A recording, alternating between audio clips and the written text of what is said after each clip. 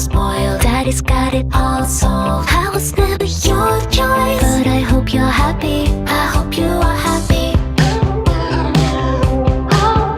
When I long ago you told me you would not succeed, not like your friends with super wealthy families.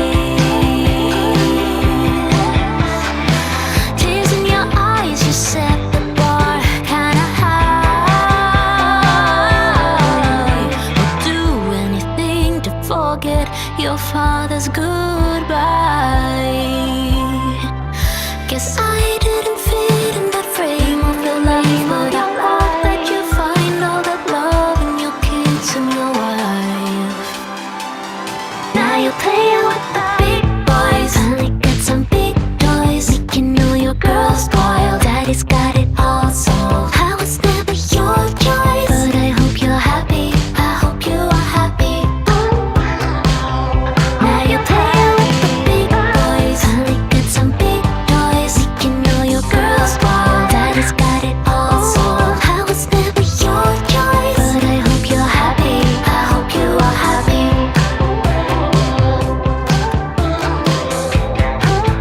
This is not my first song about you. Crazy how I'm still thinking about you. This is not my first song about you, about you, about you. I feel like I'm still the same, how about you? And what if we ever meet in our kids' school, and you say you've been thinking of me too? Now you're playing with the big boys, honey, got some big toys. You know your girl's spoiled. Daddy's got it all solved. I was never your choice, but I hope you're happy. I hope you are happy. Now you're playing with the big boys, honey, got some big toys. You know your girl's spoiled. Daddy's got it all solved. I was never your choice, but I hope you're happy. I hope you are happy.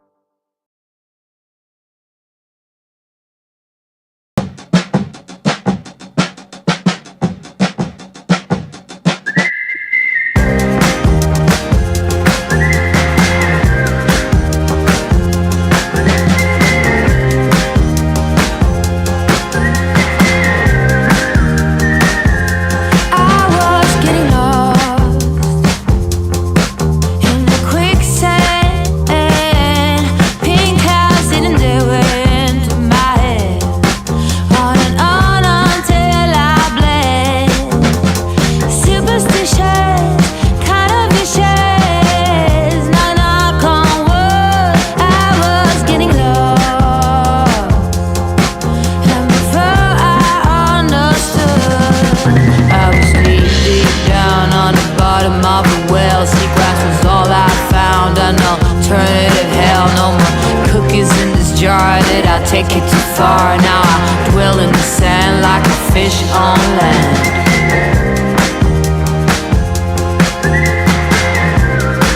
Like a fish on land.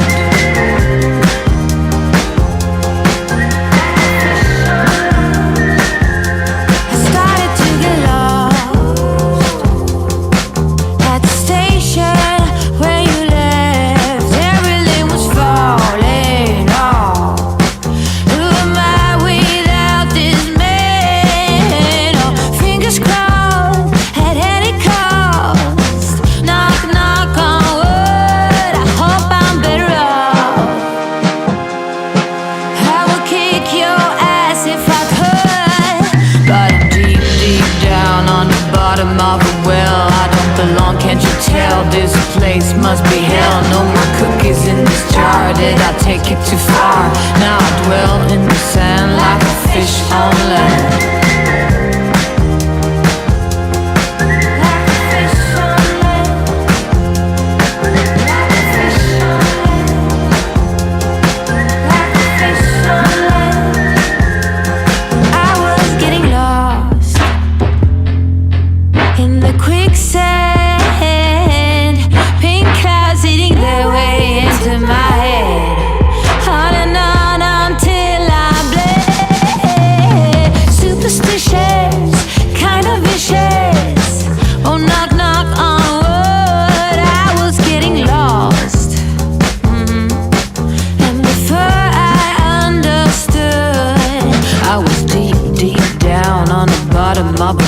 sea glass was all I found. An alternative hell, no more cookies in this jar. Did I take it too far? Now I dwell in the sand like a fish on land. But I'm deep, deep down on the bottom of the well. I don't belong, can't you tell? This place must be hell. No more cookies in this jar. Did I take it too far? Now I dwell in the sand like a fish on land.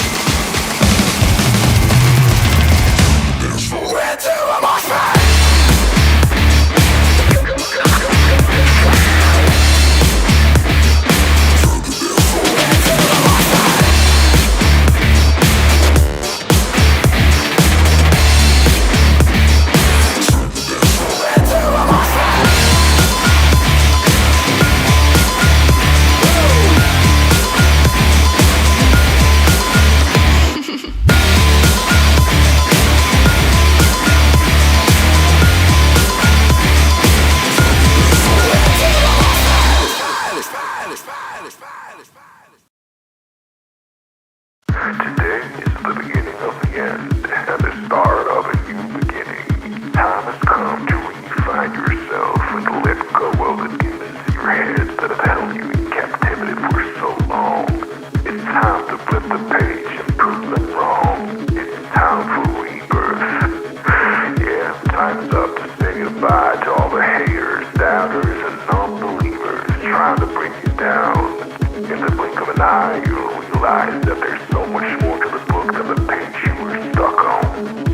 Finally, you will feel free to live a life you love living instead of the life you think other people want you to live.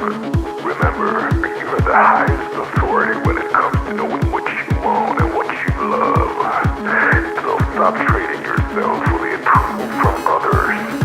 Ladies and gentlemen, weirdos and geeks, please repeat after me. I don't give a fuck.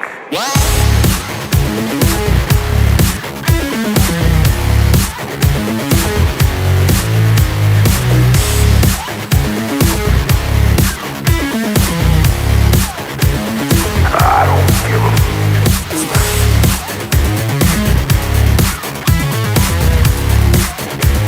I don't give a fuck. I don't give a fuck.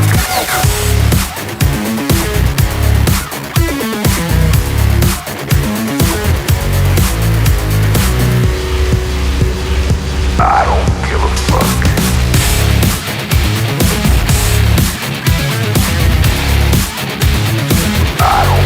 fuck.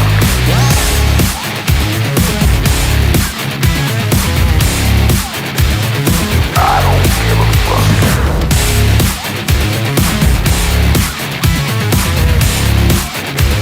I don't give a fuck.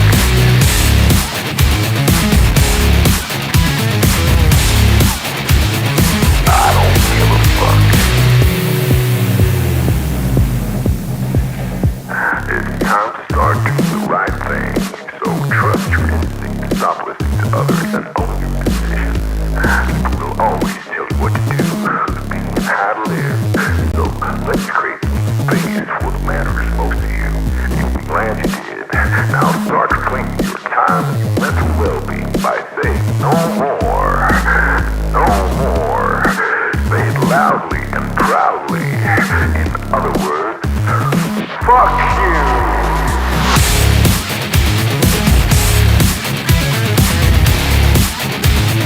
I don't give a fuck.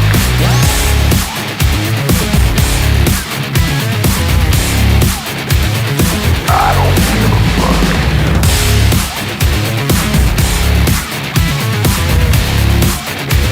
I don't give a fuck.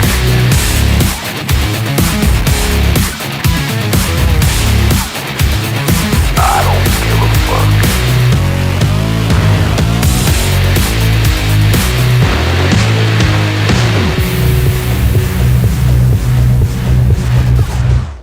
Target acquired. Eagle 1, first strike, you have permission to engage the target.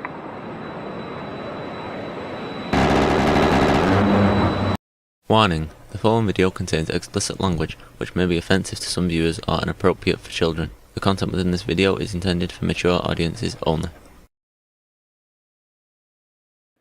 Welcome back, ladies and gentlemen, to the show. Now, there seems to be some confusion.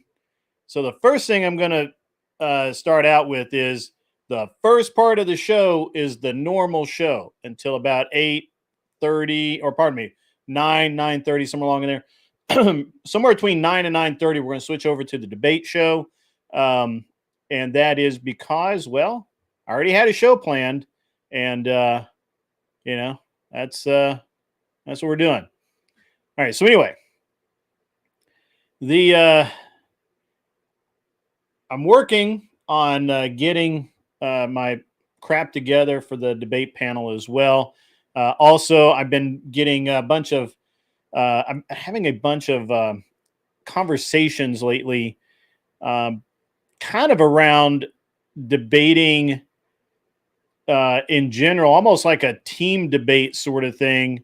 And actually, I was asked earlier if I had someone that was, basically a good economics debater, right? Somebody that could really, somebody could really throw it down, right? And I had a couple of people that were interested in that. Hey, it's Sarah's in the chat. Wow, that's weird. But yeah, so if you are a strong right leaning person, and you are reasonably good at debating economic issues, please apply within, and I will put you in touch with the right people. Sarah, I never actually see you. I don't know. It's not. I rarely see you in chat. Maybe because I don't pay enough attention to chat. Maybe I should pay more attention to chat. And now that I've got that out of the way, all right, let's see who's in the chat. It seems like we got all timer tonight. Agropoulos was in first. We seemed to be talking to somebody that disappeared. Beth Mayhew was second. Jack Sheridan was ready to light the fires early tonight. Ben found his way in early, and I mean early, like 6 o'clock. That's when these dudes were here. And I am weird. Thank you. Raging Tomato sends $9.99. It says you're weird. I am weird. I'm a little bit weird. I'm not going to deny that. That would be weird if I denied it. See what I did there? It's weird. Anyway, yeah, we got SD Guy 64 made it in. Good to see you, sir. Then we had Will. Not really sure who Will is, but Will is here. I wonder, how's he doing, Will? Khalid came in, asked what's grid. I'm sure he left out a word there. It's probably something going on there. Ben throws $9.99 in, 1 penny away from the TTS. You bastard. I agree, you're weird. I mean, you're not wrong. So there you go. Let's see what else we got going on here. Who else is in the house? Man, we got a lot of people. Anson Knowles made the trip inside. Tiki Tack is here. Silver Ogre has come in. Silver Ogre, that song is called Turn the Dance Floor into a Mosh Pit.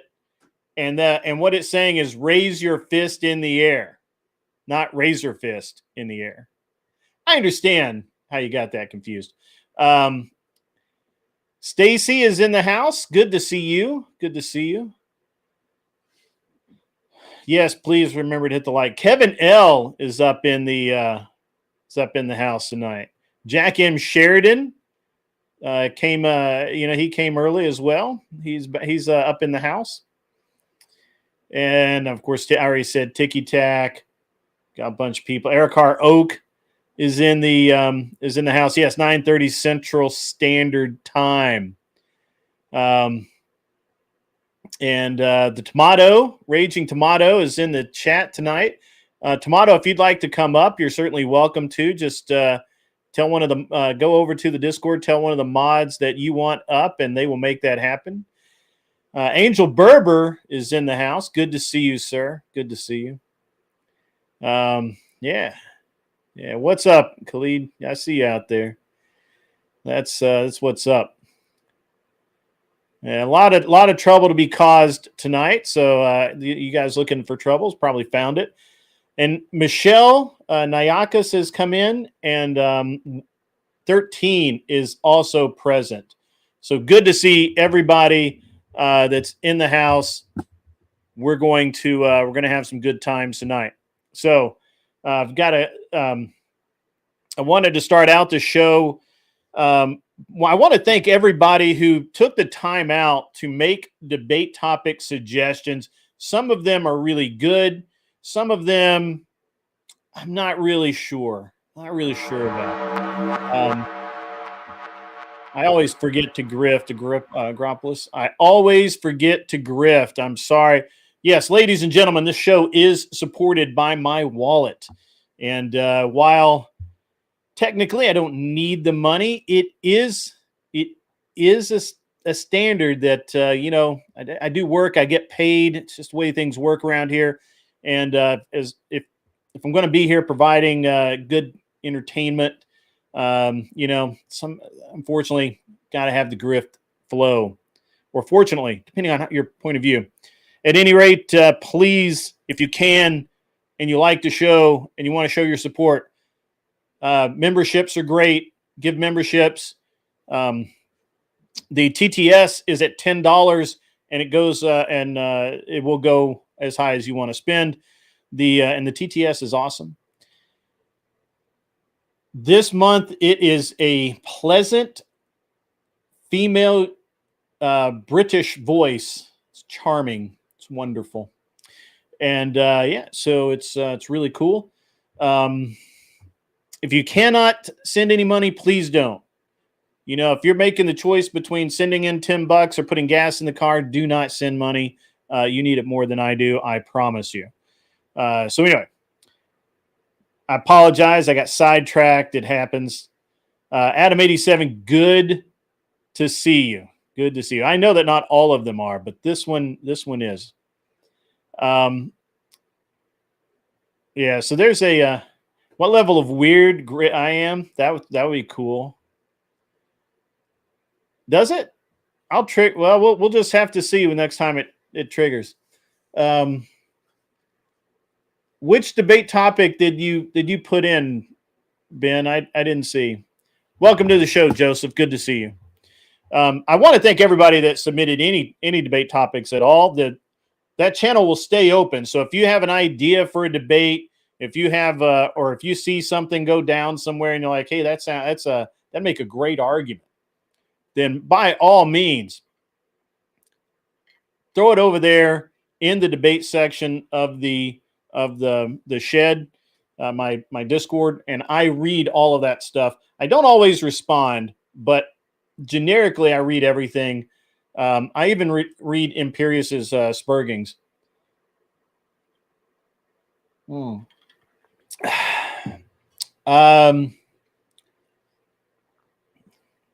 Well, I'm not sure that's a. You would have to frame that in an argument that I could go forward with without getting my channel redlining TTS. Will, thank you. I enjoy the hat as well. I enjoy the hat. So anyway, we've got a lot going on, and we're going to have to keep moving here. So it's interesting to me. It's interesting to me how much. So I was on a panel last night, and we were talking about drama between creators or content creators that seem to always create their own drama and all of that. And there's a very interesting dynamic. I think that some channels are great drama channels. I don't think that I'm a particularly good drama channel. As a matter of fact, I really don't care about the drama. As a matter of fact, it's really interesting to me because I am not the got the gifted memberships. Thank you, sir. That's awesome. You're getting all you guys getting those gifted memberships, courtesy of cannot pronounce his name tonight, Agrippulus. So, awesome. That's great, man. I really appreciate that. Let the membership war begin, ladies and gentlemen. So anyway, and I'm not picking on anyone. I'm not singling anybody out, but it's very interesting. The way people operate their channels based around drama and creating drama, or where there doesn't need to be any drama or bad feelings, they get way up in their feels, right? Now, this is going to sound a little weird, but just bear with me a second. So we have, and I was, and it reminded me of something that I heard Andrew talking about a couple of weeks ago on his channel. Somebody had asked if there were so many people that started doing these TikTok and whatever invasions or raids or whatever, kind of following the same format that Andrew does. And Andrew simply said, well, as long as they don't actually call it, the same thing where they're kind of confusing it, why do I care? Like, why is it a big deal for, I had a great idea. Somebody else can take the same idea and make it part of their show or whatever. That's fine. It's, and I thought that was an interesting dynamic because it seems like that when creators and not just, I'm not really talking about me here. I'm talking about an observation. I'm making an observation about something I'm watching happen currently that I'm really pretty much staying out of, but I find it fascinating to watch. But it's weird. It's like you decided to do a program like nobody has just ever done that before, right?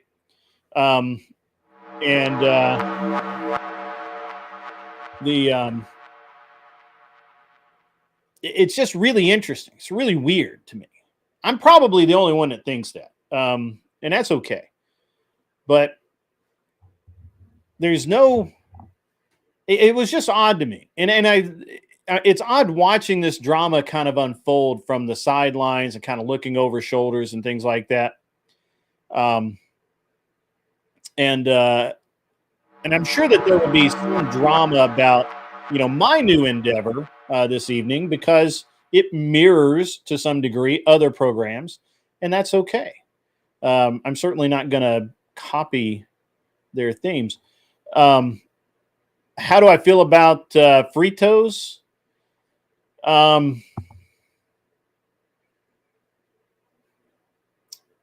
That's a weird dude. It's a weird dude.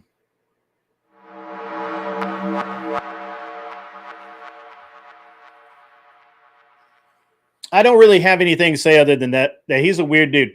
I have tried to understand his point of view, and the funny thing is I will start to $9.99 from Sarah the Raging Tomato. Just want to make Grid lose his train of thought again. No, yeah, I got it. I'm here. I'm on. I got it. I know what's up. So, so the problem with Nick is I will start agreeing with some of the positions he takes, and then he will Fruit Loop off into space and time, into dimensions that I don't even know exist. And I'm like, what the hell is this man talking about? And so I guess that sums up my feelings on Freitas. So anyway, yes, thank you for making me lose my train of thought again. So the drama thing is going to be interesting, and I do think innovation is hey, Mosman got a membership. That's awesome. I do think drama is part of it, and I do think that innovation and take the best, leave the rest. When I was in racing, for example, we were really secretive. Like, it's almost it's exceedingly difficult to find even pictures of the inside and the interior or the engine bay of the car. There's all the documentation, all the data stuff. I kept all of that. And not because it wasn't so much that I was afraid of being copied, so much as it's just an innate thing when you're competing to try and keep as much of that stuff in house. But if somebody figured out what I did and copied it or improved on it, I was like, I see what you did there. That's awesome, dude. I'm gonna remember that. $9.99 comes in from Ben. What did you eat for lunch yesterday? Just making you lose your train of thought. I didn't eat lunch yesterday because I don't usually eat lunch, but I did have a ribeye for dinner. My 4-year-old actually came by and jacked me for my ribeye last night. It was hilarious. He loves steak. I'm raising him right here in Tennessee. I'm telling you what, it's awesome. Man, you didn't really make me lose train of thought.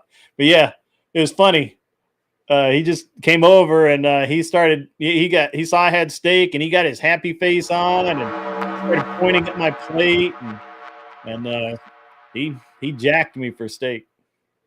Should have had ribeye for lunch. If I'd had ribeye for lunch, I couldn't have had ribeye for dinner. So that's how I deal with that hypothetical. Dagashi, good to see you back in the chat. It's been a while, man.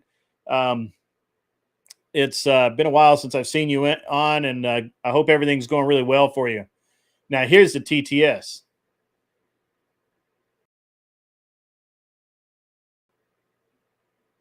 It's got to wait for the memberships to trigger. I'm going to go ahead and read it or put it up there, and I'll read it, and then the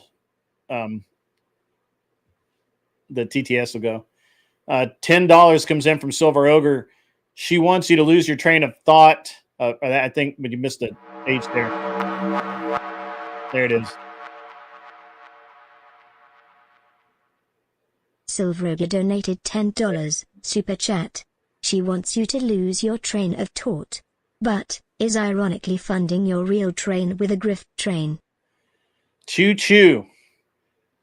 So if you guys don't understand the train comments, is we were having a discussion in here one night about I have boats and cars and motorcycles and golf carts and all this stuff. I don't have a train. And so I actually started looking it up on the stream and I was like, wow, trains really aren't that expensive. Like, I mean, you gotta jump through some loopholes, but they're really not that expensive. So I've been kind of researching the idea of buying it, because owning a train would be baller. Like, I could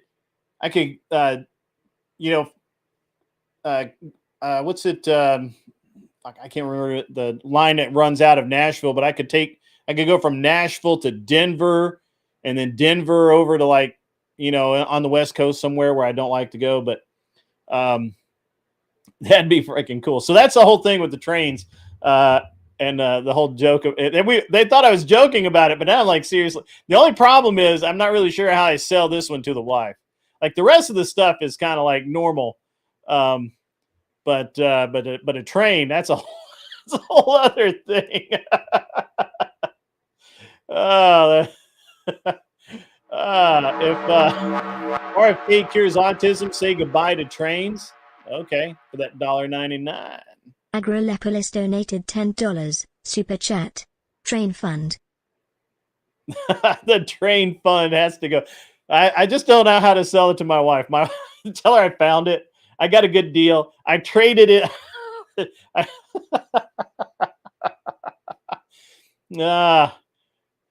I'll just tell her that I found it on my way home from work and got me a really good deal on it. And we basically traded, even swap for the pocket lint I had in my wallet. So there you go. Mr. E hates you because he's wrong. We'll see. I think it's impressive that you actually mentioned Mr. E, because that, he could be in the chat. Just saying.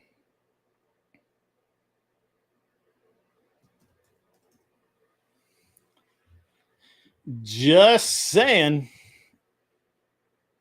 He might be in the chat. You never know. You never know.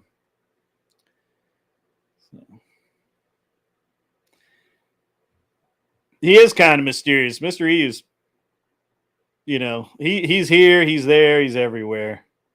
He's probably having dinner right now, though. So, whatever. All right. Let me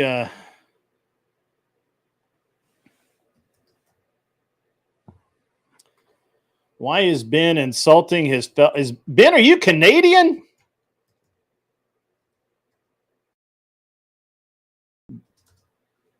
Are you Canadian, Ben? That changes everything. Are you sure? He sounded pretty sure about that Canadian thing.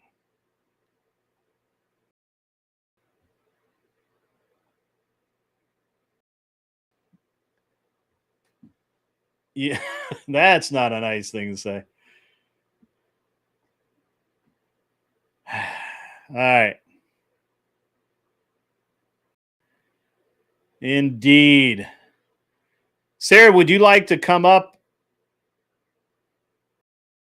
You do not have to, of course, but you are welcome to. It's not 9:30 here in Central Standard Time. You know, you can lead a horse to water. You can't really beat him about the head.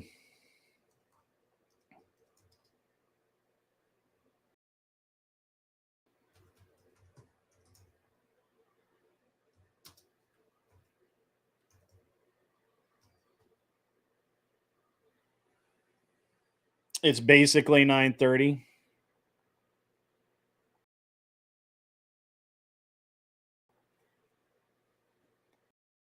That's actually, it's not basically anything.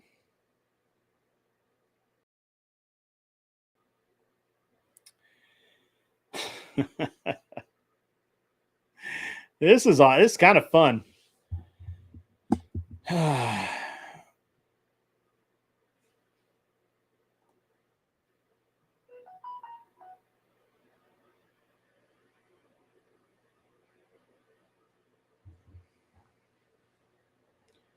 Ben doesn't even know the laws of logic. That's hurtful.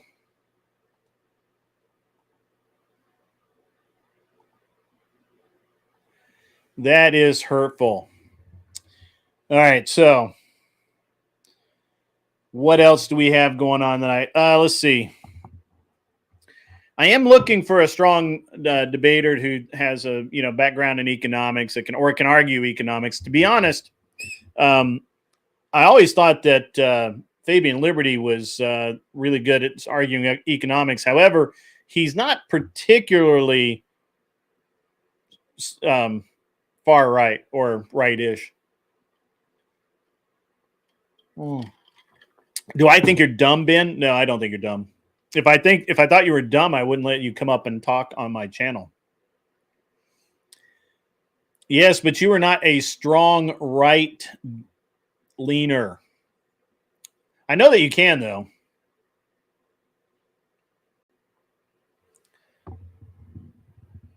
Flo has an I know that Flo has an economic degree. I can argue specific points of economics, but then I get out of my depth. Besides, we need another one.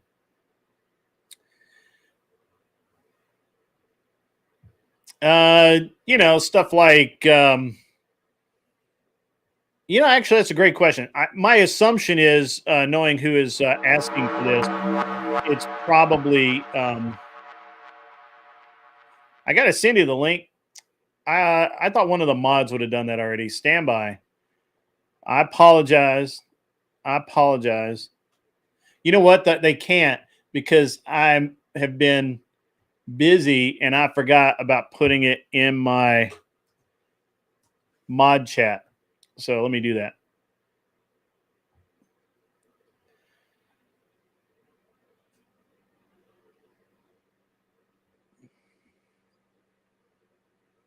That's funny, Stacy. That's good. That's really good. So, I expected Glenn to make it this evening, but he may or may not.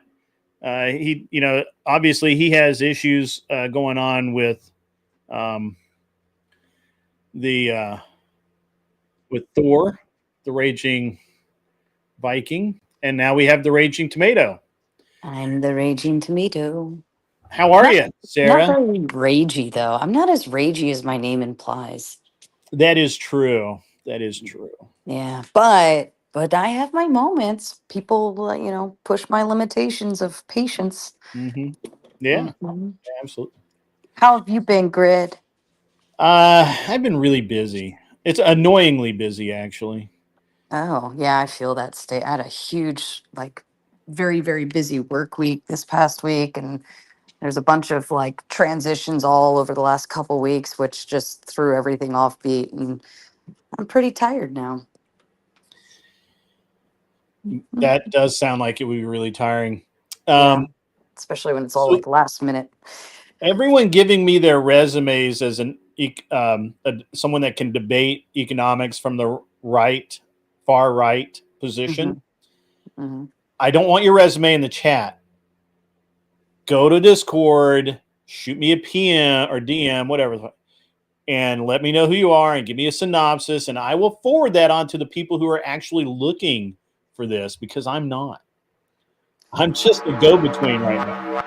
I would tap into, Non-Fawn's pretty smart. I think he kind of Yeah, he's not dabbles. right though. He's He's actually one not of the. right, but what I'm saying is I would go and look through him and see who he collides with. That's I mean, how he's been. that's like a good way to find debaters is, find one, find the opposite, and then see what Non-Fon's they. in the chat.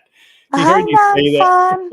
He that. is. I love non-fun. Let me tell you what. I have this big whole picture in my mind of non-fun doing great things in the future. And he's as young as he is and as smart as he is. Like I have very high hopes for him, and I would love to see him thrive. Yeah, we'll see. Um, Mhm. it's always the ones that are so promising. Um, Mhm. 499 comes in from Ben. Hey Sarah, make me and Jack M Sheridan mods on your channel. You're pretty picky about mods. I don't know. Let's see. Yeah, I think I'm pretty well modded up, and um I randomly will hand one out every now and then of people who I see that are always there, Mm, always helpful, always like supportive, in chat, and people who aren't emotionally amped up all the time to yeah, you know what I mean, like people that don't yeah. want to use that. So Ben, you have to, show loyalties and support, and show me in chat that you can't be you won't be an asshole, you know what I mean. That's true. Nayaka says, Sarah, or she, this is to you. I enjoy your show, Sarah. So much food for thought through different lenses. Oh, thank you, that's really nice. I That's a, always. that's an excellent comment. Yeah, no, and and that kind of speaks to my goal, in terms of what the show is for and what it does. And Mm, it's to be able to be a landing space for left, right, and center in all sorts of different directions. Not everybody likes the strange, odd characters that come on sometimes, but I think that that's even more vital because it gives you those different thought processes. So thank you. That's very yeah, thoughtful. yeah. I don't know that I guess I'm too detached to really care.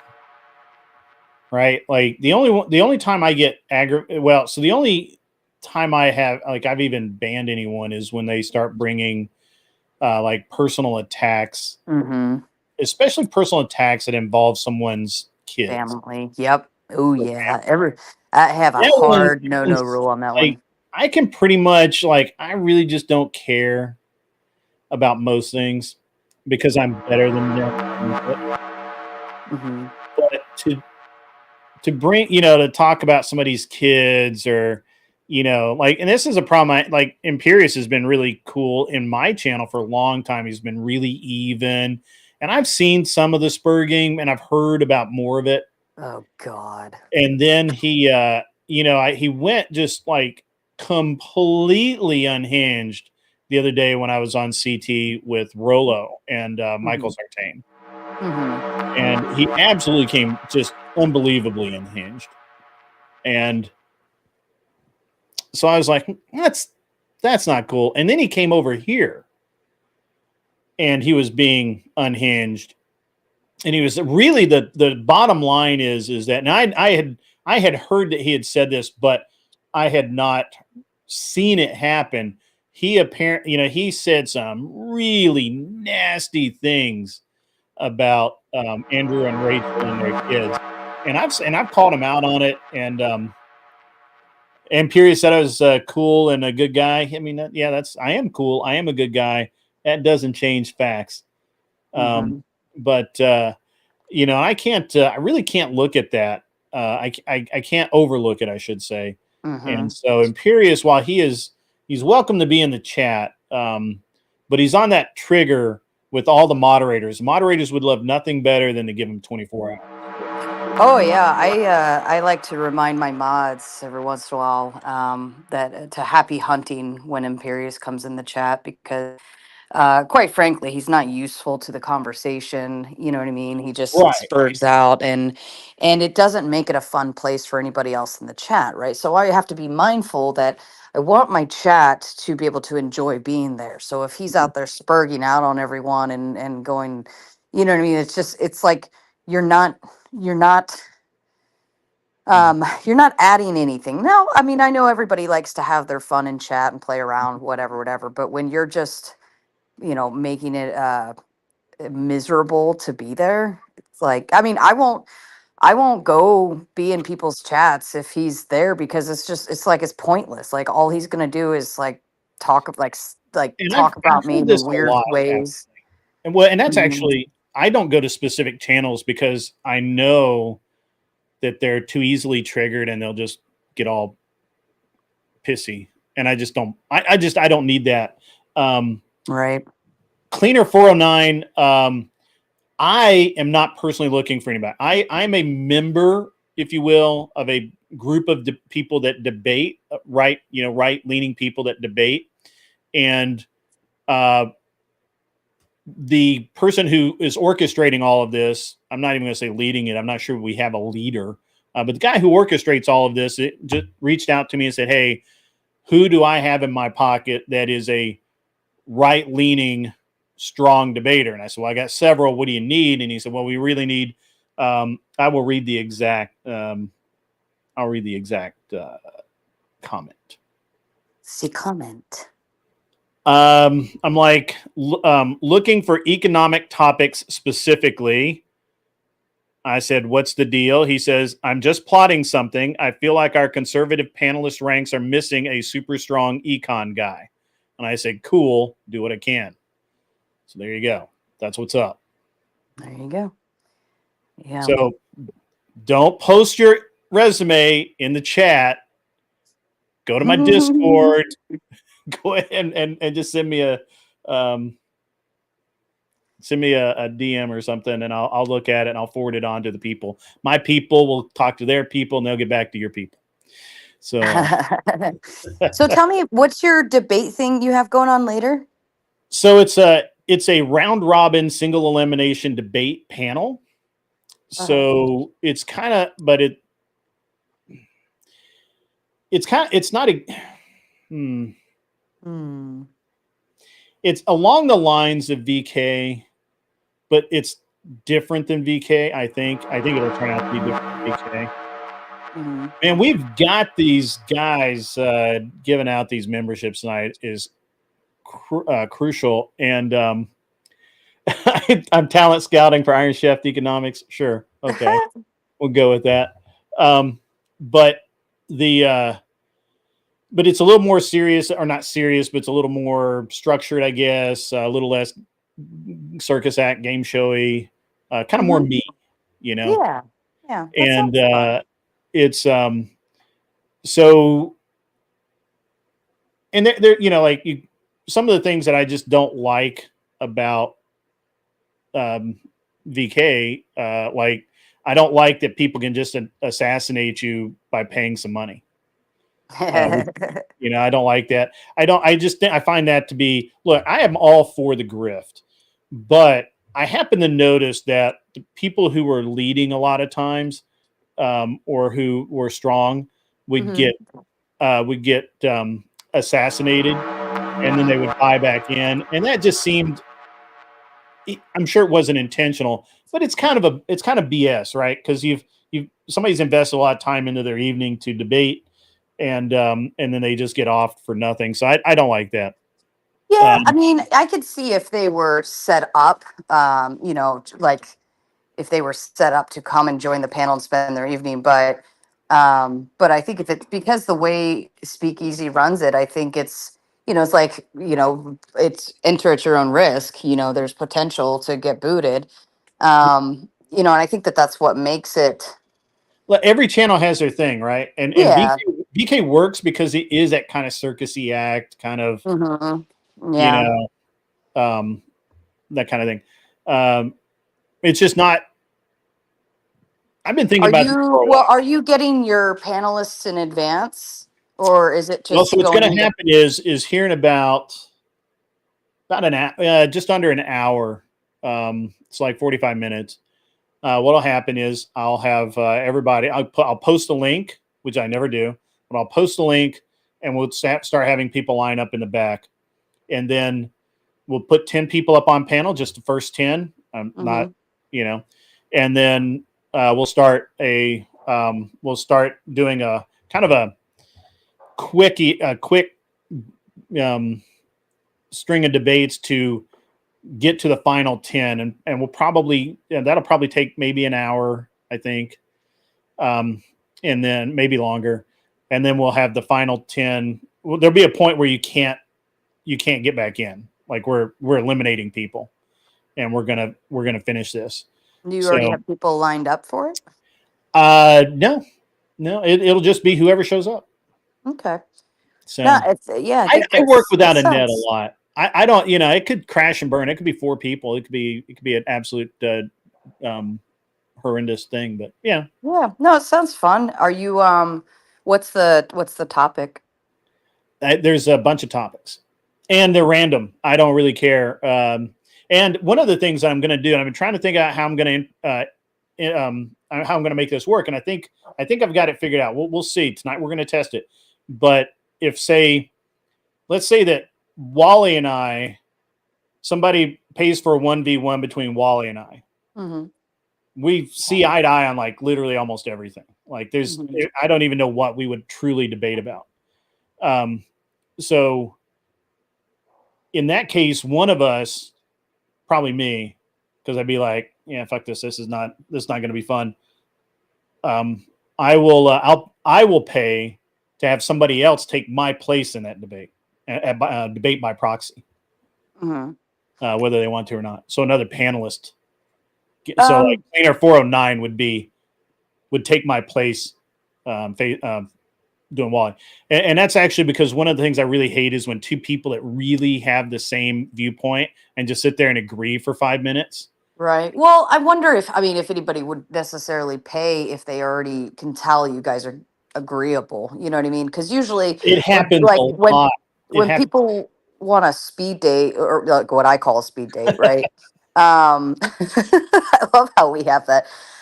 Typically, it's because they're already going at each other's throats, Sure. So I don't know if I think you'll probably be fairly safe there if people can see who's being disagreeable or not.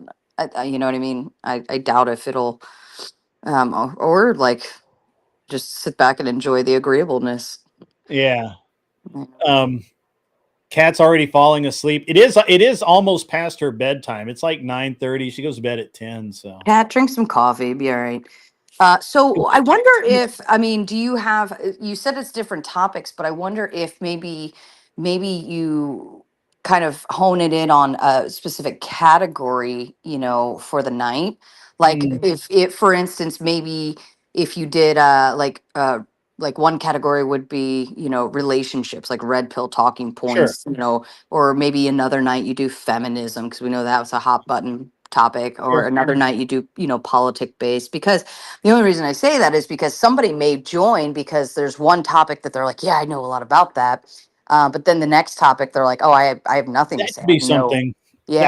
yeah. That could be something. Now the way that I kind of saw that, and what I enjoy is just random topics. Hmm. Um, Yeah, for but sure.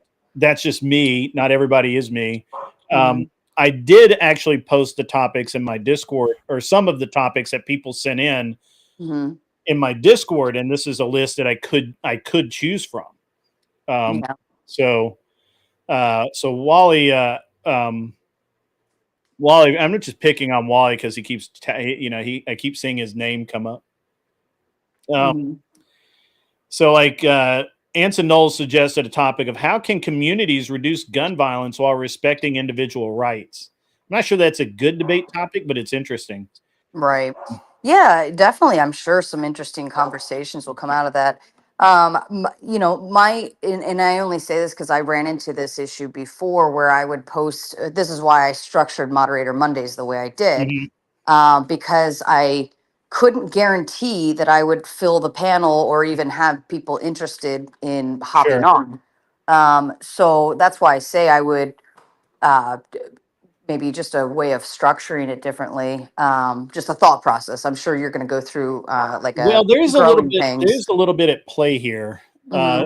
Whatever whatever money is raised tonight goes into a pot, and the winner, last man standing, gets 10%, Oh, nice. That's and awesome. runner up gets 5%, and that's just to prevent collusion between the two guys. Just going, yeah, I'm going to take a dive. Let's split the money. Right. I don't like collusion. I really hate collusion. Um, so Well, what I'm saying is to guarantee, maybe, uh, if each week, reaching out to certain people and saying, hey, if you're interested, I'd really love to have you on this or whatever. This way you're kind of locking in because most people don't know or recognize what's going on, yeah, unless it's already kind of built in and developed, like verbal combat. Like we know Friday nights we're going on verbal combat to play, you know. But maybe kind of fill your panel a little bit with like, because you could end up having everybody on panel who all agrees with you or agrees with one way or another. So maybe it would be that is a helpful. danger. That is a Yeah. danger. Fortunately, we have non-fawn in the chat, and I'm positive he's going to jump up. Um, and I love that. we'll we'll get some other guys. It is actually kind of a danger, and it's something that I think all of the panel, the it's something that you've actually identified a problem dealing with for a while. Give me one second. More gifted memberships flowing from our buddy Gripolis. Get those memberships, guys. That's awesome. Really appreciate that. That is really cool. So it's interesting that you say that because roaming. I don't know if you know this. I've been roaming the depths of YouTube for the last few months, and um, that's that's funny. You think Sarah has a thing for non-fawns? Sorry, Sarah. I'm 99% sure he's gay. Yeah, okay, let's talk about non-fawn is just a few years older than my daughter. So I look to him like he's, like one of her school friends or something. It's in the. It's in that.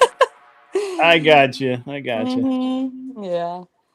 No, I think, yeah, I Oh, think did that. non-fawn run me down when he got off my stream last time? It's interesting. Ooh, shots fired. Things happen. Yeah, I think, whatever you're doing, if you're trying to kind of incentivize a little more hostility on the panel to that degree, I think it would be wise to send out feelers or harness some interest Mhm. level. That's why I ended up structuring Mod Monday the way I do, because now I have the four people I'm guaranteed are showing up, and I know they disagree. And then open panel, like, Yeah. the heat's already built up by that point. So I mean, that backstage is full every time. Yeah. Uh, so I think maybe a little structure might help you, particularly in the beginning, to get, make sure your panel is looking the way you want it, and then maybe eventually you won't have to because they'll already be showing up. It's really hard to get content creators to show up for shit sometimes. Yeah, I'm really not looking for content creators so much as I just want the people who want to be part of a show. Mhm. Um, I'm hoping. I mean, I sent feelers out to basically everybody, Mhm. and the problem is that there's this idea. So it's really weird, Sarah. Let me tell you what I have discovered. I don't know if you've discovered the same thing.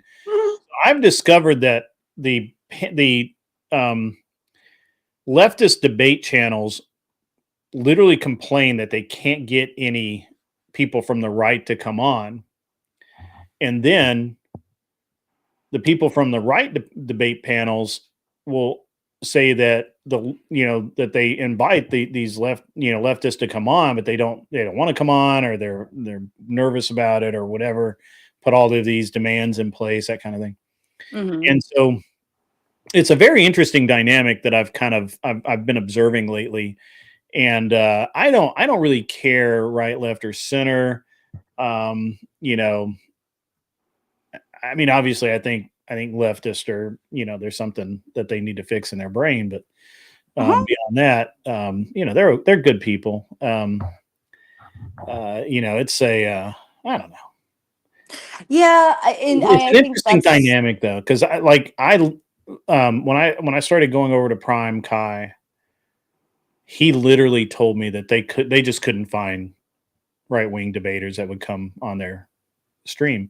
And now part yeah. of that was because he was mostly asking on Twitch. Mhm. Twitch bans right wingers like big time. Oh wow.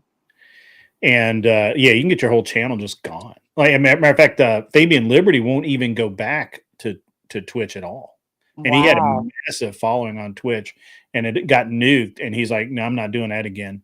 Yeah. Um, It's so there's a it's really scary thinking that, you could get banned just for having an opinion. yeah. Yeah. Yeah, the other thing I found is most leftists will not actually debate you unless they have control of the mute button. Yep. Yeah, I was talking, I won't say who, but I was talking with someone recently, a newer person to me. Um and they were interested in me hosting uh or they were interested in me putting together a debate panel for them, like a 2v2. But then he comes back and says, I'd want we want it to be on my channel, and then you'd be a third party moderator. I'm like, no, nope. Like, I'm not going to guest mod somewhere where I don't have control of. I mean, I don't really tap into the mute button because I believe in full transparency. If somebody's Sure. spurging, let them spurg. Open panel is a whole nother ball game, of course, because sometimes you have to, like especially Spicoli when he comes on. But I actually sat and watched this person run kind of like an open call in, and he kept muting people just because they weren't answering yes or no to a question, and they're like, I keep trying to talk, but it keeps getting muted. And he's like, yeah, I keep muting you because you're not answering what I want you to answer. And I'm sitting there thinking to myself, like, you want me to come guest moderate while you have control of the mute button, like, and I've just sat here and watched you, be pretty bad faith to people calling into your show trying to have an open and on, and they weren't spurging or anything. They just weren't answering how he wanted them to answer. And so I'm like, this just sounds like, like like that could look bad on my part if he plays with the mute button and then I'm supposed to be modding, like no, that's not. And I could see if I didn't allow people to dual stream along with me, but like I'm not going to run it that way. That's not, absolutely not. And Yeah. like, just doesn't make any sense to me. I've guest modded for a couple different people, even including the Crucible that one time, and I'm not fond of it because it's just a weird Mm, dynamic. Like, it's your show, you're the host, you're this, and I just kind of am there to you know, it's just awkward. There's no control factor. But speaking of you know, when you have to get people under control, I do have a new public service announcement. You're gonna like this. Keep an eye on your screen. Everyone does it. Now you can do it too. Shut the fuck up. Shut your mouth. Shut up. Shut the hole in your face. Like that. You can do it. Shh. Shut up. And shut the fuck up. It's just a nice little public service announcement for everyone to understand. Sometimes you need to shut the fuck up. Yep. Yep. Yep. But I think that is an overall problem between left and right, and I can that's why, you know, I feel like there should be more neutral platforms to host debates on. Because if and I don't think you should be debating and hosting. I just don't think that that's fair for anyone.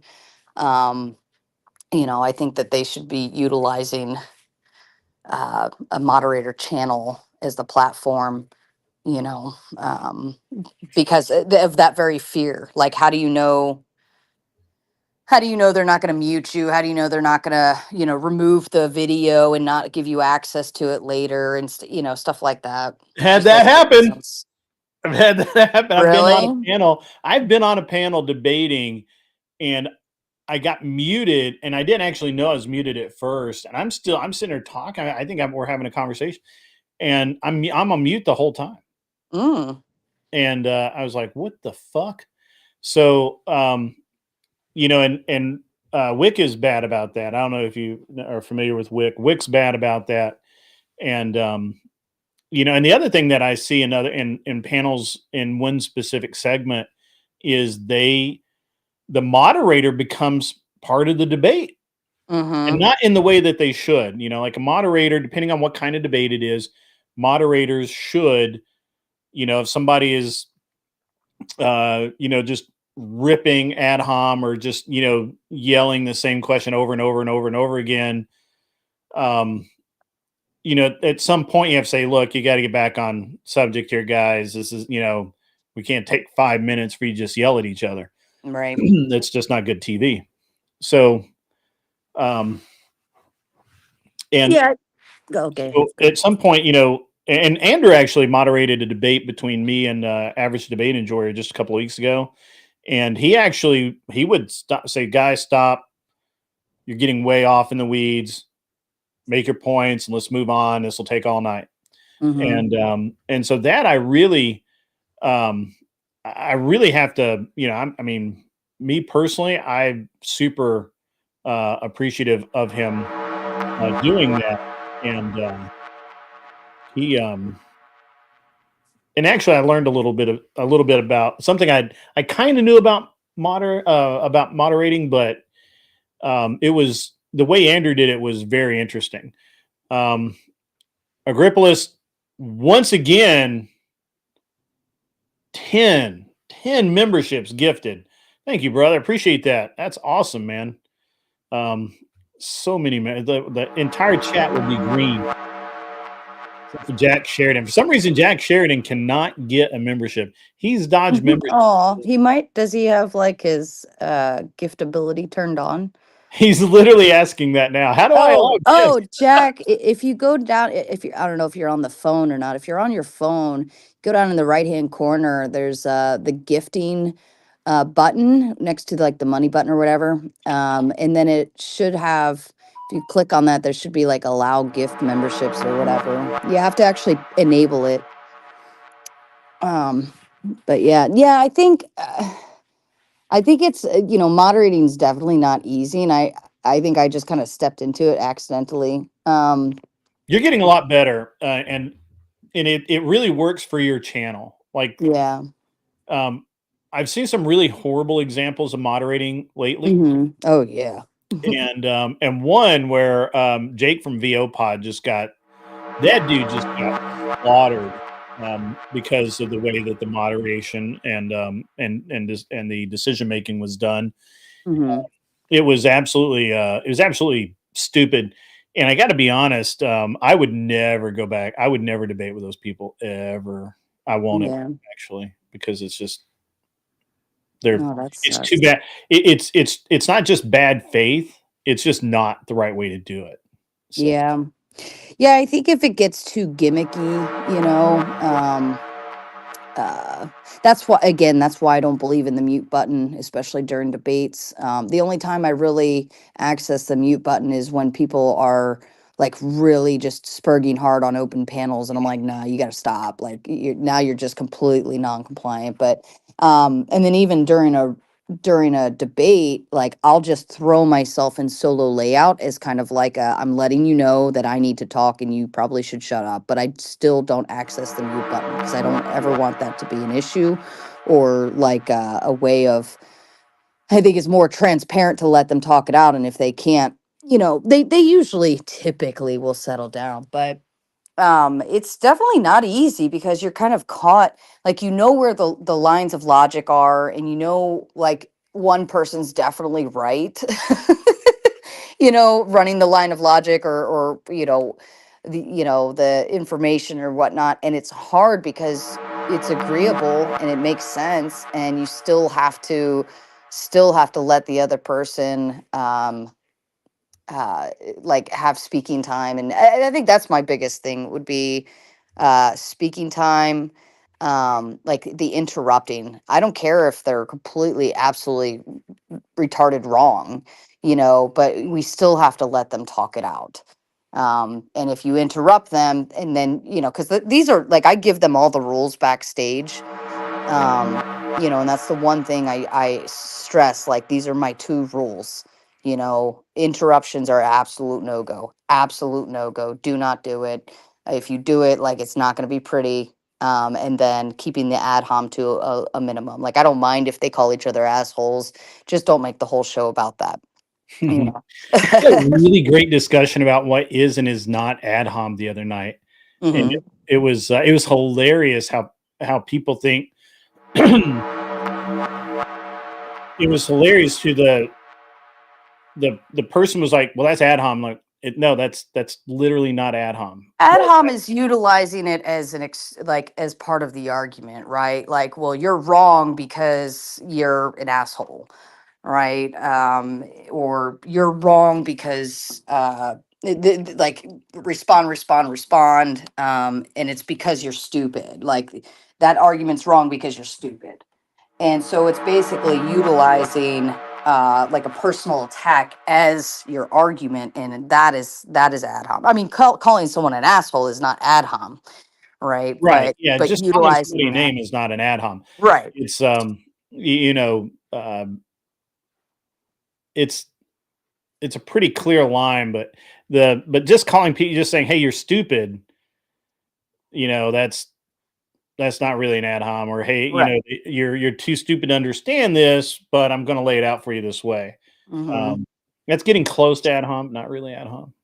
So, Yeah, I mean, but when you're utilizing that as your full tactic, like as your response, mhm, then it crosses over to ad hom territory. sure. So if you if you in the process of giving your argument and you're like, asshole, right, that's not ad hom. But if your actual response is you're a fucking asshole, well, that crosses into, that's your response, that's your rebuttal, you know Yeah. Yeah, well, I mean, it's if you just don't address the argument and all you do is say, "Well, you're just an asshole and I'm not gonna answer," or that's not really an ad hom either, but it I don't know. It's not it's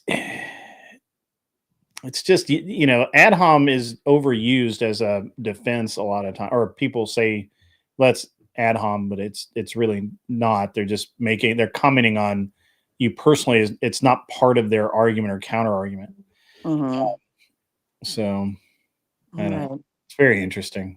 Yeah, but it's not, The I mean, it's not easy moderating. I mean, I feel like I've had some really great panels that I've modded, but then again, I've also had some doozies in there. uh, My doozies just so happen to include Jim Bob every time, but But you know, I think him and I are kind of working through that in a good positive direction.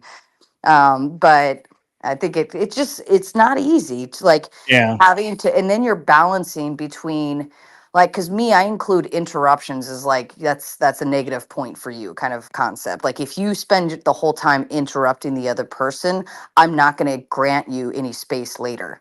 Right. And I'm not going to, if you interrupt, and then you're like, answer the question, yes or no, or whatever, I'm not going to grant you that flexibility, nor am I going to force it because you've been non-compliant the whole time. Well, So, there are a couple of debaters that very specifically their entire technique is to straw man your argument, and they'll pick like one thing, and they'll straw man your argument and use a high, just a bombastic example of like, will you have sex with birds or something, and mhm, and they will just and they'll just ask you, just constantly ask you, do you agree with it, or do you whatever, and it's a it's there's like four fallacies wrapped up in one there, mhm, and I mean, as a moderator, I would not call that. right. That's not my job. It's Mhm, your job to if you're debating somebody, you should know which fallacies those are. exactly. But at the same time, if I were judging that argument and I watched that go on, I would think that person did performed very weak. Chairman of the board donated $10. Yeah, Dump the and We have that's a broad. that's yes, that's Start the definitely button, another old thing man. I tell all of the debaters backstage is I'm not here to call out your fallacies for you. I'm not mhm, here to I'm not here to make your arguments. I will offer translations sometimes if I feel like that's helpful to the conversation moving. And I've done that a few times when I definitely see somebody really just not like they're completely talking past each other, and I want to try to connect them because it's more beneficial. But I don't think offering a translation is bad. But fallacies, I just like, no, that's on you. If you don't call it out and you just still continue arguing it, then that's up to you. yeah. It's interesting. Um, I had a TTS come through, but it didn't show up in my chat. I'm going to re-trigger it just so we can hear it. Um, but that was interesting. It was our man, the Knowles of Anson. Mhm. It's not that funny, but here we go.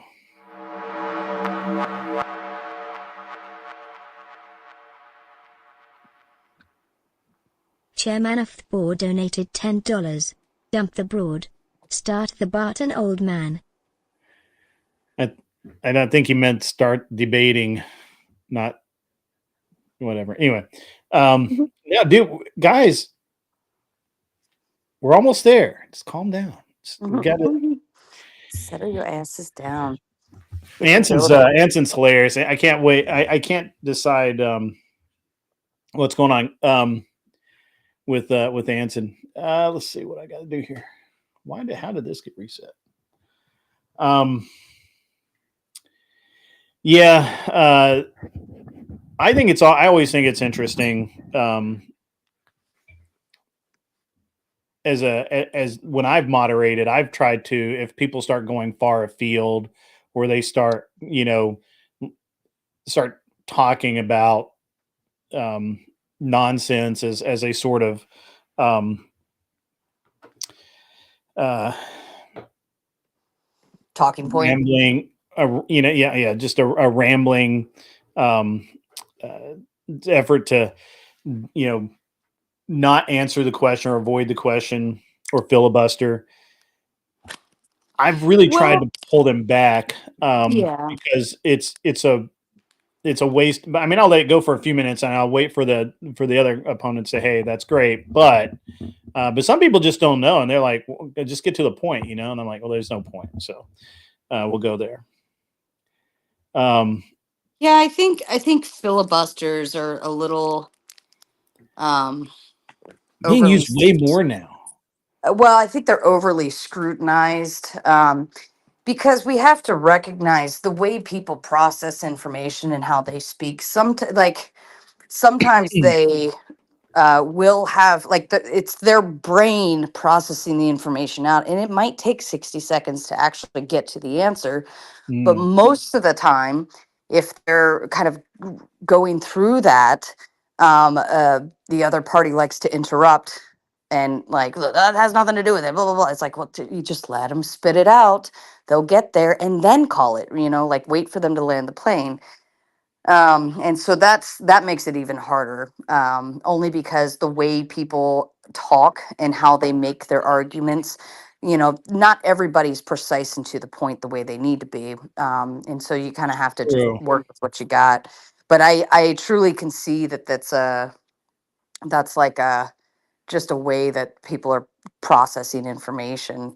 And it's hard because I could tell the other person gets impatient, but yeah, if we have to humans are humans, we're all different, so Yeah, and I don't disagree with that. I think that there's a um, what am I trying to think of here? The use of filibusters. I've noticed a lot more people filibustering, like way more the last probably couple of months, couple of 3 months. The idea of a concise answer seems to have been gone. mhm. And I don't know. I don't know if it's just I'm noticing it more, and it's always been kind of done that way, or if it is something that is it's something that we need to look at um, more. Or we're just, or maybe moderators have just started calling it, or debaters have started calling it for themselves, or whatever. I um I actually don't really care too much about the filibuster, to be honest. Um, Yeah, it's just hot air, right? And it's not going to hurt you. If you allow the filibuster to finish, all they do is make themselves look stupid, right? So yeah. that's why I try to prevent the interruptions on those, for people trying to knock them down, because it's like, just let them talk it out. They're going to make themselves look stupid. Like people fail to recognize, like, if you let them, fall, they will. And I mean, of course, you're not going to let them sit there for 5 minutes going off and off and off. But, when they make their attempt to land their plane, then you can call that out, and it makes it even better, for the person calling it out as a debater to mindfully say, you know that's a filibuster, let me elaborate. You know what I mean? So, and then you can start running the line of logic, which is really helpful if you do, because they're just giving you more information to really knock them down with, you know so I think they're a filibuster. That's funny. Cheesesteak. You And just can't. You just somebody, can't with these guys. They're just. I love, I love the chat. The chat always wins. And somebody asked if I had legit moderator training. What I'll just speak to that is, my master's was basically pre-law. So I'll leave it there. Yeah. All right, guys. I'm going to go ahead and post a link. If you're interested in being part of the program, you're gonna fill up the. You're just gonna be in the green room. At some point, we'll start putting people up. But I'm still having a conversation here, guys. I know you're excited. Just gonna have to calm down a little bit. We Mhm. still got 21 minutes. 21 minutes. I'll hang out until you get your people on and keep you Yeah. company if you want. Let me pop the link up again. Um, but yeah, I mean, it's I don't know. I've had some interesting experiences in debating. Um, I've now debated in a lot of different venues on YouTube. Some of them are awesome. Some of them are absolutely like bleed out of my eyes frustrating. Yeah, I know that feeling. I know that And feeling. If anybody in your chat is in my Discord, if they want to go drop the link to the show and tell them that yeah, I'm not tag in your Discord. I don't know why. unacceptable grid. The invite link is in my channel description if you want to do it. But if anybody here is already in my Discord, they can go drop the link to your show, tag everyone, and let them know it's debate night because I know they're all out for blood in there. And by the way, she said her Discord, not her DMs. Don't be sliding up in there. You know, I'm pretty happy because I don't get a whole lot of like they come in every now and then, but people maybe I put off like a I'm a bitch, leave me alone mode or something, but I don't get a whole lot of like the cringe DMs from dudes. So I'm very thankful. Maybe I'm guessing I just put off bitch mode, but Mm, they don't come in very often, so I'm pretty proud of that. okay. All right. Mm. It's an interesting thing. I think, well, I actually had somebody accuse me so there was, we had a little bit of drama here, Sarah. You'll like this. Um, Ooh. it's right up your alley. So, a couple of weeks ago, there was, we started having this person with the screen name of Moonlight come in, said some interesting things, did some super chats, was just part of the show. And I was like, I was having people up and I'm like, hey, you can come up or whoever can come up. And she was like, well, I can't tonight. I'll come up some other time. I'm like, okay, that's fine, whatever. And I'm like, come up Monday night because we'll be doing the debate. And then Mhm. after the debate, we'll talk a little bit. But I ended up not doing the debate with Prime Kai on Monday. So during Monday's day show, during the day shift, she was there. And I said, well, if you want to come on tonight, that's great. Have a great evening, and Mhm. talk about whatever. And said, okay. So the I did the thumbnail, I made everything, shot it out there into the ether, and the next thing I know, um, the showtime rolls around. She's not here, but Mhm. they said they'd seen her in another chat. Maybe she was just running behind. I'm like, all right, whatever. So I started the show, and Beth Mayhew and um, some others, a Page, and some others who thought they knew or think they know who she is from, and she's been thrown out of the Crucible or something, Oh, and was kind of a troublemaker. And so I was like, well, she didn't start any trouble here, so that's fine. right. Um, but she didn't show up, so I had Beth Mayhew come up. We're having a great conversation, and she was having a good, it was really flowing back and forth. We had some other people up and then down and whatever. Really good show. And then this Moonlight person comes in and it's like, what is she doing up there? And you could just imply that from the way she wrote the chat.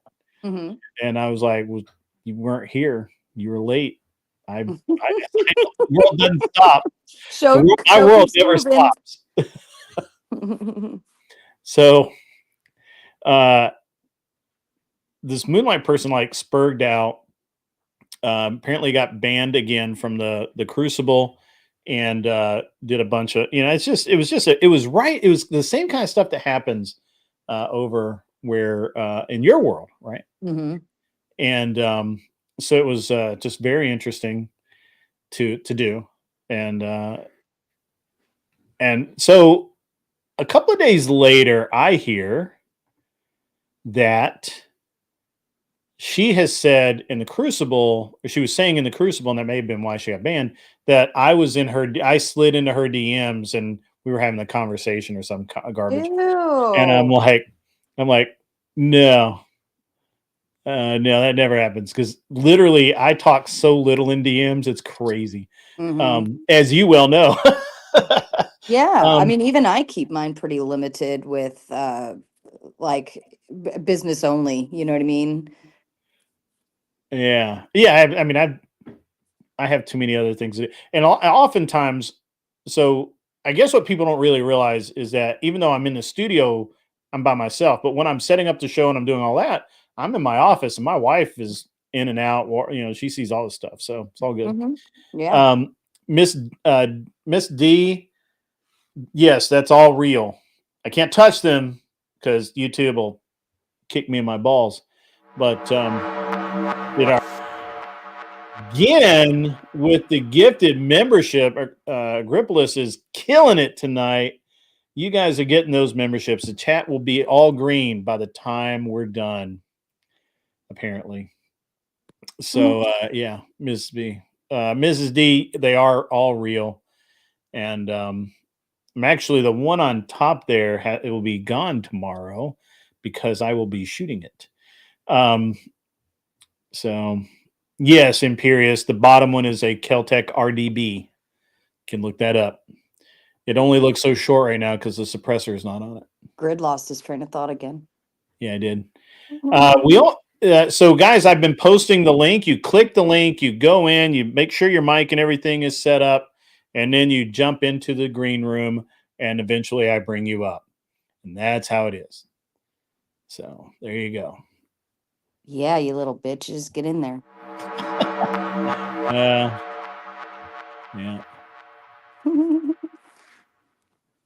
Grammy Boy So- has become a member. So did anything come of her saying that you were in her DMs? Yeah, and apparently it was like, that I don't know whether you'd have to ask Beth and Paige what was exactly said. I wasn't there, but apparently somebody slid into somebody's and I'm like, yeah, it never happens. I couldn't even imagine you, like, you'd be so dorky if you slid into some DMs anyways. Like, Probably, hi, like, hey, I'm what's up? Grid. That would be about as far as you get. Hi, I'm Grid. Yeah, I'm trying to buy a what's up? train. What's up? What's up? It'd be funny. I mean, you've met me in person, so you know how it is. You're so fun. I just couldn't even imagine you sliding into some girl's DM. Like you're just not that kind of person. Imperious, no, you may not. Go away, Imperious.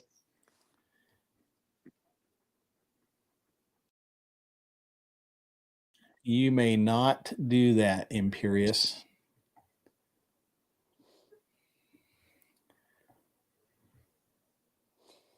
So is this going to be every Saturday night you run this? I think so. I mean, I'm in the middle. Oh, yeah. I meant to tell you the reason I'm so busy is I'm in the middle of buying a business, and now it's looking like we're going to buy two businesses, probably, and they both will kind of run themselves, but I'll have to. I don't know how this is going to affect my schedule because one business is in Knoxville, which is about 2.5 hours from me. Mm-hmm. The other one's like 30 minutes from my house. So easy, right? And they both basically run themselves. But the reality is it's pretty tough for me to get online if I've been traveling all day back and forth. Also, that's why I'm flying back. I'll be flying from here to Knoxville, so I can do it in one day. Are you flying yourself? Yeah. I'm going to start putting my airplanes to use. Nice. Write them off. It's a business expense now, baby. You know what? For Imperious, I don't understand how anybody could be like so stupid and blind. Everybody essentially to some degree clout chases, like whether it's directly or indirectly. But even having somebody on your channel, you're naturally going to pull subscribers from them. And this is kind of the whole. Why do I hear myself? Is it coming back on your speakers? No. But essentially, if you have somebody on your channel, that's going to naturally happen. And this is how I network people outward. So whether I pull subs from someone or somebody else gets to pull subs from someone, like that's the whole advantage of this and the ability to do that. And if Andrew comes on my show for a debate, it's kind of like like he's making something off of what I'm providing, right? Everybody, it's all transactional. That's YouTube. Cam the King, I was out in the real world with Sarah at DebateCon. I was also there with Andrew, Rachel, my wife, Mm-hmm. and a bunch of other people. It was a whole party. It was great. Mm-hmm. It was a Yeah. good time. It actually was a really good time. That was so fun. That was so fun. Yeah. I really had a great time being able to meet everyone and interacting, in person. Because I mean, online, yeah, we are still us, but like when you get to the in person portion and all the heat is off from the show and the debate, like you get to actually just kick back and chill, and it's very relaxing. But it was fun being able to meet everyone. It really was a lot of fun, actually, and I think Mhm. even my wife really enjoyed it, um, and Good. that it was a good time for everyone. She is I actually, so beautiful, by the way. And oh, thank you. she's interesting. I didn't get to talk to her much, but from the interactions I had, I could see why you like her so much. Yeah, she's all right. She's all right. She's cool. Yeah, my Mm-hmm. wife is awesome, actually. So yeah, Mm-hmm. um, the I don't know. It's just an interesting thing that everyone. I mean, I get it. It's where society works, where everybody immediately jumps to all kinds of weird conclusions. But when you're um, then what they jump conclusions based on nothing in reality, and even when you do give confront them with reality, for whatever reason they just cannot accept it. Mm-hmm. Um, yeah. Cam the King, yes, owning a business is much more than the average ass knows. I'd sell my business and work at some Indian call center where I didn't have to do anything but sit on my ass and answer phones. I mean, I enjoy what I do, but that's just me. Imperius sends in $2. Says he turns simping for women into simping for men. I'm not really sure what the deal is there, but I think he's referring to Andrew. okay, all right. I don't think that's a real thing.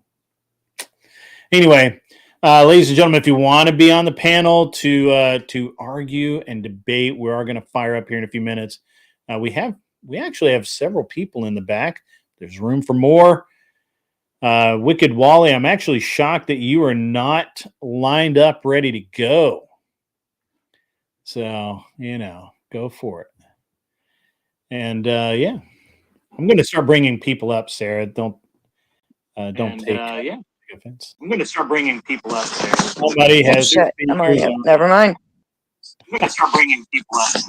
Somebody has their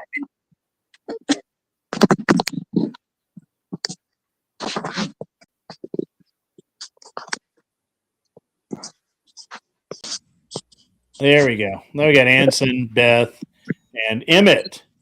Where's Well, now that Ben you at? have Ben would your have been first. now that you have your crew on, I'm gonna head out. Okay. I was just keeping the seats warm for you. There you go. It was Not good all Sarah, of talking. debate, Sarah. Stick around. I want to argue with you. I don't debate. My blood pressure's already hard enough in crazy town when I deal with you guys. Oh, But I love debating feminists, though. I'm not a feminist.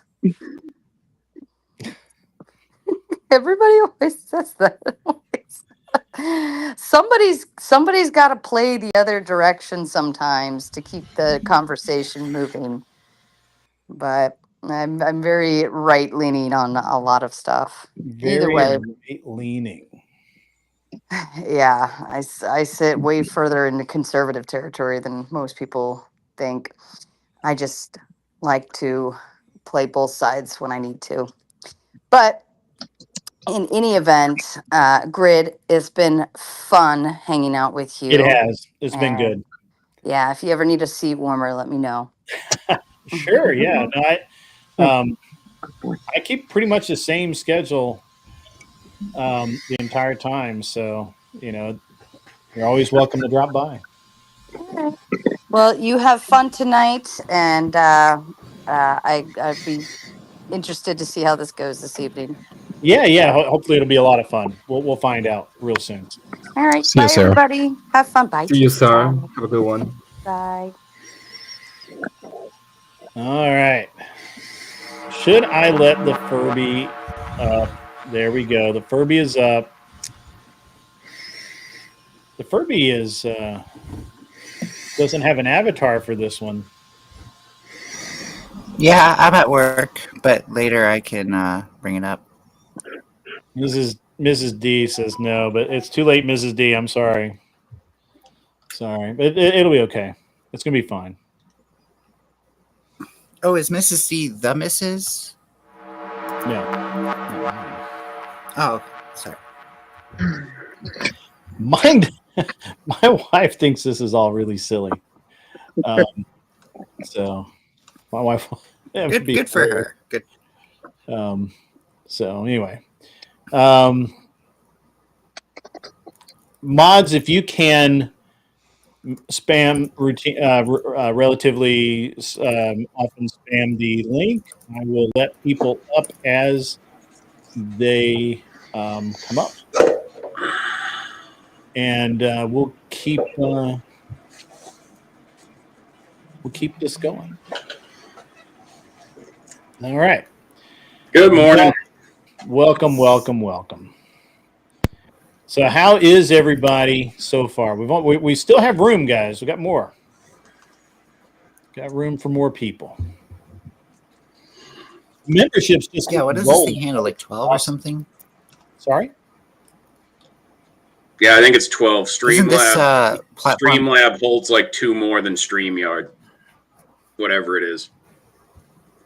Yes, I have I forget how many. I think I can have up to 15 people up, or I can have 10 on, and 15. I don't know. It's a lot. I can have a lot of people up. Oodles. We'll figure it out. Yeah. How you doing, Cleaner? Pretty good so far. How you doing, Anson? Good to see you, man. You too, sir. All right, Cleaner, your mic is a little low. I'm going to boost you a little bit.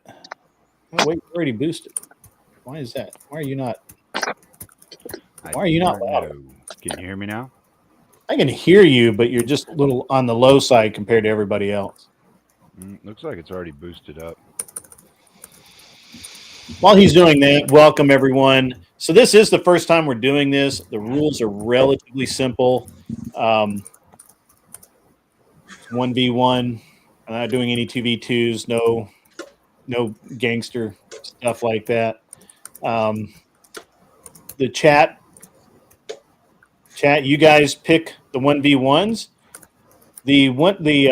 And I have all of this stuff at work. I just didn't get it done in time. I apologize. I had a lot going on this week.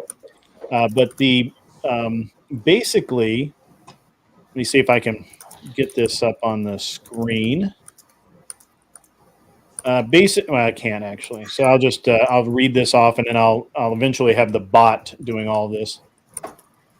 $4.99 from Ben. There's only one good-looking one up there, and it's not me. That's true. Wally is a hell of a damn good-looking young man. The rest, and Ticky Tack, Ticky Tack is probably hunted by many women. My guess. They blush a lot. You blush a lot. I'm here for the female demographic boost. That's all. That's what it is. All right, good. All right, so To do the 1v1, it's $50. It can be combined through the chat, and then I pick the debaters. To time someone out, it's $1 a minute. I don't care how many minutes you go. If you want to decree the debate topic, it's $40. But it has to be a real topic. Oh, come on, Grid. No. Does that mean people can ask my opinion about the Switch 2 pre-order mess? Because I'll debate that shit. That's an economic topic. Imperious, for some reason, his super chats do not show up. Oh, there it is. Got it. $2 from Imperious. I thought Beth was a man. Yes. Well, we all think that you're a woman, so I don't know. And up is wrong. I don't know what you're saying. I am keeping this exceedingly simple. There is, for $60, you guys in the chat can flip the debate topic if it's boring and the fighters are stalling or whatever, or bored. It's just boring. Yeah, if you're like, this sucks, I don't want to do this. Yeah, if we all look bored, please, by all means, bail us out. Bail them out. That's right. So if you want Grid to get straight to the debates, pay $50. Sorry. Oh, is my mic okay? No, it sounds. I never know how I sound on this. It sounds like a dude is trying to sound like a woman through your mic, man. Okay, great. No, that's what I'm going. That's exactly what I'm going for. That's perfect. That's okay. No, all right. I couldn't hear you, Mel, because other people were talking, and your mic volume is slightly lower than everyone else's. For a minute there. Yeah, folks. If you think Grid's taking too long with this explanation, you can pay $50 to get straight to these debates. This is hey, I have to let the chat know. No, they can figure it out as we go. There is no solo judging. There is no assassinations right out of the gate. If you want to bring somebody back after they've been eliminated, that's $60, and that's it. I'm still working on the idea of if you can, if the competitors can do a proxy. If we do a proxy, it'll be something like $40 or $50. It won't be much. So all right. Anson just won the debate according to Ben. Anson just won. I don't think he did, but he did. Probably he gained some points. That's for sure. I mean, it would fit the aesthetic of the name if I'm able to hire out a PMC to do all my dirty work. That's right. Yeah. Well, I mean, it depends on if you get that big raise or not. Yeah. All right. How much, dude? Imperious. Are you okay, buddy? I thought that question was already answered like days ago. Anyway, if he is, then he's not Imperious. Yeah. Now there is a list of debate topics over in the debate in the debate topic section on the Discord for people to choose from, or you can make one up. They don't have to come from there. It's just I was being pestered for a list of debate topics, and I gave a list of debate topics. So there you go. All right. So, but we got some pretty decent ones. Men and women cannot be just friends. That's a good one. I like that one. Cancel culture has gone too far. I think that's kind of out of date, but still like it. Parents should have control over school curriculum. That would be a good one. I like that.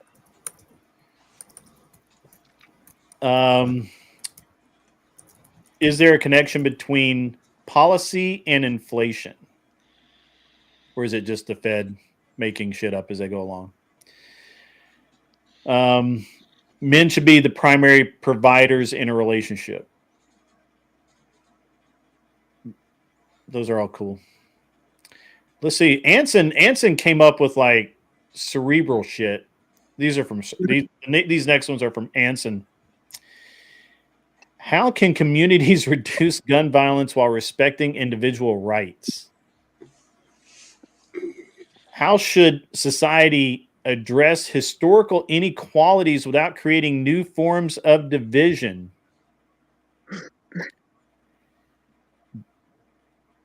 Anson's on this, man. Like, he put thought into this. How much redistribution is fair to address economic gaps without stifling innovation? Now, I got to be honest with you, Anson. Wally's looking those words up right now because they're syllables. Yeah, sorry about that, Wally. No. I've had to listen to a lot of things over the past few months. I can decipher a lot off the top of my head. For Wally's sake, I think we need handicaps. You'll have to forgive me, Wally, but it doesn't sound like it with that accent.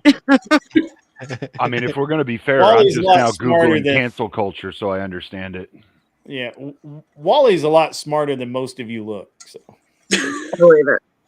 how much redistribution is fair to address economic gaps without stifling innovation? And why didn't you put that one first? That's like the best one so far. Why didn't you put that one first, Anthony? There's no particular order. No particular order.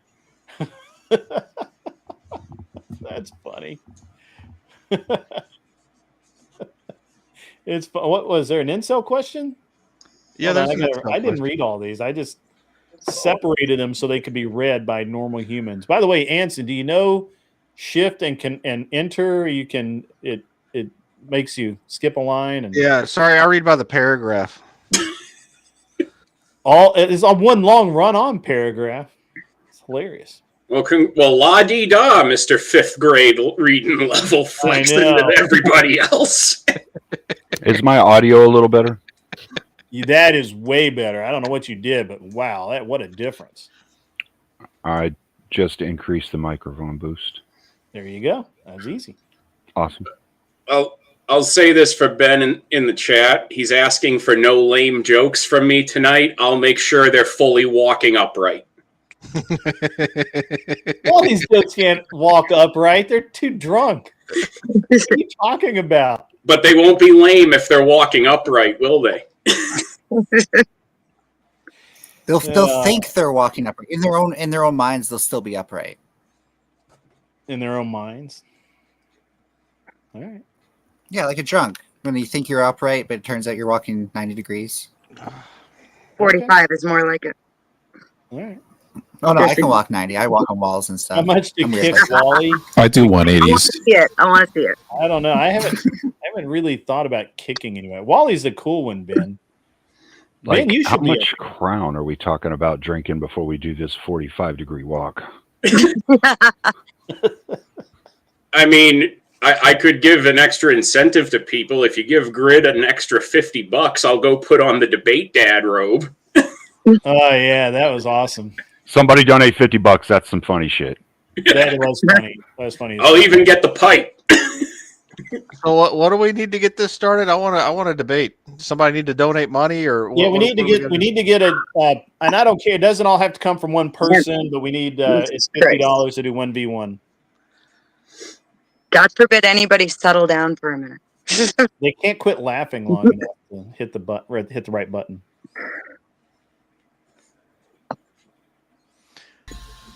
And I think that this pause is why in VK they Holy do the shit! Wait, debate. what? Mr. wants to pay $100 for a 2v2 for the subject of universal basic income, 3 minutes per for perspective. Who do you want in that? Well, I'm sitting in as a judge, so Yeah, you're sitting in as Tiki Tack's a judge. He doesn't. He's irrelevant. He doesn't exist right now. Who do you want in that, Mister? Basic. Gonna thin the herd fast, huh? I'm okay with it. Nothing like saying none of this, none of that, and then we immediately bang. You'll send the cash app. Okay. I picked the 4. Well, that's like that's basically everybody. except for, let's see. So give me that subject again. Hold on, let me scroll. Do you guys understand this prompt? Universal basic income. Yeah, it's socialism. Yeah. Universal basic income.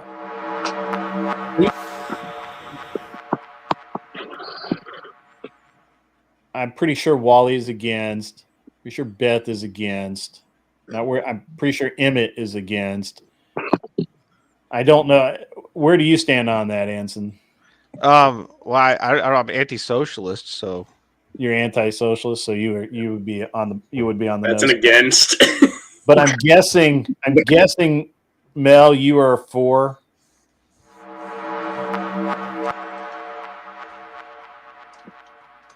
Mel is muted. Mel is muted. Everybody soak this in this moment. It may not see there. I did not mute Mel. The fact that you have to ask, though, means I'm not signaling how lefty I am enough, and I need to start going harder with that. Well, I wanted to verify that, in fact, you were. I need another lefty to come up, guys. I don't have enough. There's not enough left in my stream. You know, I would normally try to take the side that has the least defenders, but I can't even. This is just stupid. That's just a stupid concept. Moxie, you come up and debate. You're lefty. See, if anything, I thought if anything, Cleaner would have been the most likely to be like, well, I'm not socialist, but I can say I'm pro giving me $1,000 a month. Yeah, if anybody could have made that argument, I would have said it'd be Cleaner. I mean, I don't see this being not an argument. A fruitful argument. I don't see this being fun in any way. That's not an argument anyway. It's a good topic. It's a good topic to debate. But the problem is, I don't have another leftist up here that, and he sent me the money, so we got to make it happen. You're moderate. You're not a lefty. Do you believe in universal basic health income? I can do a 2v1. Doesn't scare me. 2v3. 1v3. 1v3 even. Let's go. I can argue the pro side if you want me to. I do not want anyone who's not actually a socialist on my side. That's going to just drag me down. I will lose my shit at you. Do you see what happened to me with Smith? Did you see what I had to? I had to fucking manage that son of a bitch. You can't debate, Furby. What are you talking about? I'll be making all the good points. You'll just be flirting and saying nonsense. Okay, all right. Was that an argument, Anson? No, that was an observation. You're making a better case why you should fight each other than help each other right now. Yeah. This is going to end well. Anson's still trying to save her. Where is what's his name? Animated effigy when you need him, or non-fon. Non-fon. We're kidding. Oh, he's not. He's a capitalist. He's not a socialist. Although, I mean, he says he's a capitalist. I don't even know if effigy would have taken this one. He's strongly progressive. Oh, okay, but on the non-economic side, he's strongly progressive. And if he were to argue like socialism, he'd probably get what it is right at least. No, you can't do that. And by the way, you can be like a capitalist and a socialist, right? Like, socialism is just like programs that exist under a capitalist program. You can believe white is black. Correct. You're thinking of communism. The reason that why it's a great topic is because you cannot get a circular argument here. You are either a socialist or you are not a socialist. Like this is what's so wild about this. Mel, did I just hear a bong rip at work? I thought so too. Oh yeah, I smoke weed at work. I work at a mushroom farm. It's not like I'm gonna get my head cut off by some machinery or some shit. Okay. Well, that explains a lot. Yeah. Nobody has a socialist in their pocket that'll come up here and argue. You can be a capitalist socialist if you're the socialist leader. That's funny, Will. That's accurate, and it is funny at the same time. Mr. Mister is saying 1v1. No, it's not. Anson versus Mel. Okay. All right. Let me hold on. Did I miss something? Well, we can split it. have a feeling. Did I'm I a little miss worried a- I that- might have to. that's enough. 1v. All right, 1v1 Mel versus Anson. You fine. So just to stipulate, Bye bye, Mel. I am at work. Just to stipulate, though, I am at work. So my boss come in at any time, be like, I need you to do something, and I need to go. You knew where you were when you joined the Capitalism. panel. I did not know. I did not know that this was a competition type thing. I just saw Grid was live. I was like, oh, cool. Let's see if he has an open panel. You didn't know you were at work? Okay, that's another debate. That's another debate. Come on, Cleaner. I got to put you in the back. Got to go. All right. So is this over UBI? I think so. Yes, it's over. Okay, what was the UBI. full prompt? Ticky Tack, you're gonna be the judge. I'm putting you in the back as well. Beth, you go in the back. Emmett, you go in the back. And now, there we go. And I'm going in the back. So you guys have fun. Actually, no, I'm the moderator. I have to stay. Sorry. So what was the full prompt again? I gotta scroll.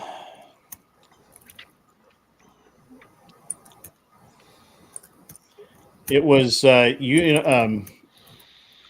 universal basic income. Defend it, Furby, and I'll defend it. My position. Go ahead. State your socialist nonsense. I'll just knock it down. Wait, that's not way, a prompt. it's way up there. Just give me 1 second. Wait, no, that's just the prompt. Universal basic income. Prompt is universal basic income. 3 minutes per for perspective. But you guys get 5 minutes because it's 1v1. Oh, so and before you start, the way this works is you each get about a minute to state your given position or perspective on this, and then you can start the debate. Go Furby. So who's the positive position here? I'm taking the positive position. Okay, Anson. No, negative. Yep. So the positive position goes first. Okay. So, folks, I would like to tell you today why you should consider universal basic income as the thing that you want in your life. When immigrants come into America, what do they see? They often see the Statue of Liberty, right? What does that represent? That represents breaking the chains of bondage, like things that we saw under feudalism. Feudal lords held down their people by basically limiting their ability to have economic opportunity. Economic opportunity is not something that we want to be that's only afforded to the rich. You want economic opportunity. You want economic opportunity. It doesn't matter who I'm talking to. We've all had dreams. We've all had aspirations, and I think it's part of the American way to be able to live out those dreams. So we could argue all day about who gets to deserve that and stuff like that. I don't think that that's a just system, one that determines who deserves it. The just system is one that is fair right out the gate. All right. So universal basic income distorts prices. But that's my time. Yeah, it's your time's over. Yeah. So you had your minute. It's his minute. Universal basic income distorts pricing. And see, pricing is subjective. It is tied to your individual preference, right? And when you have UBI, it basically disregards how actual prices occur within humans because it's an organic system that's not created by government. And things like hyperinflation will occur if you start giving people thousands of dollars every month to live off of. A box of matches will go up to like $50, right? Because the market will price in the fact that everybody has all this extra money. So it's actually not going to do anything except cause prices to rise. It expands state power and causes malinvestment because people are thinking that they have money that isn't real, and they'll put it into capital goods that don't actually, perform any sort of useful function for accumulation of wealth. It also ignores opportunity costs, right? So resources are scarce and there are trade-offs, right? So you're basically going to create a system. you're going to have excesses and waste that's produced by any UBI system. Thank you, both of you. All right, give me 1 second. I've just got to get your 5 minutes on the clock. You have 5 minutes to go back and forth this open dialogue, and you may start. Yeah. Okay, so you think that UBI gets us inflation just like that? You understand that there are like other causes for inflation, right? So price inflation is always and in every situation caused by the price of money. So, if money's being handed out, money's being handed out, then the price of money is degraded, right? If you have more of something, its value decreases. Well, not necessarily, because first no, of all, actually, necessarily, that's an economic fact.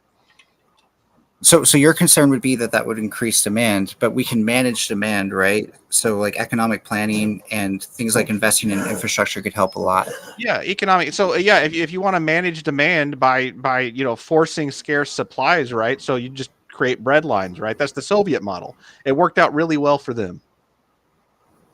Also, like if we use phased implementation, you would see that like it might like cause inflation to spike, but the things that help control inflation would be more capable of controlling it. Yeah, incremental socialism, right? But it ignores the pricing model, right? So if you create artificial, it's slowly, it's third wave socialism is what you're advocating here, right? Just ease it in there, and it won't disrupt. We're under second wave. What's that? Then you agree that we're under second wave socialism at least. Oh, I actually absolutely agree that we're in a socialist system, but it's yeah. I'm not going to argue with that. Well, why is that relevant? Okay, would you say like why is that relevant here? Our prices are all jacked up. All sorts of problems. It's relevant to this question. It's relevant to this question. Yeah, socialism is failing us now, so it's you want relevant to double down on here. socialism, right? Okay, let me ask my question. Okay, go ahead. My question is, would you agree that the quality of life we have now is one that we should strive to maintain?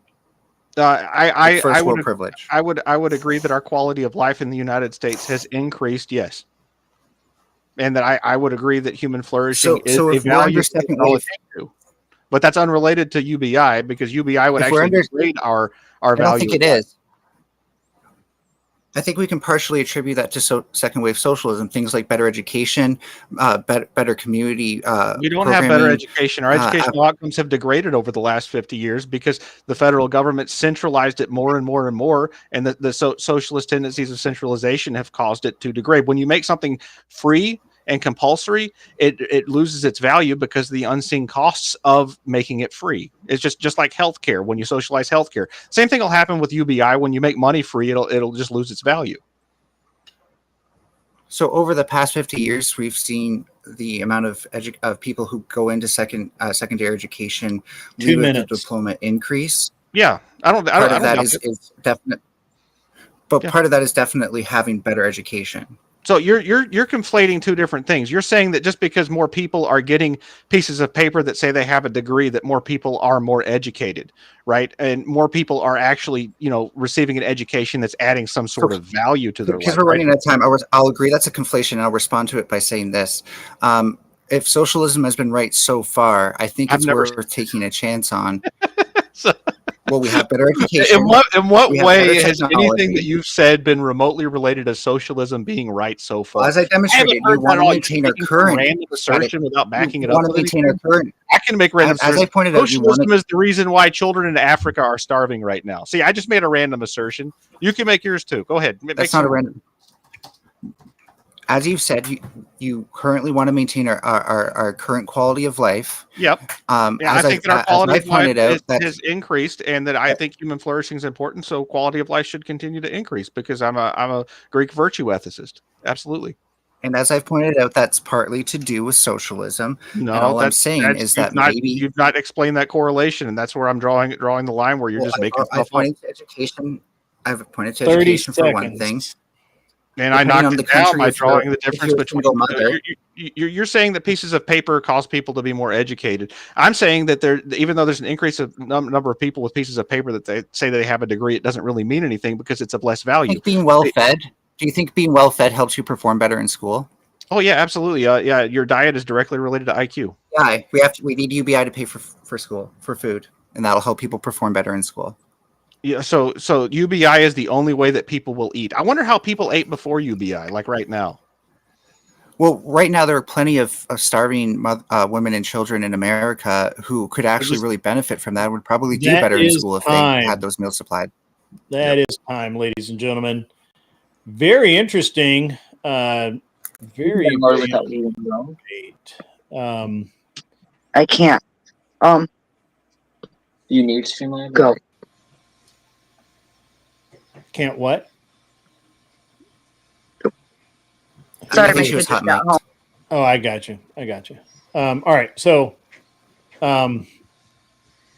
Tiki Tack, and who was the other judge? It was you and somebody else. Who's the other one? The other two? Argolopoulos. Yes.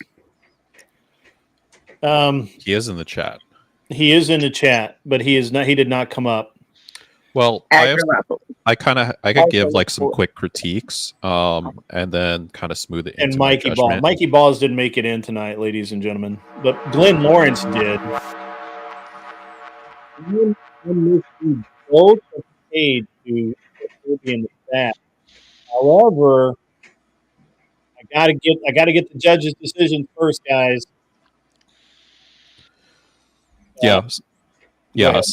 So just a couple of critiques on this is that so Mel, off of your claims, the things like you're trying to tie in that the wealth of America and towards the American dream, providing UBI to immigrants would be able to give them the same economical opportunities that we have in America. But the thing is that kind of falls flat on its face when you think about like anybody who immigrates here is given with the same opportunities that everyone else is. So it's not really an additional opportunity. And there was one point that Anson brought up about UBI is that it'll cause inflation. It will devalue the market and cause scarcity. It's forcing a scarcity to where there's not going to be appropriate supplies, and he was able to back it up just based off like hard economics. And then it just kind of sidewined into this whole thing about like, oh, is socialism good? And then if socialism good, somehow UBI is good, which I think was kind of besides the point. What was really the topic that's being argued. So ultimately, my judgment is going to have to come down to Anson. So I lost. Okay, I'll go. No, you won. Well, I mean, I'm fine with this either way. Like, I'm at work, so I have to finish up and go home. But I actually did address what Anson said about the economics and what we can do to counter that. And I also, I think, made several positive cases that Anson was unable to rebut for that. So I'm going to say, Grizz, I hope you get better judges. No female judge. ZD Den says no female judges. All right, so we'll. I don't think Glenn heard the entire argument. So it's hard for him to be a judge on that. But the sorry, is Tiki not the only judge? I thought I was just gone. No, there's three. No, there's three. I'm just the only one on stream. Oh, cool. Yeah. Well, I jumped the gun there. Came up. I need your opinion, Agrippolus.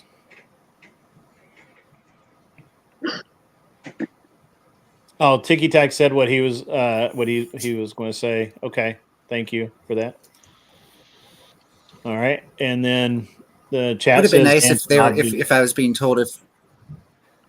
Sorry. It would have been nice if I was being told whether or not the judges were judging things based on whether or not they agree with with the politics or not, because like I could have gotten a huge thing with Tiki Tack there, but how he was wrong. But I wasn't arguing Tiki Tack. The thing is, he didn't really demonstrate much of how UBI really brings a benefit. Like you made the claims, but you didn't really make any sort of argument. I did. It. Okay. Education's like one of the underpinnings of quality of life. And he has a point there, right? If UBI gives food to everyone and everyone can eat and have good nutrition and health, then general overall IQ will increase. So that's actually, you know, a decent argument, but you can't draw those two things together because that's not actually what would happen because of the collapse that would occur. If you wanted a completely impartial way of looking at the argument, it doesn't have to happen you could just exactly say the way that points you're portraying conceded. it. We can manage demand. Thanks, Cleaner. Cleaner, what did you have? Like I pointed out that we could have it incremental, and you're like, oh yeah, incremental socialism. Yeah, When incremental. Spurgy Fox is done.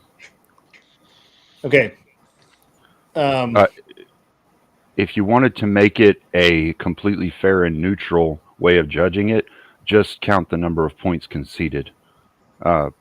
Melanie conceded a point that defeated the first 2.5 minutes of his argument, which was that it would necessarily increase inflation, but that it was just a correlative, not the causative.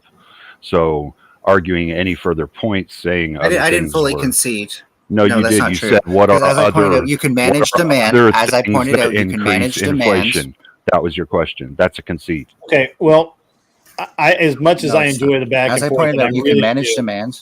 I really actually enjoy the back and forth. Unfortunately, the chat, which I did not. It's an unofficial poll, obviously, because I'm not doing a official poll for the chat not because I don't like the chat. I think they're wonderful people, but they tend to be biased more than independent judges.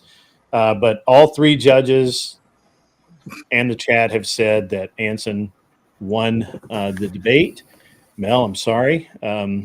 We'll let you stick around and chat and listen if you like. It's like I said, no sweat on my back. I'm at work, so I can just finish up and go home now. It's good chatting with you, bro. Well, have a good evening, Mel. All right. So Mel is done. Glenn Lawrence is in the house, sort of.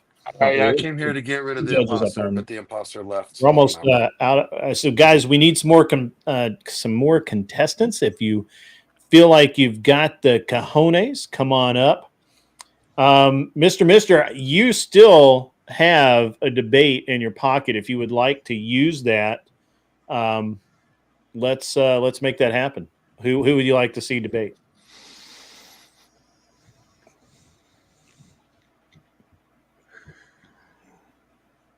I think the woman on panel needs to debate somebody. Well, let's. Of course you do. Wait a minute. That's He's like probably an working right argument. now. That's Anson's way of saying he wants private time with Beth. Oh, he wants to flirt. That's foreplay.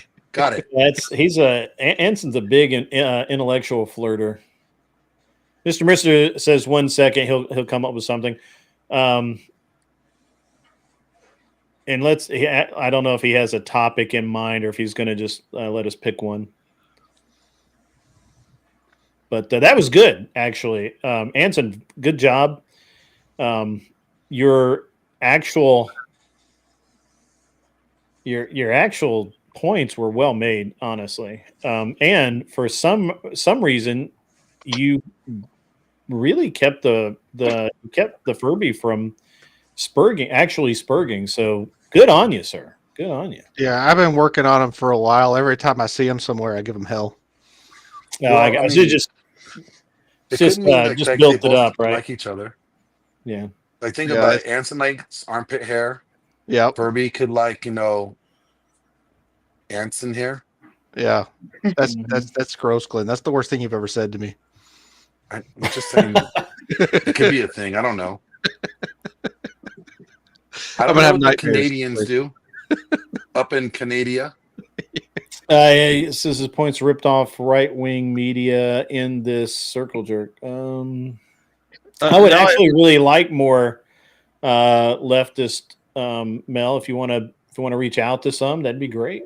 Send them over. I can argue. Women. Make sure they're feminists. Yeah, make sure they're women. There you go. I can argue left all day. Somebody put me up. I'll Glenn's a judge. Glenn's not debating. He's a judge. He's got to remain impartial.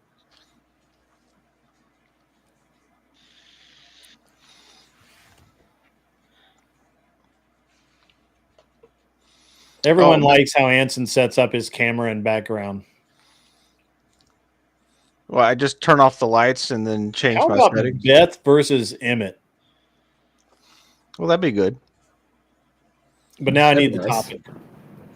He said men and woman cannot be friends, or what is it? Men and woman cannot be No, I friends. have to be honest with you. There's no way that you can accuse. I don't know Grippolis well enough to know if he can be impartial or not. Glenn's fairly impartial, but I don't think he can get much more impartial than Tiki Tack. To be honest with you, I can be wrong about that, but Mr. said he wants Beth v. Glenn with yeah, he can't. Glenn's the judge; he can't do that. But I suggested, and he basically said that it doesn't matter. He wants them to debate: can men and women be friends? No, he says that's the panel, and basically let the panel decide. Oh, I mean, I already have my opinion on that topic, and everybody else would be wrong anyway. Yeah, so. let me,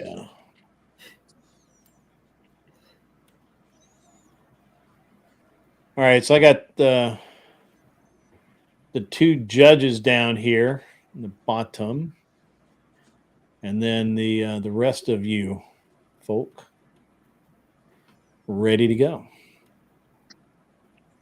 All right, so Is it open panel, or how we're gonna do that one?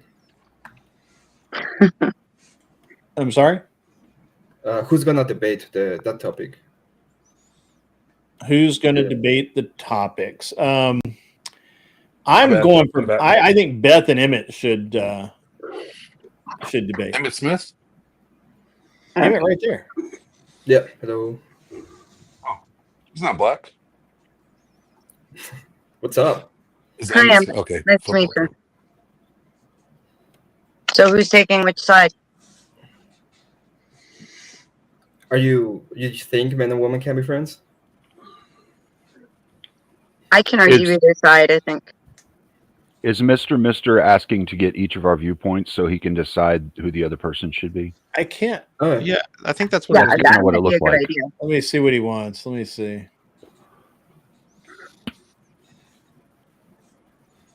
I agree with Mr. Cleaner. Glenn did trans. He would definitely support Furby. I don't think that. I don't think that's true.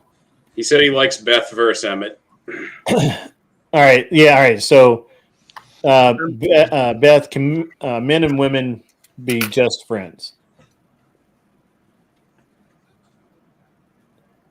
Emmett, can men and women be just friends? I can say yes. Well, good, because I can almost guarantee you what a Cleaner 409 is going to say. Yeah, I'd say like 99% no. Wally? Yeah, I generally lean towards no. Anson? Oh, hell no. Okay. I was right. I never been able. I knew that was. I knew Emmett was the only one where I was like, he's young enough. He's young enough. All right, Anson, get to the back. Emmett, you get to stay. Tiki Tack, you go back.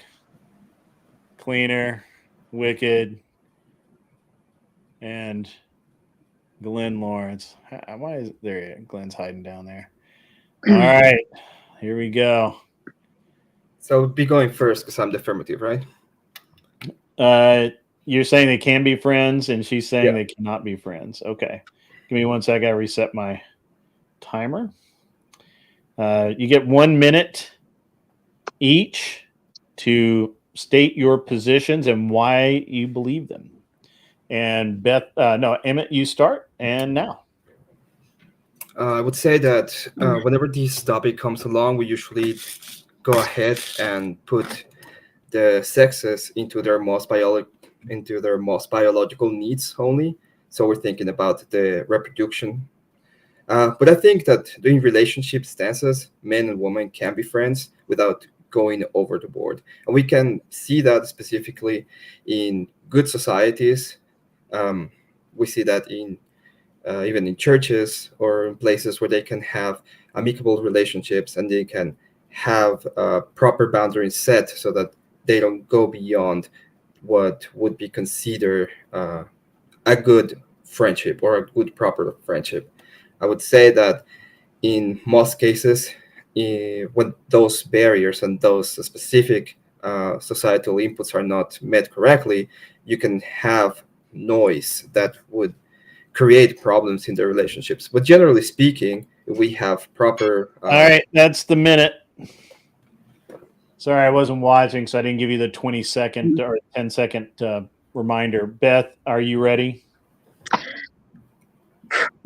Yes. All right. Okay. Super quick and easy. Men and women can't be friends because being put together like that, something almost always evolves out of it. And even if something doesn't evolve out of it, you need to take consideration for the other people in your life. You know, if you've got a boyfriend, girlfriend, spouse, whatever, it's not just the man and woman trying to be friends who are, you know, the parties that are in this. But everything does always lead to some kind of intimate or sexual relationship. So I don't know how you get around that. Well, that was you had 20 seconds left, so we'll that's awesome. All right. Are you guys ready? We're going to give you 5 minutes. And you can start your open dialogue now. Well, do you think that every single relationship when it comes to human interaction has to devolve into intimacy or sex? I think it does necessarily develop some level of intimacy.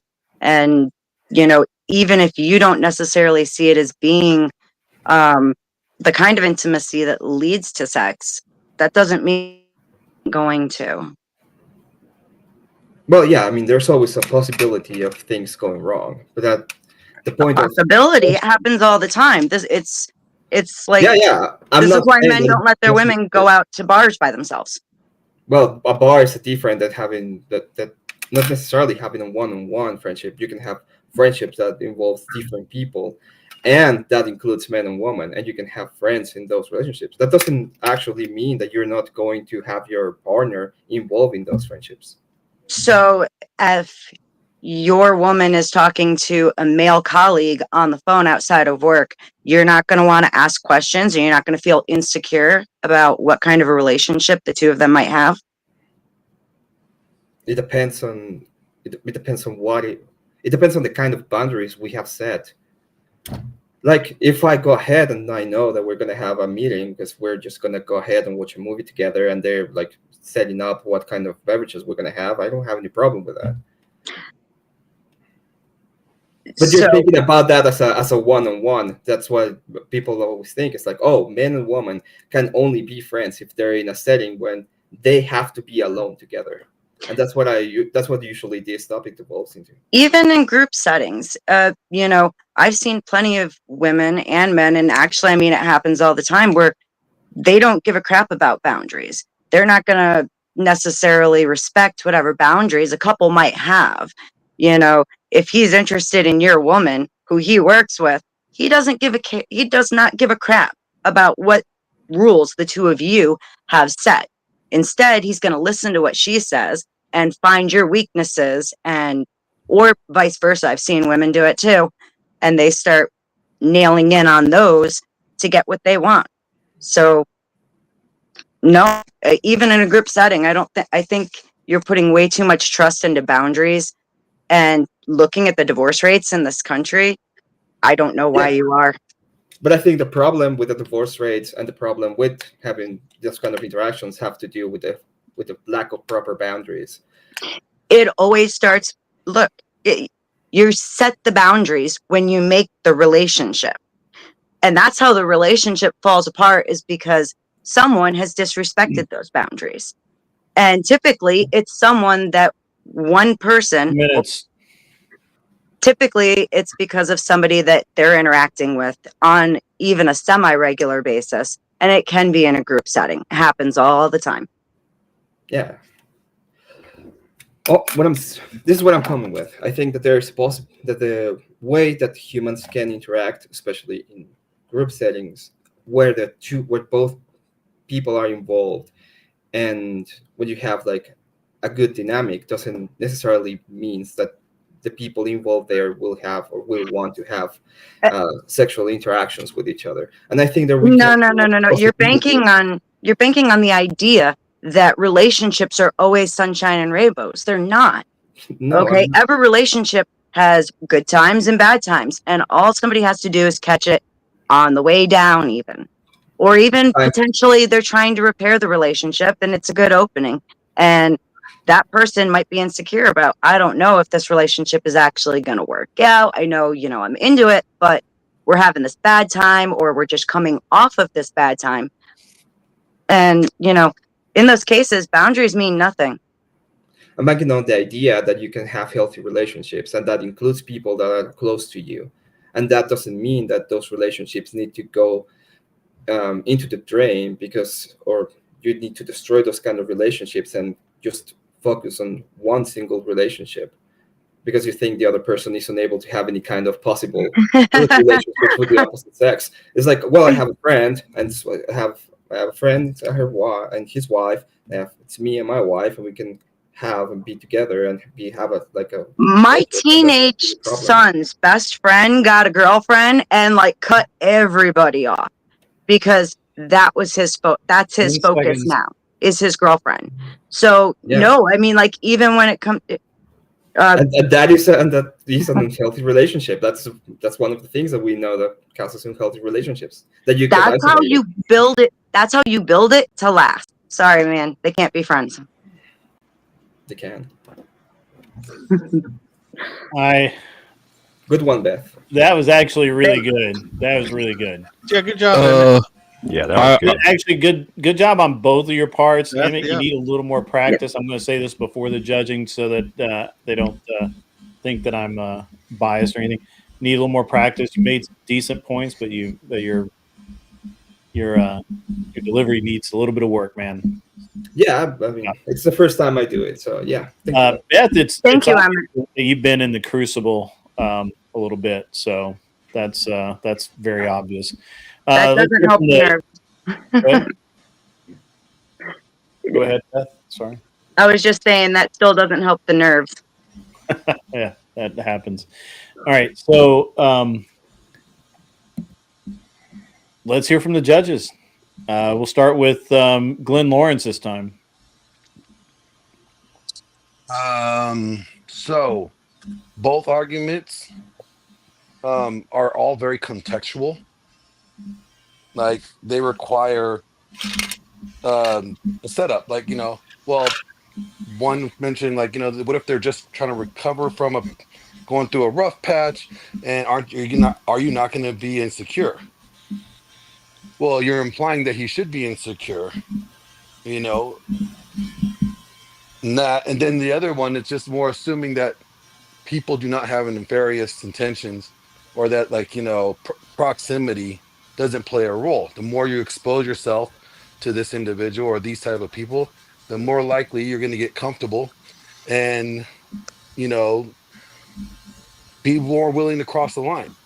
But at the end of the day, they're both wrong, because the individuals have to choose to do it if they wanted to. If they wanted to cheat, they will cheat, regardless if it was with that woman or the next woman or the next guy, whether it's this or that. But when it comes down to it, girls and guys can be friends.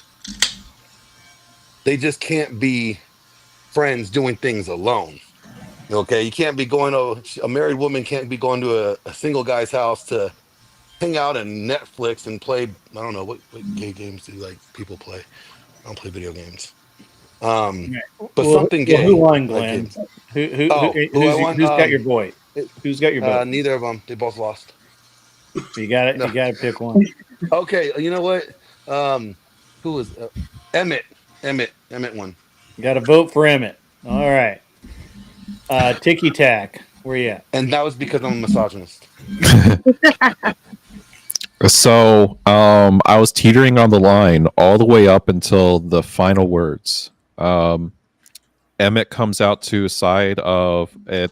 like a case of this is how it should be, which people should be able to set boundaries and be friends together, while Beth is just kind of stating what is. So that's where the biggest contention is coming into. But Emmett, I think you kind of screwed yourself with your very last comment when Beth pretty much pointed out that when like I think it was your son or something like that got into a relationship with a girl and he just cut everyone out, and Emmett conceded to say that yeah, that is a healthy relationship. I'm sorry on that, Beth. I think you won. Ticky All Tack right, actually, now I need. I think Ticky Tack all right, misunderstood so- Emmett. I think Ticky Tack misunderstood Emmett. Emmett did not say that. It's a language barrier thing. Ticky Tack. Emmett said the opposite of that. Yeah, he said it's not a healthy relationship. Yeah, an unhealthy relationship. Unhealthy. That's a sign of okay. an unhealthy relationship that you're Ooh. getting isolated. That's all I'm saying. Okay, Yeah, that's that was what a I poor was saying. judgment on my side then.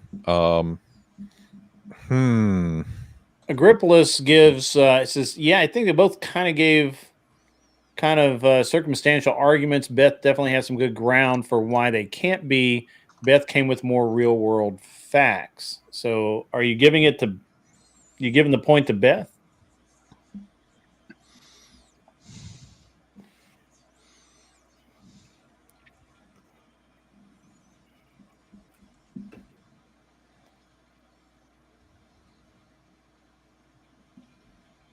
Okay, yeah. All right. So Ticky Tack, if your vote does not change, that means Beth is our winner. You are the hinge vote, sir. Yeah, my vote's not changing. Okay. Sorry about Beth, that, Emmett. You took the W, Emmett. I'm sorry. You wanna tell everyone, the where you're at, what to do. Go hang I'll be out. here chat next week. I'll try to be more prepared. Thank you all, and it was nice being here. Have a I'll good try one. to be a better judge. Thank you for being here. Have a good Hey, one. thank you, Emmett. By the way, Thank you, Beth. Good points. Have a good one. likewise. Yeah. Again, great to have you, Emmett. Emmett's a really good fan of the show, and super happy to have him around. Go hang out in the chat, man. We'll talk later. All right, and we welcome Joe. Joe, are you there? Yeah, can you hear me? I barely hear you, man. I see Mikey finally hobbling in here. Yeah, I see that too. So, Did somebody park in his parking space? You know, the little. Never mind. that's funny. That is kind of funny. That was a good show by Emmett. And it was closer than I think most people thought it was. But, It really was a hard decision for me. yeah.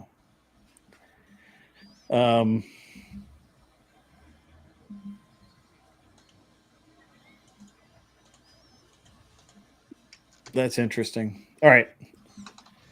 All right. So, Joe, are you there? Yeah, I'm here. Can you hear me? All right, or is can it too you low? raise your volume at all? Let me see if I can help you out here. Let me see. I don't know. I don't want to do the troubleshooting on your channel here. If it's All right. I think we got it. Can anybody hear him? hello, hello. Yeah, I can hear. Yeah. Sounds good to me now. Way All right. better. Yeah, I don't think I'll have too many disagreements with the most of you, but one thing I would like to debate, if anybody is pro death penalty, that's one thing I could, scrap around with, or something else, whatever you want to do. Okay. Well, we're waiting for the next 1v1 guy donation. We had Mr. started the night out right with a twofer, and that actually did pretty well, I think. In the meantime, that's interesting stuff. There we go. Got a gripless up here. What's up? Can you hear me?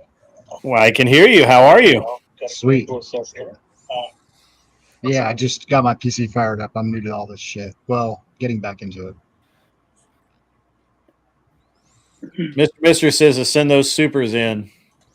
or he's going to go again. How much is a 1v1 Man, grid? I've been $50? setting the memberships. Man. It's just 50. It's not super high. So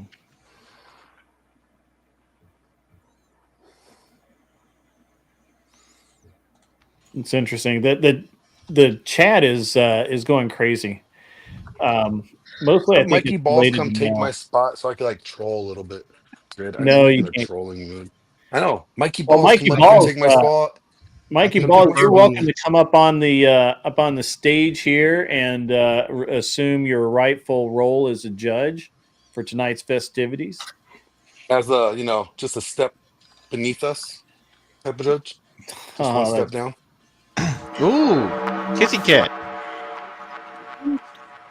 I don't know, Grid. Do you have time to build him a ramp to get up here? Caxo donated Oh, that's $50. funny. Super I chat. had a ramp. 1v1 chat choice. 1v1 chat choice. All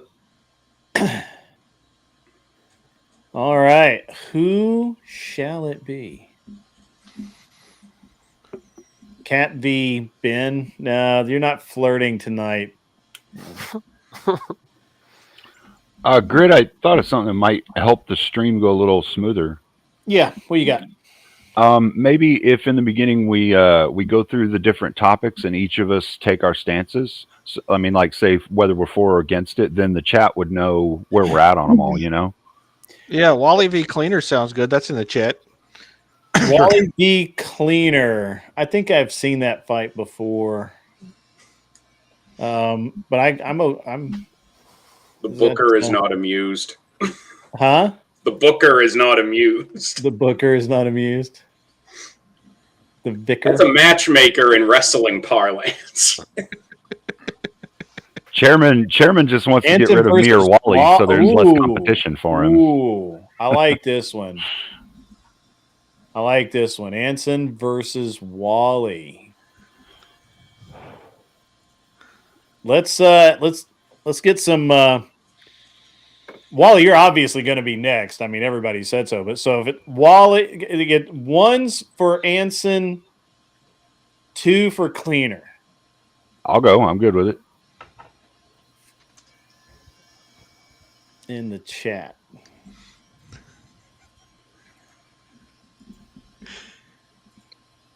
I'm seeing a lot of 2s here.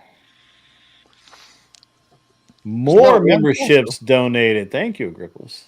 Yes, sir.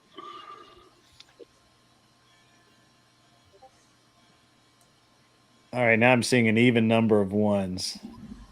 There's people double voting. Yeah, I see that too. This is why democracy. I'm gonna go. Anson's already had a round. We're gonna do Cleaner. I'm gonna use my executive decision making skills.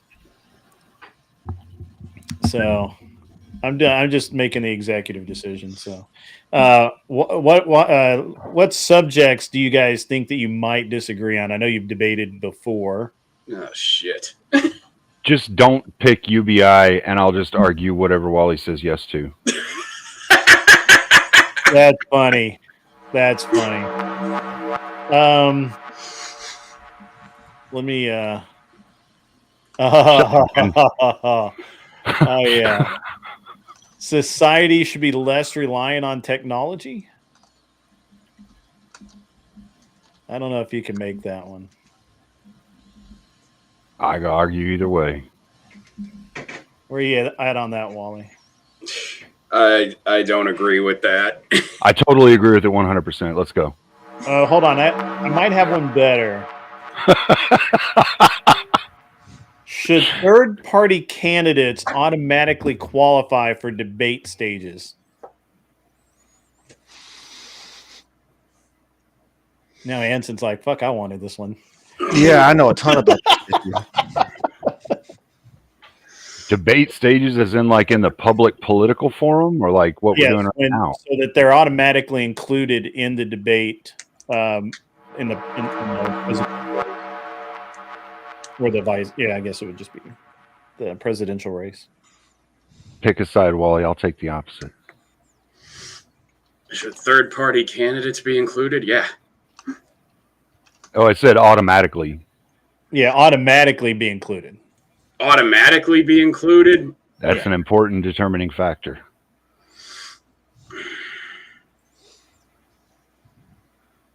I'd still go with. I'd still be tempted. I'd still have to go with. Yeah, I think they should be. Can No, you feel absolutely like you not. can debate Do that it. one, Molly? Do you think you're good there? Let me think here.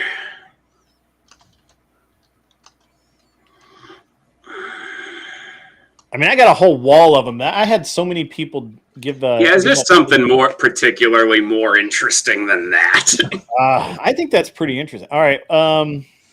I the thing is, I don't think Wally would actually, if he understood the automatically part of that when we got into it, I don't think he'd actually agree with that stance. Yeah. This is a Yeah, because like, do I automatically want communist candidates included in a debate? It's like This is normally more up am. Cleaners- So this is more up Cleaner's lane than Wally's, but is on. All right, just think about. I'm going to give you a couple. Just think about: is online anonymity a necessary right or a license for chaos? or what? License for chaos, meaning that nobody knows who you are, you can say whatever the fuck you want.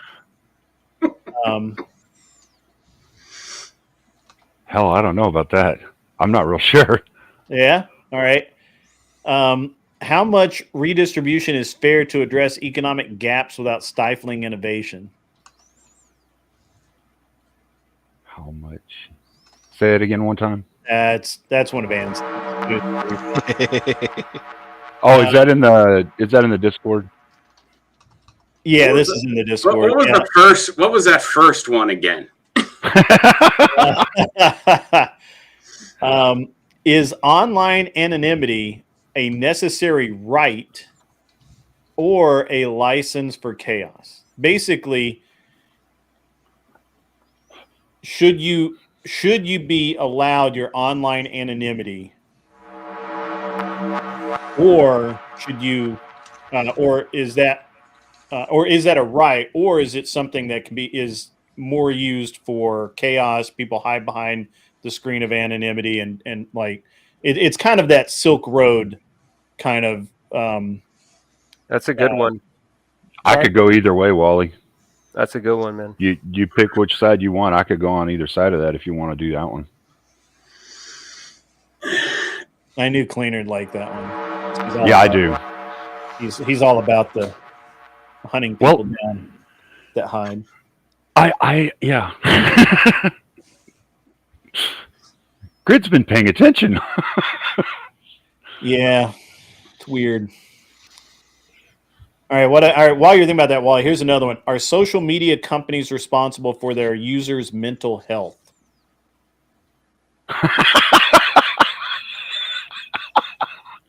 No. With all the addiction to the internet, the TikTok death scroll. I mean, addiction to death scroll is a personal problem. It's not the problem of the service. I actually agree with you on that. I just thought it was funny. I mean, I could come up with some arguments for yes, but they'd be really emo. You'd be stretching it, right? Yeah. Yeah. Ask him the Furburger question I put in there. Where's the Furburger question? The one from last night, Anson? Oh, here it is. Oh, God. Is it should alternative sexual practices be embraced as personal freedom or scrutinized or influenced?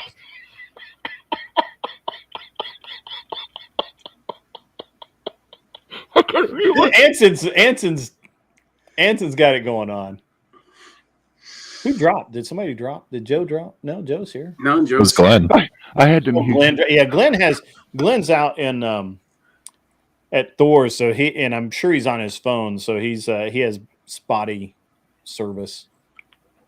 That sounded like such a mess. I didn't even try to follow it the first time after we got to alternative sexual lifestyles part. Right. I kind of just tuned out the back end of that question the first time. Wally, if you'd have heard him phrase that last night at VK, you'd have been laughing your ass off just now.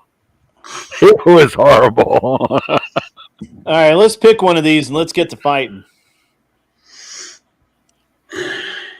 Oh, you want to do the social media one, Cleaner? Which one was that? The We're going to talk about social media and mental have health. the right to be anonymous versus the health. We can do the right to anonymous one too. I'm fine either way. All right. All right, cool. I'll even talk about the technology one. I think the whole technology thing, like the ease of convenience, I'm generally in favor of that. I mean, basically, look, these are in the Discord. One of the ones I thought would be cool is the rise of AI in national defense a threat to democratic oversight? Because obviously it can hide. The AI can hide things. Oh, God, yeah. That's dangerous. You can't take human decision-making out of security. That's absurd. I mean, I guess it would depend on the degree of AI to whether or not I'd be able to form arguments against that. Because if we're talking about true AI that thinks like human beings can, I mean, I couldn't argue that then. But if we're talking about like automation being called AI, yeah, I could argue that.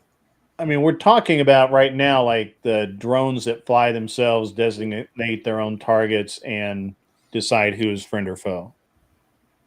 So the basic PLC automation. Yeah. Yeah, I could argue that.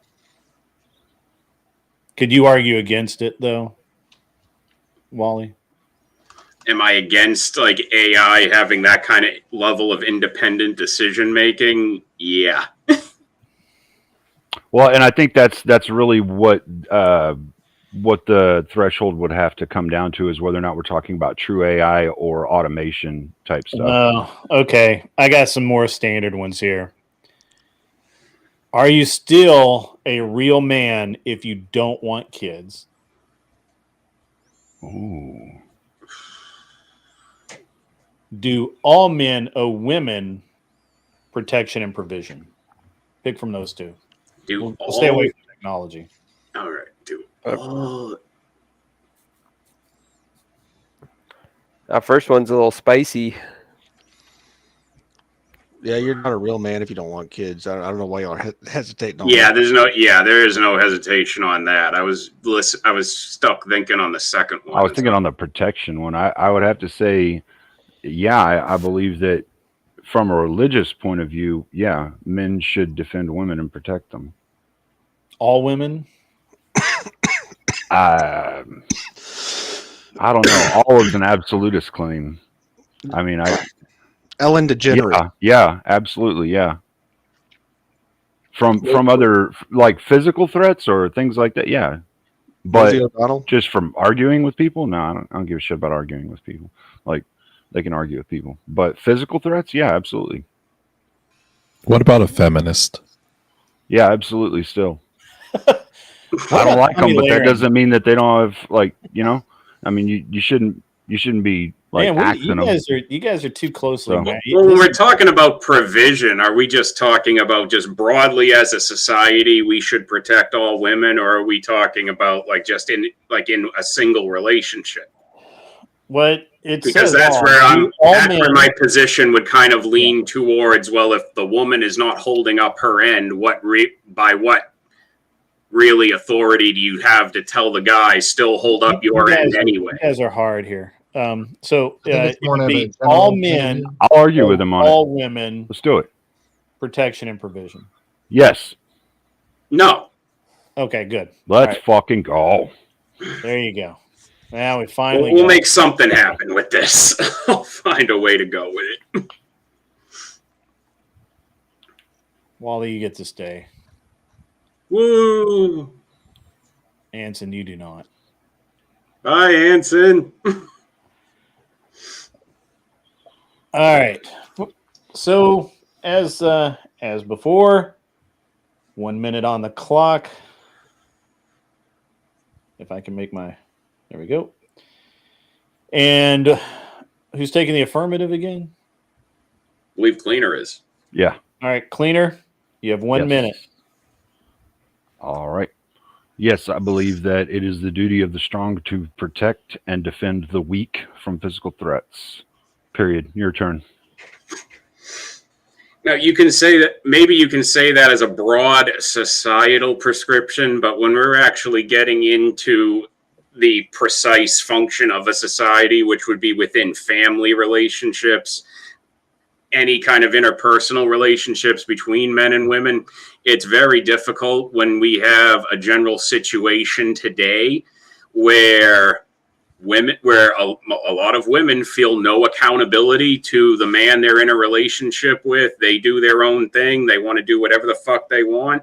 They don't hold up their end of an agreement. And by what you can't say at that point, well, a man should keep providing for this woman anyway. Like if you have a woman that's not working and she doesn't want to have kids, doesn't take care of the house, why should a guy continue to just provide for her indefinitely? 10 Doesn't make seconds. sense. That's it. Oh, okay. Have at it. Let me get the 5 minutes on the clock here. The wheel of death, and you may start. So I think that whenever we're talking about this, we need to go ahead and clarify whether we're talking about physical or if you're just talking about in general against all things like arguing things and when someone's yelling at someone, because I really don't care about that. What I'm speaking to specifically is more if two women are fighting, you break it up as a man. If you're there, break them up, call the cops, do what you have to do to stop the fight. If a woman is being hit by a man or attacked by a man for whatever reason, if she smacked him and he smacked her back and they keep going at it after that, it needs to stop. You need to get involved. You need to stop that from happening. No, but we're talking it's also a provision part of this argument here, not just protection. We're also talking about provision, and provision is not just at a broad societal level, because you can say, well, okay, we just do this stuff because we need a safe functioning society. That's why we have police. That's why we have a military, because it's all geared towards ideally protecting weaker people from stronger people who are aggressing on them, whether it's women or men. It's not an exclusive thing we do to protect women. We protect weak men too. As it's the provision element of that where it becomes an issue, because then you're going to start getting into one-on-one relationships and saying and giving a prescription of how a man ought to be providing for a woman and vice versa. And that's where we get into, well, a lot of women don't go into relationships with a concept of how they should treat a male boyfriend or husband. They just have a concept of how they should be treated by a man. So so they don't address a man's expectations, or they don't care about them and they disregard them. So if a guy is going into a relationship with an expectation and he's telling a woman, look, I'm willing to provide for a woman, but I want a woman who's going to take care of the house, raise my kids, have my kids. And she says, oh yeah, that would sound like a great life, blah, blah, blah. And then she never, you keep going forward in the relationship and none of that's happening. At what point does a guy say, look, we had an understanding. How long do I keep providing for you to do nothing? Okay, your little filibuster there doesn't really relate to anything that I was speaking of on protecting women. You're talking about providing them with monetary good and gold. Well, your protection argument applies to both men and women. All to anything that I was saying about protecting women. Well, the protection you're talking about, as we provide that, because you say, oh, well, you can call the cops if two women are fighting, or if a man is being aggressive to a woman. Yeah, you can call the cops when two men are fighting. You can call the cops when a woman is aggressing against a man. We provide that protection for everybody. It's not something we provide for women exclusively. That's why cops exist. Ticky Tack donated $10. Super chat. Is that it? 2 minutes cause Oh, you're talking about protection. That's why I'm saying, well, it's where also you have to contend with provision. At what point do you say, well, a man's no long should provide for a woman until this? Like if a woman is in a relationship and she's not fulfilling her end of the bargain in that relationship that they've already had an understanding on, at what point do you tell a guy, hey, it's okay to stop providing for her, cut bait and move along? Yeah, I don't know about provisioning and all of that.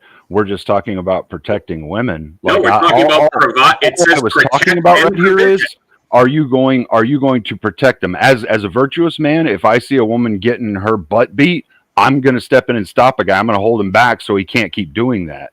I'm going to do that. Like, that's what I believe you should do. We should be protecting anyone who is weaker in any situation, not just exclusively. So, but again, I would agree, but it's protection and provision. So women, not weak people. So I'm speaking to women, not weak people, because that was the prompt, and you're not arguing against it yet. Well, under what you're saying, that applies to both sexes. So there's also the other part of the prompt is also provision. Like, where are we talking about provision here? At what point does a man not have an obligation to provide for a woman anymore? If that's not your woman, you don't have an obligation to provide for her. I'm not speaking about providing for someone. I'm speaking about protecting them. Well, we're talking about both. We're talking about protection and provision. So at what point do you have a man say, look, you don't have to keep providing for this situation. You're not benefiting from it. Should a man be providing for a woman indefinitely with no benefit? So in the Bible, it talks about how men should protect the weak and infirm and women.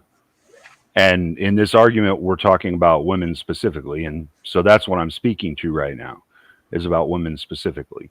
Yes, we should try and protect them whenever they're in danger.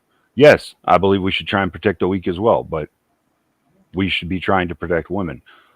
We're the stronger of the species. We're the stronger of the sexes.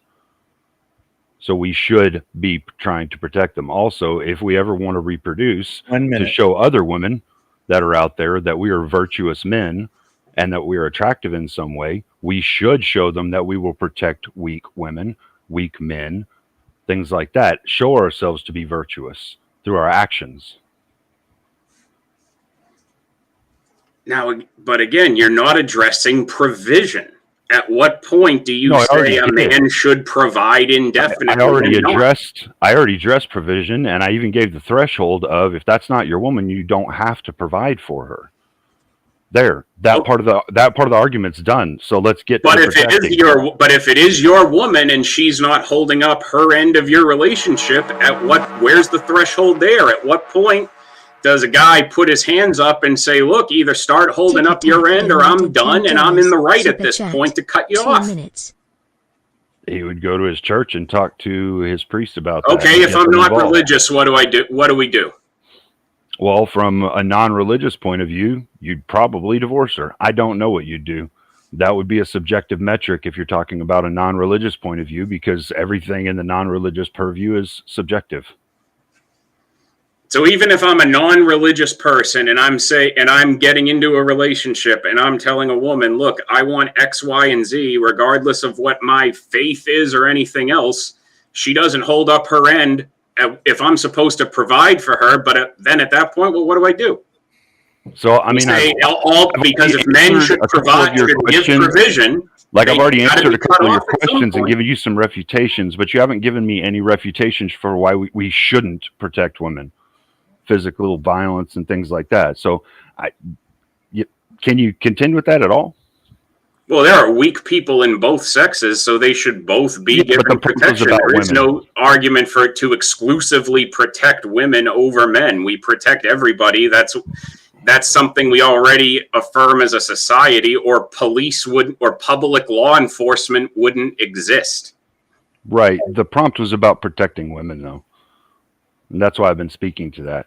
Well, you're not giving me any. Is there a unique protection we should be giving women that we don't already give them? I'm not seeing that. So you're saying we should protect women? It's saying we should give protection, and all men should give protection and provision to all women. So what unique protection are they getting? What unique provision are they getting? And when do men get to cut that off if they don't hold up their end of that? Because obviously there's got to be some obligation on the woman to receive it. You already brought up the provisioning a couple of times, and I've already addressed thresholds on the provisioning, and so I don't feel like we need to keep on talking about that. I don't think we need to keep going. Well, and if there are thresholds, then obviously all men should not provide unlimited provision to women if they're not for when you should not protect a woman. Like if a woman's getting beaten by a man, do you think we shouldn't protect her? Like what is your argument against what I'm saying? This is what I keep asking you. All right, guys. You're not giving me an argument against it. You're just saying, yeah, we should protect women and the weak. Now, if a woman voluntarily keeps putting herself in danger, then do you keep protecting her? I mean, you're just basically conceding the argument. If a woman keeps voluntarily putting herself in danger, do you keep protecting her unlimited? Or do you just at some point lose your patience and go, you know what? Let the train hit the dumbass in distress. That was interesting, guys. That was really good. That was fun. That was fun, man. That was pretty good. I gotta be honest here. I'm trying to feel my way through that. Yeah, that was a rough one. I won't say any different. All right, let's start with Agrippalus. What's your I took notes on the whole thing, and it kind of seems like a tie. You guys kind of agreed with each other on a lot of things. Actually, most things you guys agreed on each other with eventually. So I don't really. I kind of see this either need to be continued or it's a tie, man. Okay. I sat here and take notes.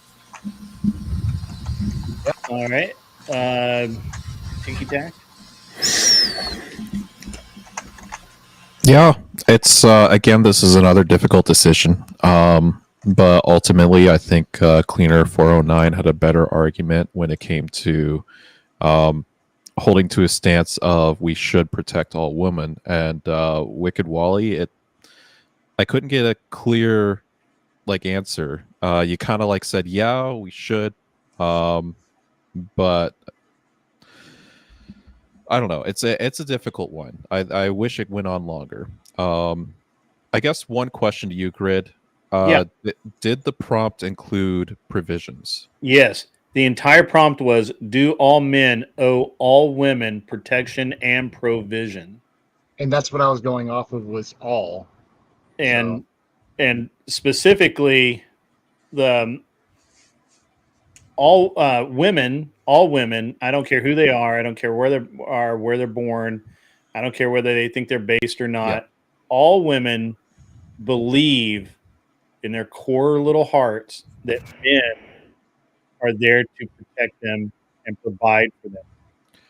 Then I would have to go with Wicked Wally, because Cleaner 409 did kind of concede on the provisions part to say that it's situational, which he's taking more of the affirmative stance. So Wicked Wally, you got my vote. I think Wicked went provisional too, but okay. Well, no, my stance on provision was then if all men are supposed to be giving this provision to women, then is it unlimited or are we cutting it off at some point? Because at that point, I don't think women are entitled to provision, certainly not unlimited. Right, and that was what the question was all women. So. Yeah, but the Wicked Wally is on, Cleaner 409 is the affirmative. So yeah, I was the affirmative in this. Right, but they both came in agreeing with each other on the provisions. Well, and I think we both ended up agreeing with each other on the protections as well. Yeah, it was a I was against the provision, but then I think we were finally getting into points on the protection. Deciding vote, and then we'll break this down a little bit, because you guys did something that's very interesting. But are we letting Glenn or Mikey Balls judge this one? Give it to the charity case. Oh, ow. Damn, Wally won. Meant me, you dumbass. No, he means give the decision to. I know what he meant. You're not talking about Mikey Balls? You're not talking about let Mikey Balls do it? Do the call? Look, he's abled. He's not. Oh, okay. All Stop right. this. Who's the charity case? I don't know who the charity Yeah, case I'm the only one that got bumped on the head. Come on now. He's making the joke. Wally caught it. Wally knew he was a charity case? Is that what it was?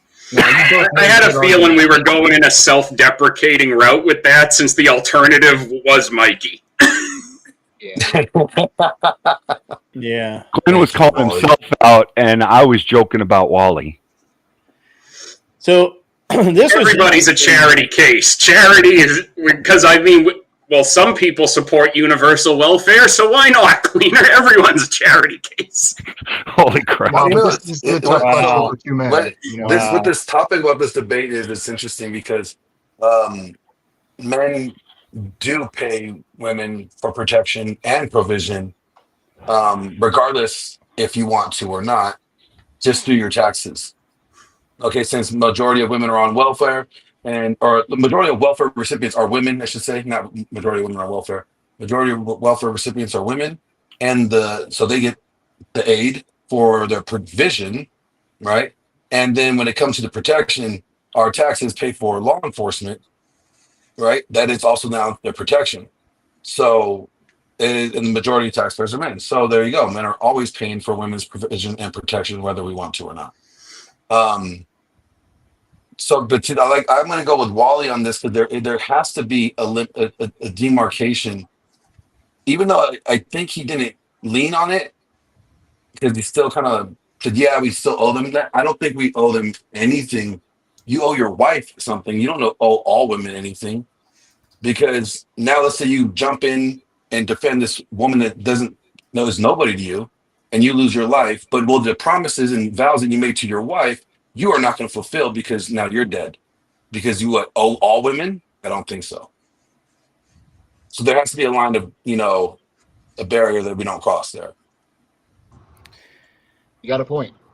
Well, there's an interesting thing to this, in that Wally was willing to concede that we provide protection to all men and are all women and some men.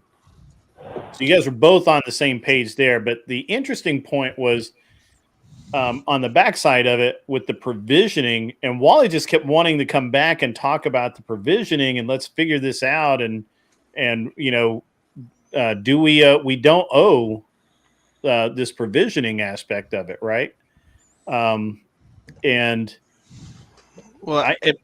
From my perspective, Grit, it breaks down to whether or not you believe in a patriarchal society, and if you believe that we are in a patriarchal society, then men as a whole owe women as a whole. As far as provisioning, I agree. I would agree with you, but I don't think it matters, Anson. I think that I don't care what you think you believe or what you think women believe. Women 100% believe that men owe them both protection and provision.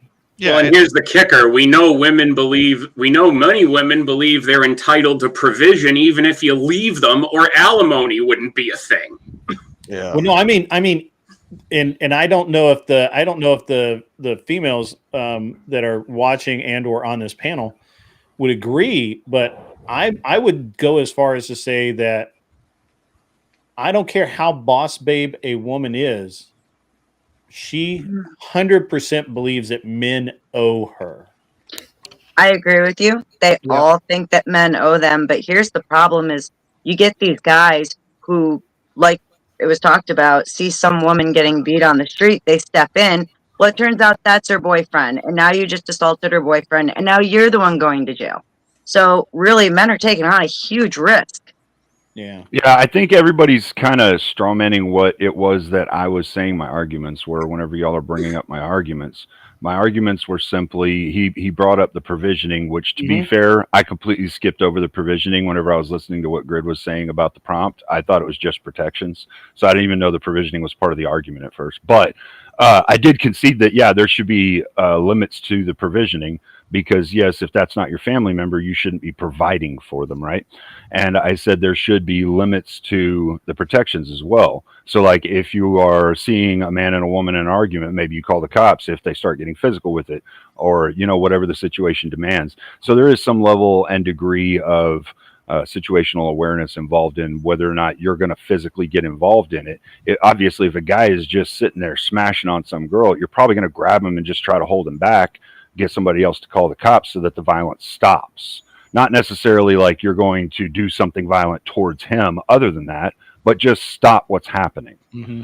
And that's what I was arguing with what I was saying as far as protecting women. That's kind of what I got out of it. And then Wally expanded on that by saying that, you know, obviously we pay for police and we pay for all of the other things. But it was the provisioning aspect that he kept coming back to. And I think that he had a pretty firm stance on it. And it was interesting that the chat was saying that Wally was being woke when he was literally just conceding that, yes, okay, we do need to provide, we need to protect these people, but what about this provisioning? Why are we expected to do this? And he believes that we, I don't know what, he actually never made it clear whether he thinks we should or should not provision. Just That's why I was saying they both agree with also each understand other that, like, because of the you provisioning. also understand that protection also comes from the provision too, because you are protecting them from their bad choices by providing them the resources not to ever hit, you know, the bottom. You know, like there's always that safety net that they could get. So even the provision is a protection. I understand what is. I was arguing the should. And personally, if I were you guys, I would say Wally won this one because I completely missed part of the prompt. Well, definitely That's Wally the only won. reason why I I mean, went all Wally. three votes were for Wally, but yeah, I think definitely it came down won to a matter of semantics. But it was just really interesting the conversation. So I agree. Just quick it was, comment. it was great to have you, and thank Tiki Tac for giving you an extra 4 minutes of debate time. That's like a whole other. I think it was necessary. It So was. Cleaner 409, I completely agree with you. I do think men are responsible for protecting and providing to women. Just carte blanche. Oh, thank you, sir. And all women think that you're. So then, my question would that be: would that work in the reverse? Do all women owe men children? Their husband, maybe. Yeah. So then why do all men owe women protection, provision? Shouldn't just one man owe his wife protection and provision, and not all men? God decrees we as men, the stronger of the sexes, provide protection. That's why. To all women? That's really to all it. women? Yeah, To all women? To all women and the weak. What scriptures is that? No, when it said, are you talking about women and orphans, or widows and orphans? Because that's different than all women. Finger emoji. Okay, I couldn't hear the we chief. are supposed to protect the weak and infirm. But see, here's the problem with the provision element of that is that men will enter into a relationship or they'll enter into a marriage many times erroneously, believing that they have forged an understanding with this woman.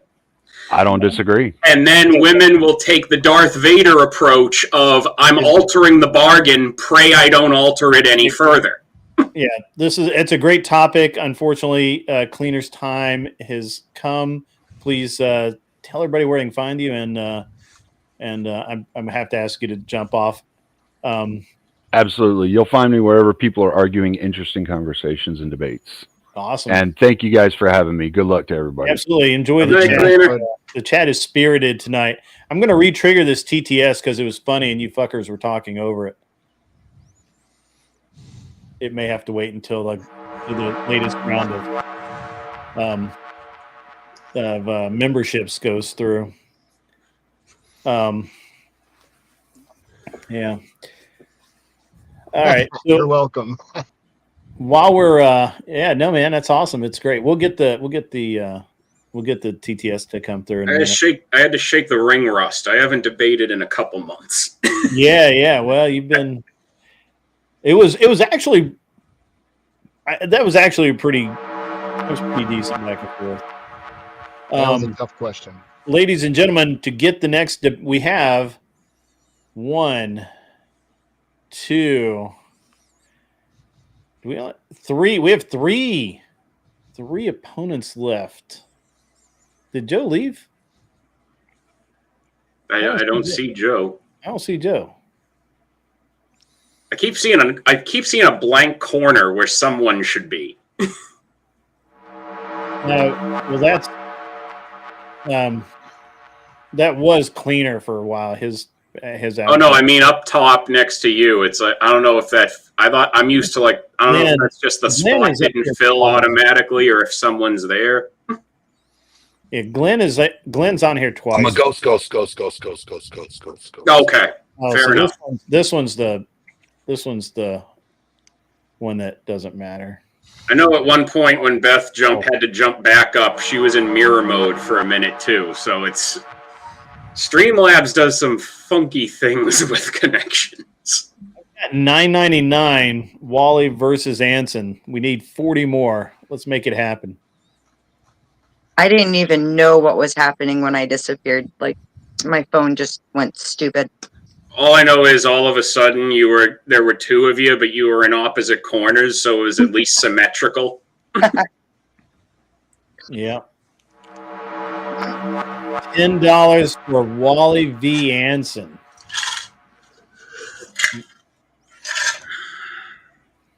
Yeah, I don't think I've debated Wally before. It's going to be a treat for everyone. Anson and I could actually find nerd shit to debate too. Yeah. Does the donut menu apply to chat? Because I guess they want to bounce Ben. Ben, chill out. No, it only applies to people on the screen. Unfortunately, fellas, I'm sorry. Oxcaxo donated I want to time out Ben Super for X chat. amount of time. How much to mute Ben from chat? Right pointing there was finger $20 emoji. for it. Cool That's what, face emoji. Right pointing finger emoji. That was hilarious. How much to mute Ben from the chat? That was funny. So I mean, there are only so many timeout options, so there's got to be some good payment thresholds for that. debate nerd shit. Okay. Ticky Tack and Anson are slowly fusing into one panelist. They are. And they're actually facing opposite directions, which makes it even more bizarre. Oh, Glenn is over the top. So it looks like Wally v. Anson. Oh, there's 2 of them. Whoa. Oh wow. Okay. So when do you got? We'll figure this out. We have to do 2 debates. I'll credit you a debate. All right. So what are you guys gonna argue over, fellas?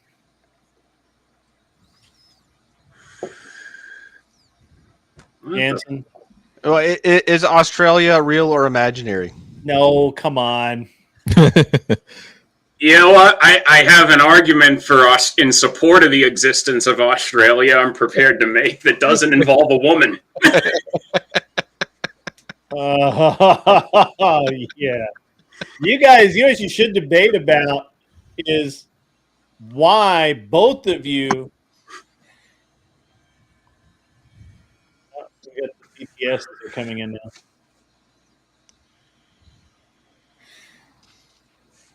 And there should be one more from Kissy Cat.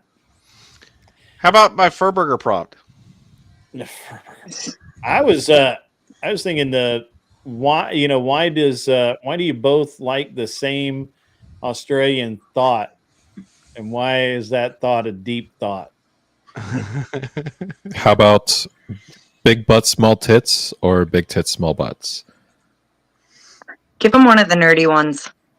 One of the nerdy ones? Yeah. Star Trek. I don't know how to take it though. No, one of the ones where the chat has to look up half the words they say. Oh. Mr. Mister's also sent a cash app. Cleaner 409. Unfortunately, Anson's in Alabama, not Canada. Yeah. Yeah. How dare you? How dare Yeah, you? Anson, how dare you not make it possible for us to attack you for being Canadian? That's funny. very inconsiderate Whoa, to take we got that it. off the table by not Oh. being Canadian. We got a Cash App as well, fellas. I'm sorry. I got to. There we go. Let's see what we got.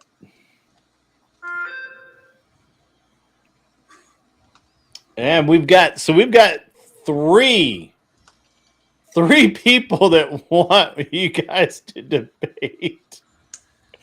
So we got to do 3 debates, three debates, and then they all get judged at summary when we're done. No, Let's do it. This basically will take us through the end of the night. So that's awesome. Unless somebody buys back in or something, I don't know. We'll figure that out. Okay. So Anson, you know your debate topics. So let's pick a different one. Yeah. How about our traditional expectations? Are traditional expectations in dating still relevant, or do they hinder equality? How about this one? Parenting under the rule of state. How the state. Okay, that's automatically a loaded debate prompt. Depending on your definition of equality, they automatically will. Hold on. Parenting under the rule of the state. How the state uses CPS and family court to oppress parents and stunt the independence of kids. That's mine. I know that. Yeah, I hate CPS, so I'm going to agree with. I'm going to be anti-CPS all day long. Yeah, I can't possibly. Well, I mean, I could, but I can't argue. In favor. Both of these guys are divorced and have kids. What am I? Am I supposed to defend a system that we co-opted from 1940s Germany, designed to make children rat out their parents to the government? No, I'm not supporting that shit. I grew up in a really tumultuous home and had to deal with CPS as a kid, so fuck those people.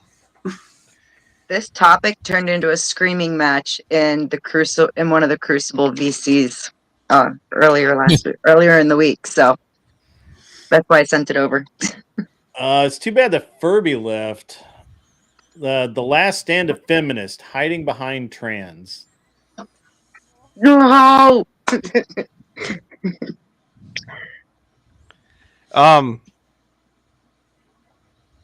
Wait, what was that again? The last stand of feminist, hiding behind trans. Yeah, it's the last wave of feminism is like super woke trans.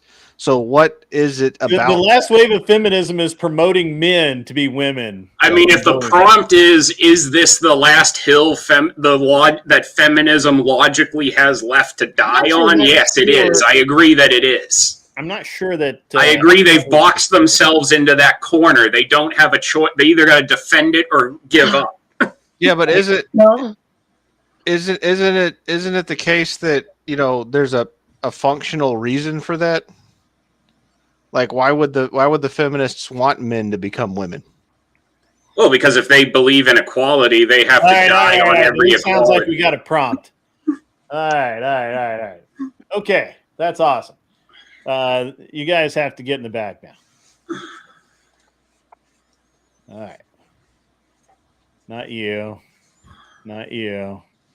You. And you. Wait. Oh, wait. I got Anson. I hit Anson. I hit the wrong person. Sorry. We just swapped them in the name of equality grid. It's fine. It's the equality thing. Yeah, I mean, in the name of equality, Anson should really become Beth for the purpose of this debate. This is going to be a good one, ladies and gentlemen. All right. Hang on. Getting my clock back up here. All right. 1 minute each. Can I get this? Read this back to me exactly one more time. All right. The last stand of feminist, hiding behind trans. Okay. And you ready? Yep, I'm ready. All right. Yeah. So feminist. with however many bullshit waves of feminism that we're up to, I'm not going to bother keeping count because for the purpose of the debate, the amount of waves doesn't matter. It's just the matter that feminism has inevitably led to this because their ultimate default position is universal equality between men and women. Everybody is equal. So they have to support ultimately sexual ambiguity, sexual delusion, any kind of desire for a person to believe they are whatever they want. They ultimately have to paint themselves into that corner where they have to die on this hill. So, have you considered the fact that the force doctrine is at play here and that feminists have an incentive to convert men into women as a method of diluting the patriarchy and recruiting men to fight on their side in the battle of strength that exists between men and women, so that there are actual burly men who think that they're women who are actively anti-men. And it basically changes the entire force doctrine balance, where men are the ones who historically have the monopoly on force over women, and converts it into a more muddled women may possibly gain the monopoly on force over men if they basically psychologically convert enough men into women.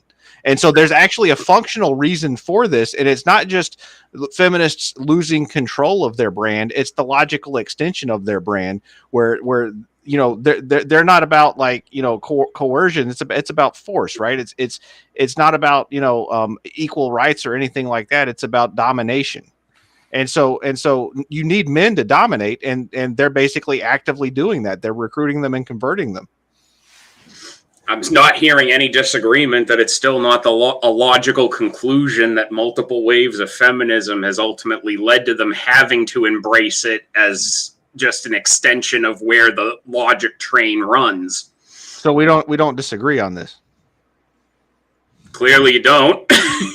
So because I was saying, as I said, it's like, yes, it ultimately is. They have to die on this hill. They logically don't have a choice. They don't get to. Feminism does not get to logically play into this. Everybody is equal until we feel like we don't want to be equal no more. So I understand your point now. So we don't agree on this. This isn't a hill that they die on. This is a hill that they win on.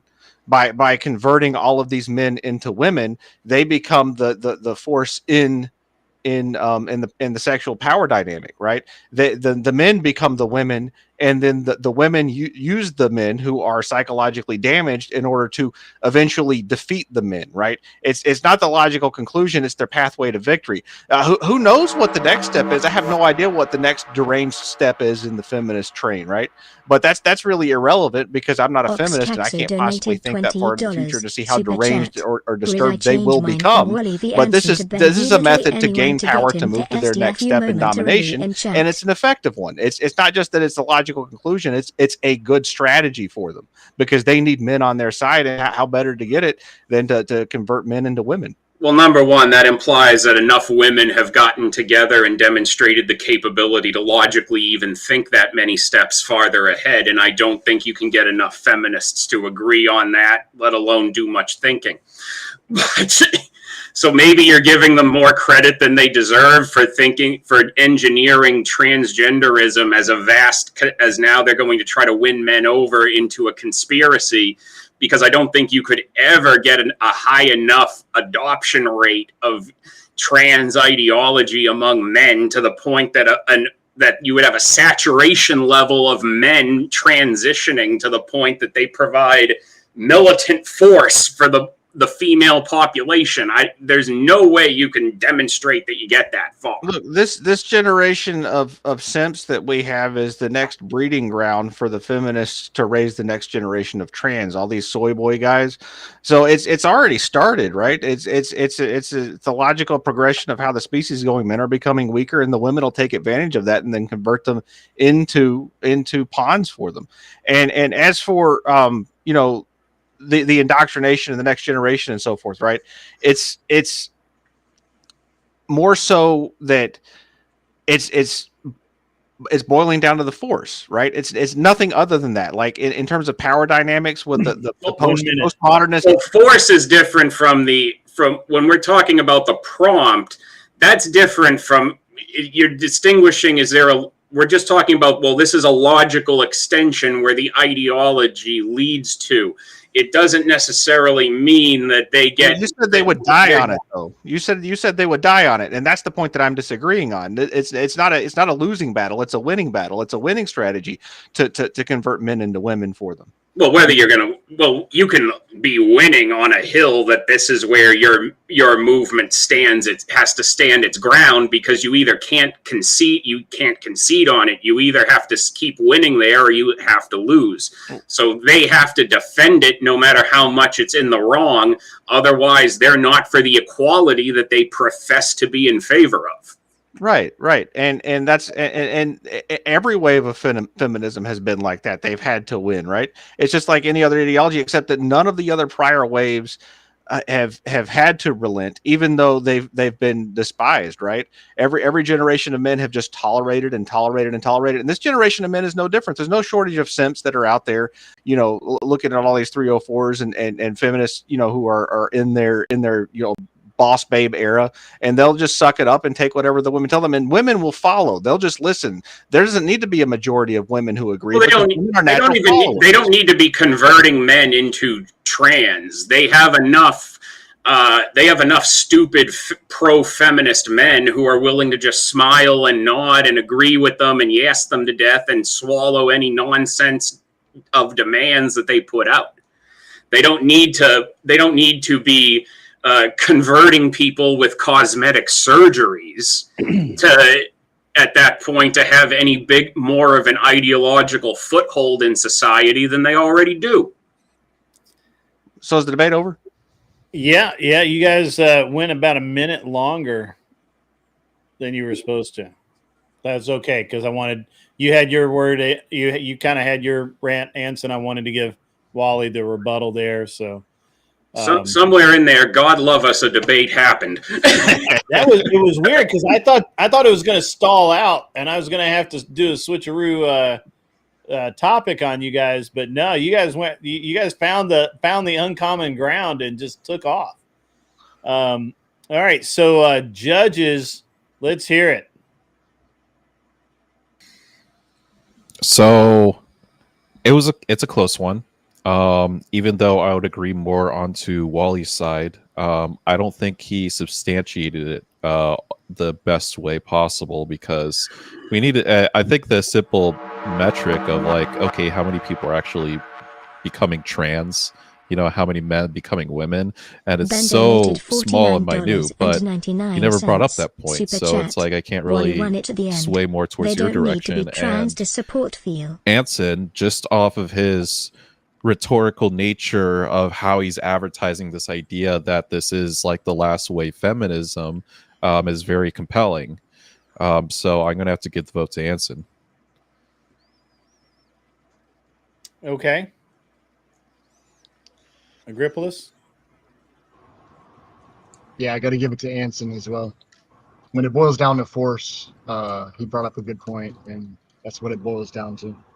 I don't think they'll ever be able to trans enough people, but I gave it to Wally on this one because it is the hill that they're going to have to die on. They fought for blank slate equalism. They have fought for identity politics and how you feel. And then now so that's going to be the thing. Well, they're not real women. Well, you just said for the last 20 years that they are real women. So I'm going to go with Wally with the W. All right. So 2 for my judging counts for 3 points. So no, it doesn't. What's the cost for a chat to be a solo judge? There is no solo judge. Oh, okay. Yeah, or is he putting me back in, or is that his way of funding me back in? Well, yeah, $10 more, you get back in. So is it 10? I don't know. Let me check my cheat sheet, man. We definitely it's have 60. a lot more money. Yeah, we got it. Yeah, you need $10 more, and we get Wally back in. But for now, Wally, you got to go. Fuck out. I'm just kidding. I like Wally a lot. That was actually really good. What was interesting is that I actually kind of agreed with you more than Anson in that I don't think that women need to do it. But you get to stay, Wally. Beautiful. You've been saved. Go ahead. You've been saved. Agrolepolis donated $10. Beautiful. Super We don't chat. have to go through me going down and coming back up and all that. I'm just going to sit here. Don't we owe the Here's chat how- 2 more debates Here's then? how 'Cause he's still up here? here's how impartial I am, because I voted for Anson, but I just paid to keep you going. Fair enough. All right. So I have literally there's enough funding to get us through, because there can only really be 2 more debates unless somebody buys in, which I don't know. I don't think I don't know that we'll let that go on, but I need to know who is next. Greg, did you get my text message? I told you to change my debate. Okay. So Glenn, who paid for a 1v1, has changed his to Beth versus whomever. So Anson or Wally, I need some voting to happen here. I want to beat up on the girl. Get that to me. I was going to say, I think Anson wants some private time with Beth anyway. He's been thirsting for it, so I'm not going to stand in his way. I'm gonna graciously yield the floor to Anson here.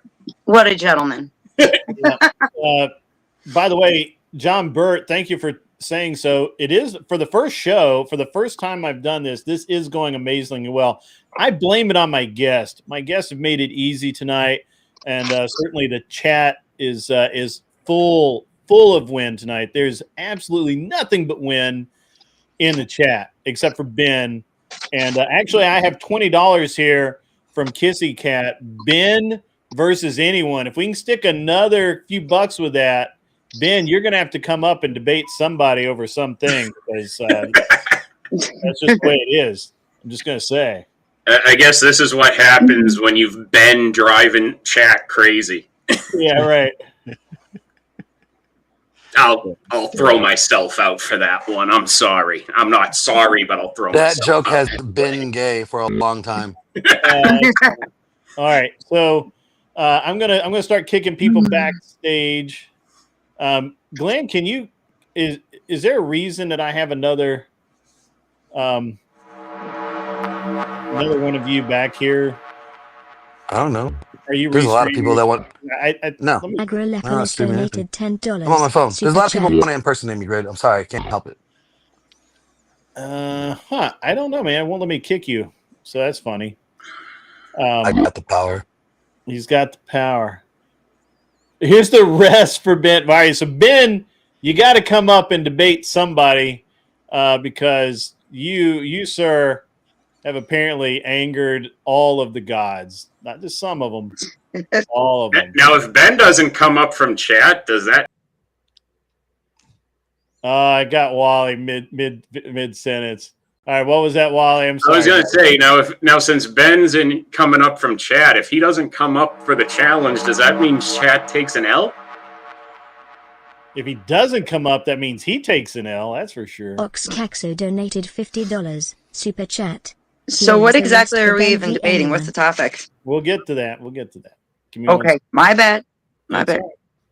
all right. I gotta hide all the people, and I gotta get everything set up. And all right, what do you guys want to debate? Anson, You have any ideas? Yeah, but they're all degenerate. Obviously. I can take it. What you got? Are traditional expectations in dating still relevant, or do they hinder equality? Our traditional Say it again. I got this. What steps would lead to a sustainable peace agreement that respects both Israeli and Palestinian aspirations? Are you good with that?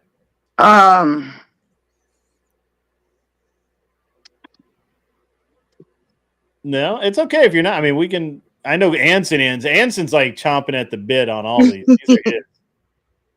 Of course there is. What was the first one that you said? Well, the first one is really like, kind of. It's good. If it's overplayed, that's fine. We can skip it. Sorry? If it's overplayed or something, by all means, we can. I think you're gonna. I think you're gonna be on the same side. Are traditional expectations in dating still relevant, or do they hinder equality? Yeah, they're still relevant. Be on the same side. Traditional, yeah, it's still relevant.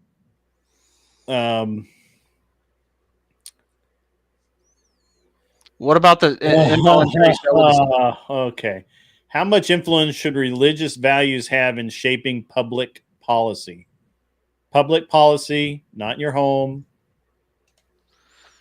Well, yeah, I'm a monarchist, so I'm 100% behind theocratic government. Yeah, our government, our Constitution, our the Bill of Rights are already kind of based off of religious foundation, anyways. So we go on atheist versus Christian here, or what? No, we were both in agreement, Grid. Just because I'm an atheist doesn't mean that I don't support theocracy. Okay. Parents should have control over school curricula. Yeah, 100%. Government should be out of it entirely. I don't know why the public schools even exist. You guys are gonna be too close on this stuff. How about the Furburger question, Grid? All right, where's the Furburger? Which one is it? See, is Furburger consumption a part of the marriage contract? You didn't send me that one. Yeah, it was higher up in the chat. I'd say yes. No, it's not in here. It may be on the. Hang on, it's on. Yeah, it's the other one. Okay, what is Andrew Wilson's greatest rhetorical weakness aside from Brian Atlas? No. Yeah, I don't even. I'd be willing to do the relying on tech. Oh man. Unless you want to save that for the guys, I'm cool with that. Yeah, relying on tech sounds good. All right. Males should be the primary provider in relationships. I agree with that. She probably does too. Yeah, you guys are in too much in agreement on a lot of these things. I'm trying to figure out where you guys would be able to. Society should be less reliant on technology. I disagree with that. I think that technology should be a major part of society. Here we go. Are traditional gender roles a biological default or a cultural relic? Biological.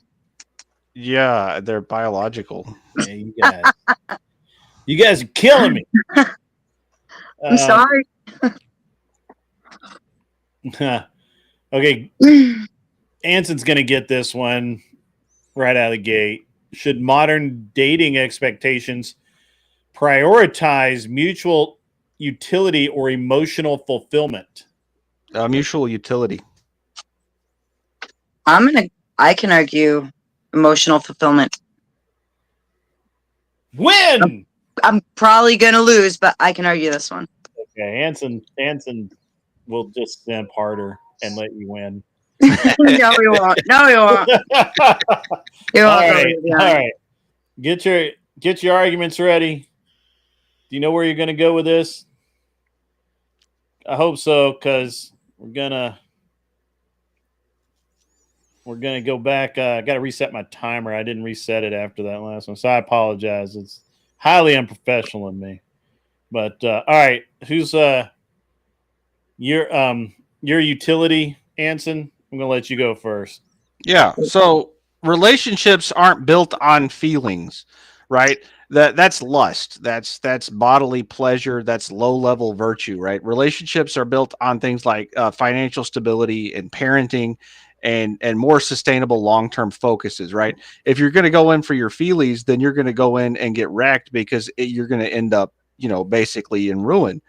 Utility is something that is it's about fairness, right? And in relationships, you don't want to create disproportionate burdens, right? When you're in a relationship, if it's one that's based on feelings, one person's feelings might outweigh another person's feelings, and you're not really talking about the real substance of the relationship.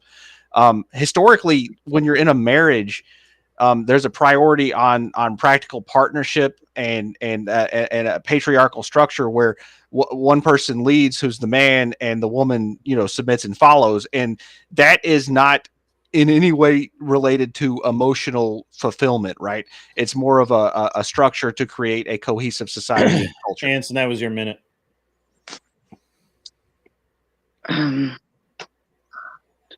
Sorry. Okay. Absolutely not. All of the things that you mentioned begin, number one, with feelings. Parenting even comes down to how do you feel about how you're going to raise your kids, as well as what you're putting into it.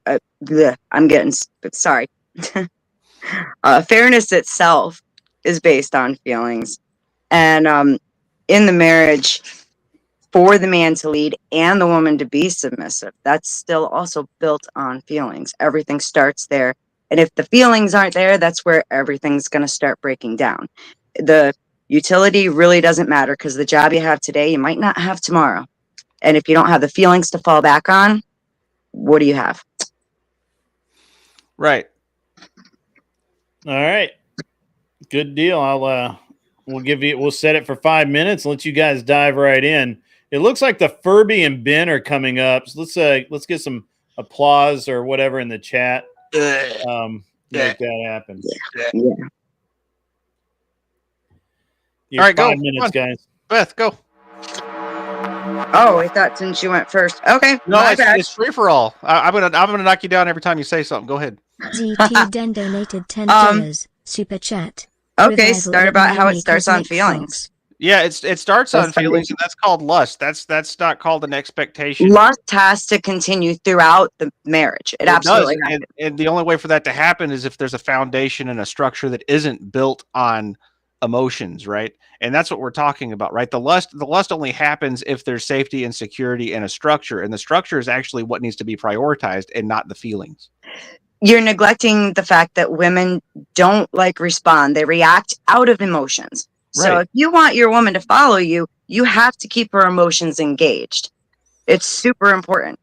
Right. And you can keep emotions engaged and understand that women have all of these unnecessary feelings that they can't regulate, while still prioritizing the need for the structure in the relationship and to be the male in the relationship who sets the basically the direction for the entire family, right? It's about creating a family. Relationships aren't just emotional things that are built to basically fill the woman's emotional needs. It's about way more than that, and breaking it down to a transactional level, like you are, where you're talking about your feelings. It's really kind of destructive to a relationship. Now, wait a second, because you're acting like men don't have feelings. Men have feelings all the time. As a matter of fact, men get insecure really quickly with a lot of things, because men know how other men are. And all of it is still built around feelings. Even when you come down to parenting, you have to consider, in order to parent a child, there's a lot of feelings that go into that as far as when it comes down to discipline. Because I know for myself as a mother, sometimes my feelings do get in the way. Yeah. And so, yes, the regulation of the emotions still plays a huge part in it. And and the female nesting instinct that you're exhibiting here with all your feelies is the perfect example of why emotions shouldn't be in charge of the relationship, because shouldn't, there will be too much but it is. dysregulation, and the man who knows how to regulate his emotions needs to be able to keep his woman in check. And so in order to do that, the structure and the nature of how the relationship and the utility of the relationship is what's supreme over all of that, so that it doesn't become a situation where it basically falls apart on the whims of someone getting upset over some feelings about things not going the way they should have gone, or You can have I want feelings to be on about my journey, or I need no. I need to Dude, live my best life. You can have feelings and emotions within the relationship without it falling apart, and without those feelings and emotions completely taking over everything. It still plays a part in it, because our feelings dictate every decision that we make on a daily basis. Yeah, and I would expect you to say that as a woman, right? Of course. But as a man who's going to be in charge of setting the structure for the relationship, right? That's not how it's supposed to work, right? So But it's how it is. If it was all about my fifis, then I'd be a monster, right? Because men's emotions, when they are unregulated, become violent and evil. Wait. Men's emotions, when they're unregulated, you Right. still have the emotions, which are going to dictate even why you're with her to begin with. Okay. If you don't like your wife, all of the utility in the world, all of that, it doesn't matter for shit. You don't have a marriage.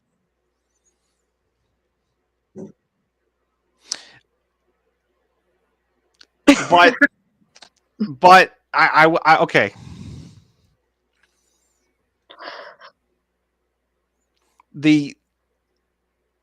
God damn it.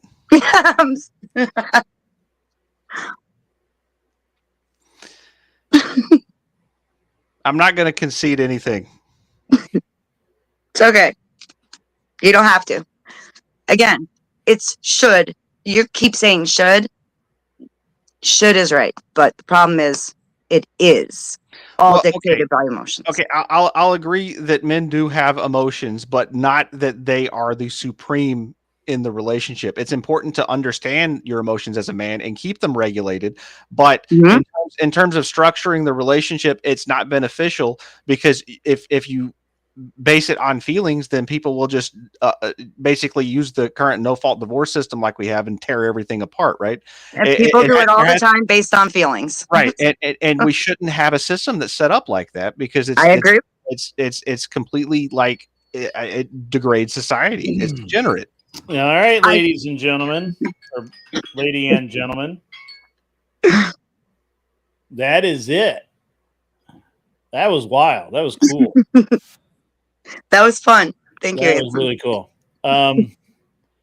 So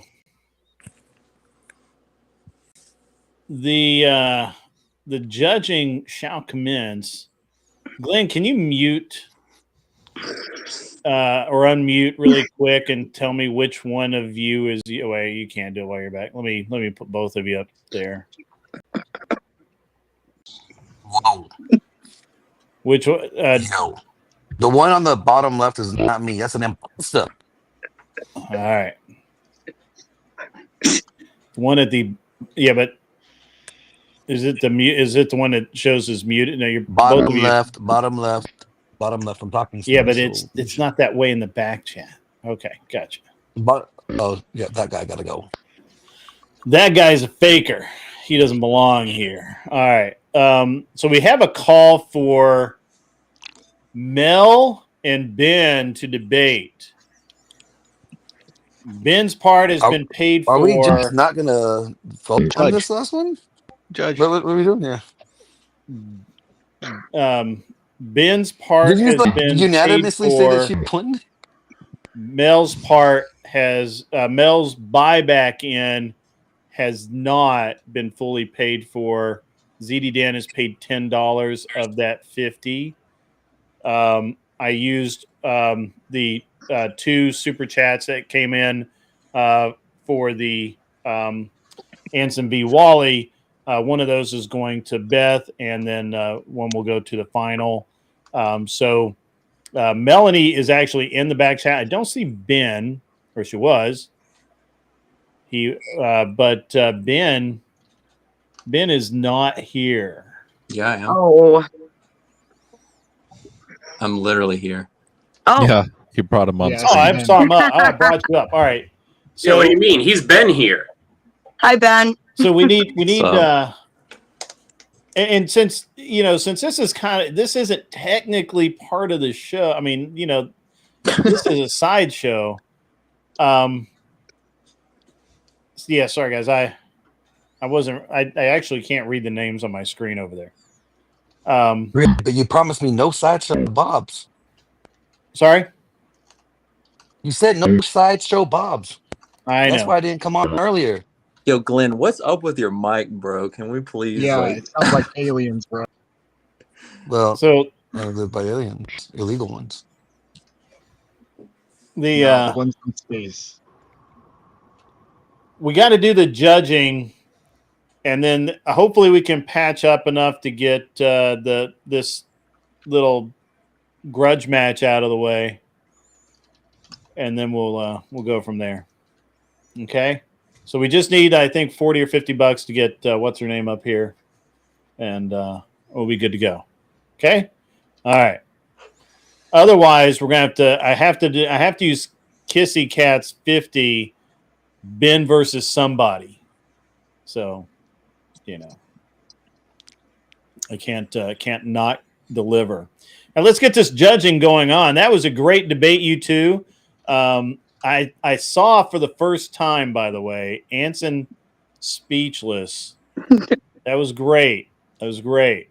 It was only because he kind of came at him in a different direction, but that's okay.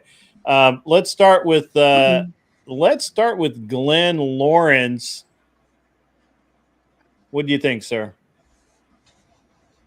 Although I don't agree with her, but I think she had a better argument. Beth won. Yeah, Beth All won. right. Ticky tack. Yeah, I'm sorry, Anson. You got Let's like fucking tongue tied go. on that. Beth won. Let's fucking go. Good job, Anson. You had to concede a little bit of ground towards the feelings, and ultimately Beth won on that. It was the wrong type of tongue tied, Anson. Yep. I'm taking the L. I deserve it too. Emotional intelligence is not my forte. Or any. We know.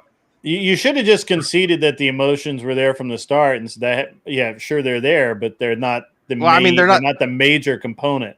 Yeah, they're not there in me, and it's hard for me to extrapolate that out to other people. I get it, but you took the L, bro. Yep. W, Beth. And with that, Anson, let everyone know all about you and where you will appear next. Yeah, Monday night I'm doing a review of the debate Andrew Wilson did last week on Sarah the Raging Tomato. It's going to be me going through line by line using a framework that I used for political communication when I was doing political activism that I've retrofitted for understanding power dynamic shifts in debates. It's going to be a lot of fun. It's a dispassionate analysis, not necessarily, me saying yay, one side or the other, just me looking at the transitions of force and power within the actual dynamics of a blood sport debate. That's Monday night, and that's on Chairman of the Board at the Board Chairman on YouTube, 9 p.m. Thank you, Anson. Yeah, you too, Beth. That was fun. That was a lot of fun. The name of Anson's channel, by the way, is literally Chairman of the Board, the BORED. There we go. All right, Anson. See ya. Go away. Peace out, brother. All right, and then there were two, which means it's the last round. And then if they can patch up the remaining. The remaining $50 we'll get. We got a grift for this Furby Ben death match. I know. Want to see that. Yeah. This is priority business now. Yes. Yeah. I want the over budget, out of control gimmick match before the main event. I agree. Let them do their thing first. Give us the topic. Give us the next couple minutes. Anson bought himself Put back. me back up grid. That's Well, I wouldn't do that. What are you talking about? was about to say what you. It's a different chairman of the board. It's a whole different guy. He didn't want to. He just didn't want to give up his seat. Lose your seat, move your feet. All right, put me back up. All right, I put you. I didn't have to put you back. Beth is making phenomenal progress, considering Glenn voted for her this time, and that's a big turnaround from not feeling morally capable of voting for a woman the first time. Can I also Listen, point I'm out trying I've to never balance debated out my before misogyny. tonight? Yeah, this so. is actually Beth's first debate. Yeah. So Wally, I'm trying to balance my misogyny. Okay? Yeah. No, I get it. We all hop around trying to build bridges with our sisters out there in donated political land. $10 super chat for the fur ball. all right, so the fur ball has $20, I believe. Somebody keep track of that. I believe we're at $20. We need another $40, and we can get the Furby back up. So there we go. All right, next debate. Anson bought himself back in, which was now actually, Grid. The feminist argument would say that Furby should be allowed back in for 80% of what it would cost to revive a man. This is Wally, true. Wally, who if writes there's your a jokes? if there's a feminist here, that might work. Yeah, I know. Wouldn't work on me either. But I thought we'd all like to laugh at it for a minute. I am not a feminist. I am a capitalist. So it is what it is. All right. So I need Mr. Mister, who gave me the money for the Anson Wally debate, to tell me who he wants. Or was it Mikey Balls? Maybe it's Mikey Balls. Mikey Balls says Ben versus Anson. Let's fucking go. But Ben's not in the running, guys. Yeah, he wasn't here since the beginning. You can't jump in midstream. That's one of the rules. I came in here to debate the man lady, bro. Send me a geopolitical topic, Mr. Mister, and I'll let it. We'll do it. And then let me know who you want up. And while you're doing that, I need everyone to entertain everyone while I go take a leak. That's what I'm going to do. I got to go piss. So I'll be right back. Yeah. So Beth, I'm do gonna you take really you up on that? I'm going to do the same. do you really think that emotions play a central role in a relationship, or is it Absolutely. okay? So it was more than just what about the structure though? Like because to me that's like the most important. That was like the best faith argument on my part, because that's actually my position. Even when you're building structure for a relationship, it's always based on what the two of you feel. You can't get around. Well, so I can't trust my feelings, right? So that's why I go that route, because if I go and listen to my feelings, bad things happen. Okay, let me ask you a question. Do you spank your kids? Oh no, I've never done that. It's because you have a feeling about it, or like it's based on something that affects you in your feelings, in your whatever, and that is why you decided to make that decision. You didn't just say, oh well, I heard spanking's bad, so I guess I won't do it. No, there's something that impacts you that drives you to say, I'm not going to spank my kids. Yeah. Hey, see what I'm saying? What was the debate prompt? I kind of missed it that you guys had. It was is Furburger a part of the matrimonial contract? No, it wasn't. Furburger consumption. Yes, it is, but no, it wasn't. Anson, what if I just choked? Like, I didn't have my phone unlocked to have my son call 911 because I wouldn't have been able to speak.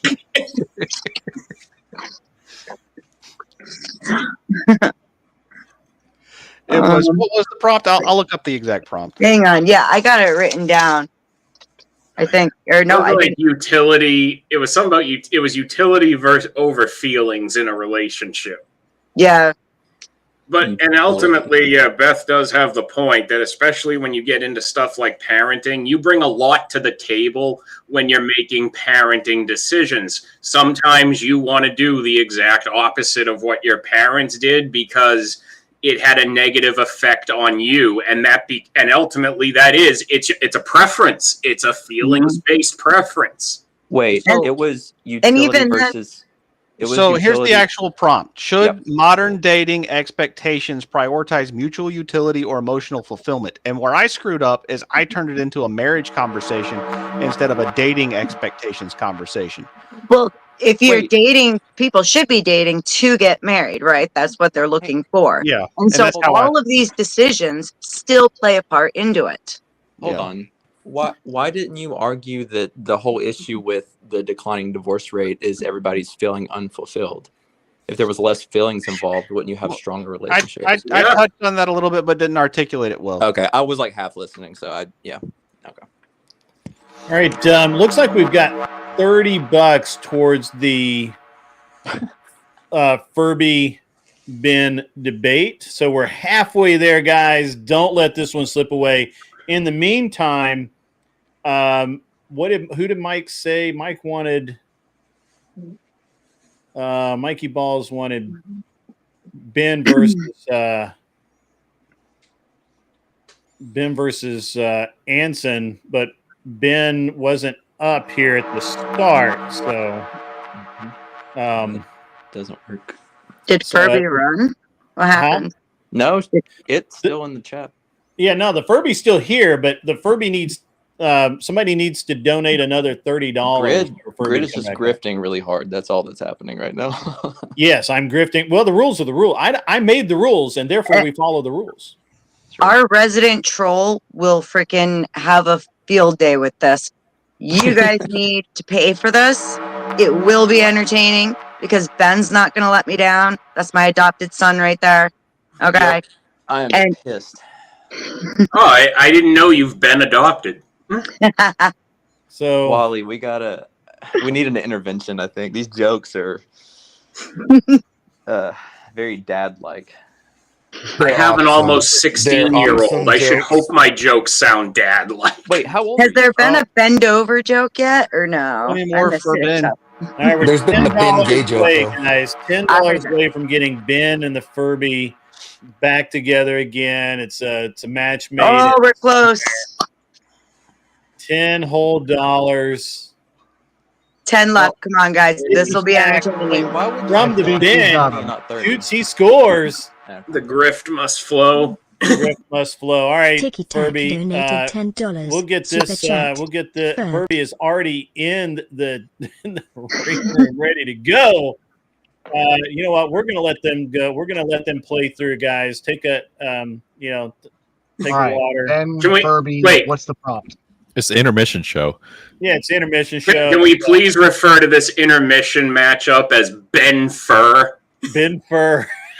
That's flawless. I absolutely support Flawless that. victory.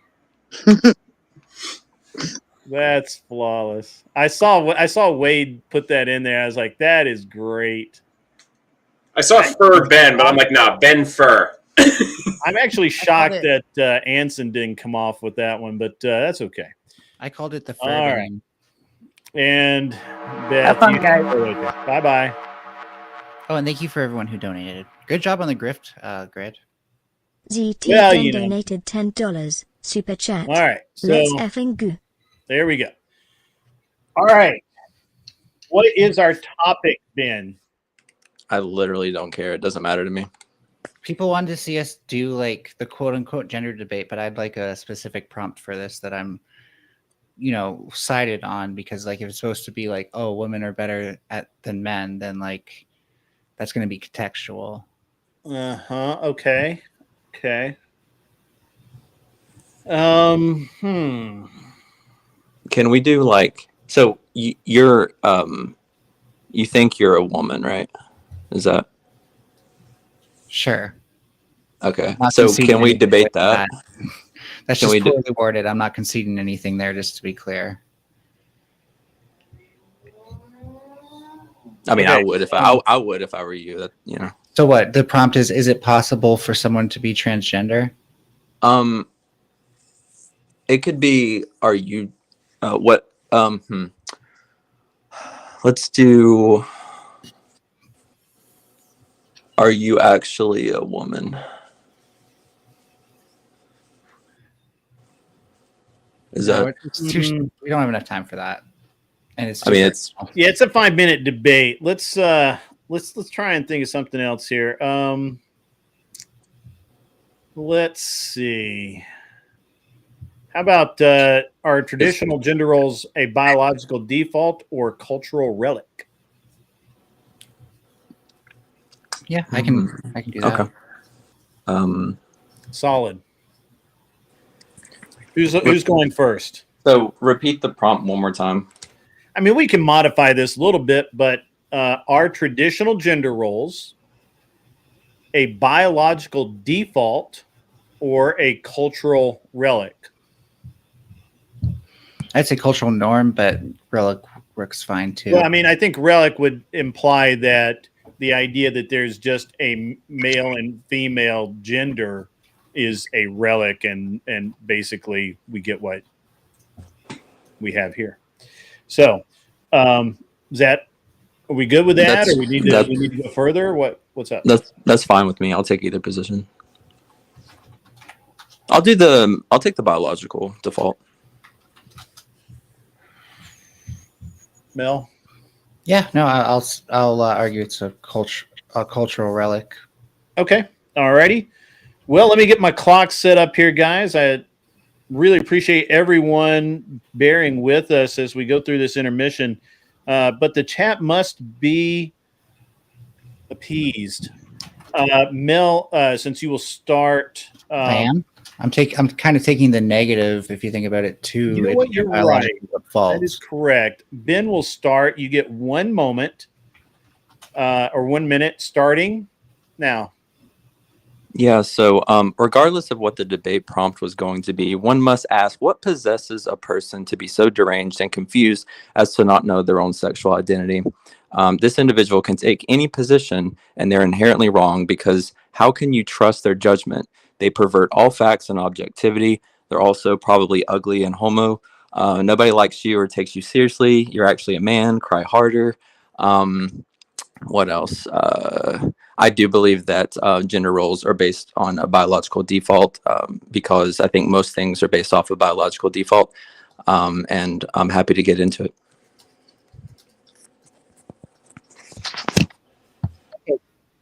So, folks, you can see that my opponent here only really can open with sophistry, hasn't actually made any real claims. I'm going to claim that we can see that gender is a cultural relic, because what is the field of study of cultural relics? It's anthropology.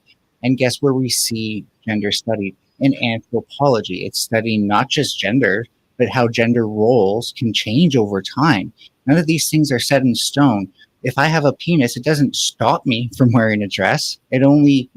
It maybe makes it a little bit more uncomfortable because of the dangly bits. That's about it, really, though. These things are most, like, I will agree that there's some relation to biology in some of these things, but one does not necessitate the other. How society expects us to express gender is how we express our gender. And that's my time.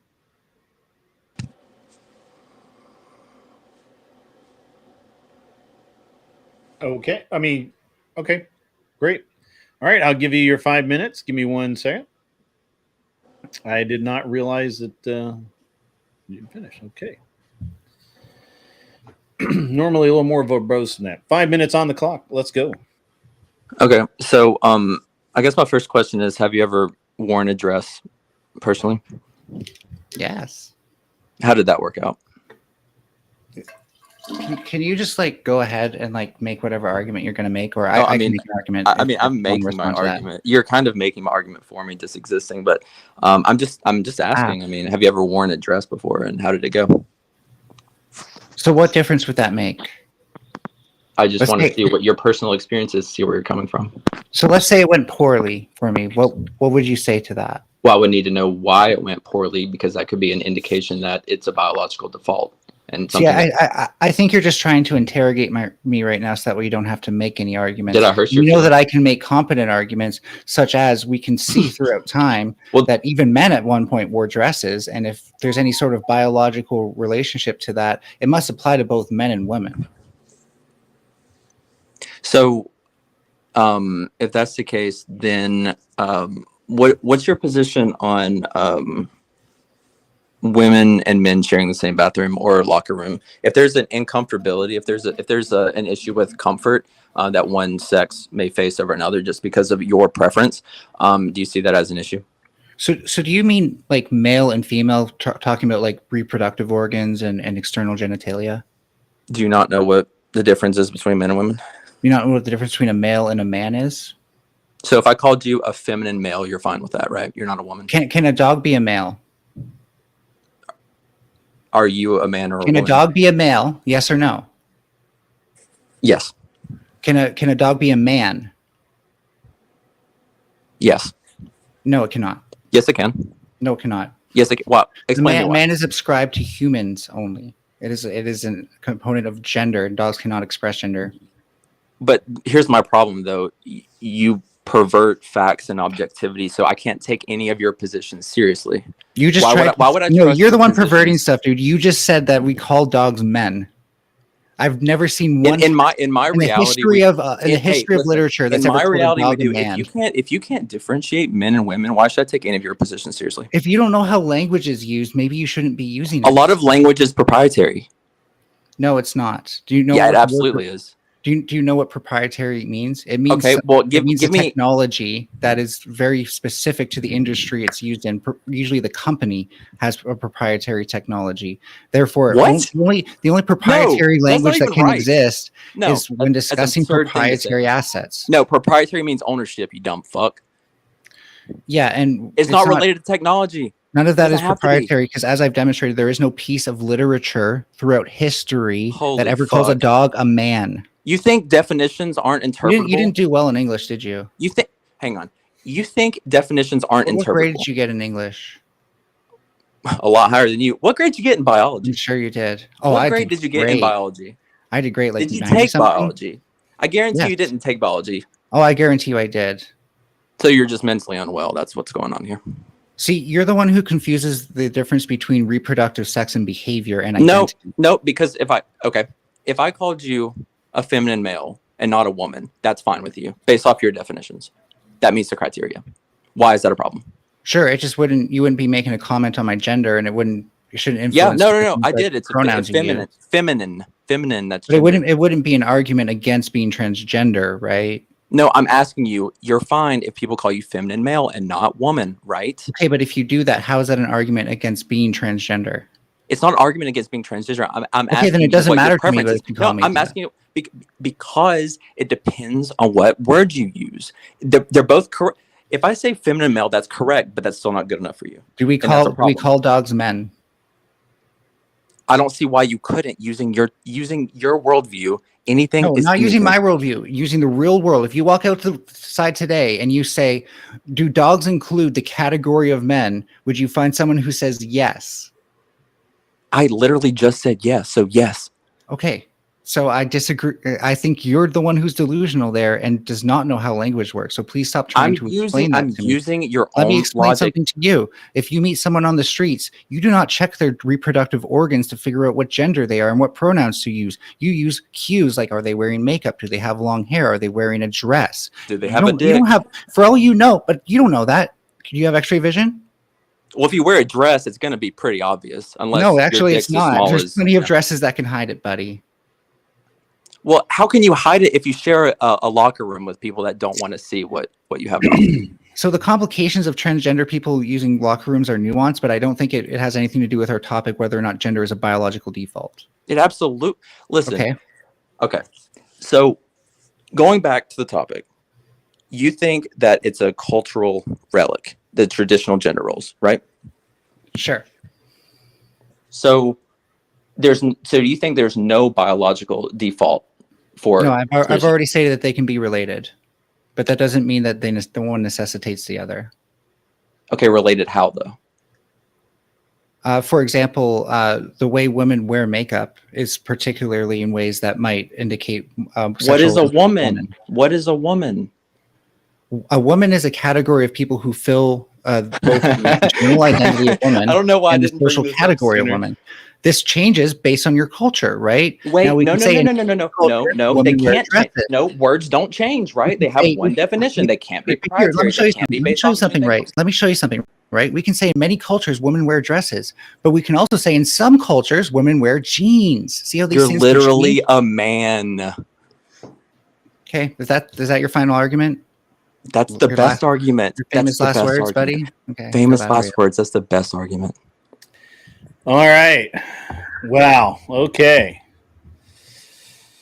To the judges we go. No commentary from me on this one. By the way, does Mel's revive put Mel back into the running, and does the outcome of this debate determine Mel's remaining on the panel afterwards? I have no idea. I hadn't thought that far ahead. I would say yes. With you. Que I'm sera, sorry? sera. The thing is, if Ben wins, he doesn't get to stay in. So I don't know. I'm on the line on this one. We'll And the see. judges also judge that. Yeah, I mean we could go with that. Let's go to the judges. Which one of you judges want to go first? I'm not up there anymore. What's that? Hello? I don't see myself up there. But Yeah, AG's not up here. I see him. Yeah, I see him. Agoraphobe or whatever his I name do is. too. myself. I'm not Yeah, trying to make fun of you. I just find your name really I hard. hear to- him, but I don't see him. I know that's part of the fun of it, is Agrolopolis. trying to hear everybody pronounce it. It's part of the fun of it. Yeah, If you haven't Glenn's. gotten that. I can explain avatar my is point of missing view if too. you want me to. Since Ben went on to describe, yes, a dog can be a man or a man can be a dog, and you agreed with that, Kirby. But then, I did not agree with that. I told him he was dead fucking wrong. What the fuck? oh, you disagreed. I'm sorry. Hold on. You disagreed, but then you went on and said it doesn't matter. You got to check and use cues, like dresses can hide that. So that's kind of what I was like wondering. Was that like a disagreement or an agreement? Because he No, that was said not me yes, dogs conceding that be- that you would then I'm not say, going right to conceding. I'm just asking you a clarifying question here, bro. Yeah, calm down, bro. okay, well, your question doesn't make sense to me. I tried answering Okay. it in the best way possible. All right, let me try asking it better. Ben says yes, dogs can be men, men can be dogs. You said you have to use cues. What do you mean by that? Considering we see people walking around like dogs.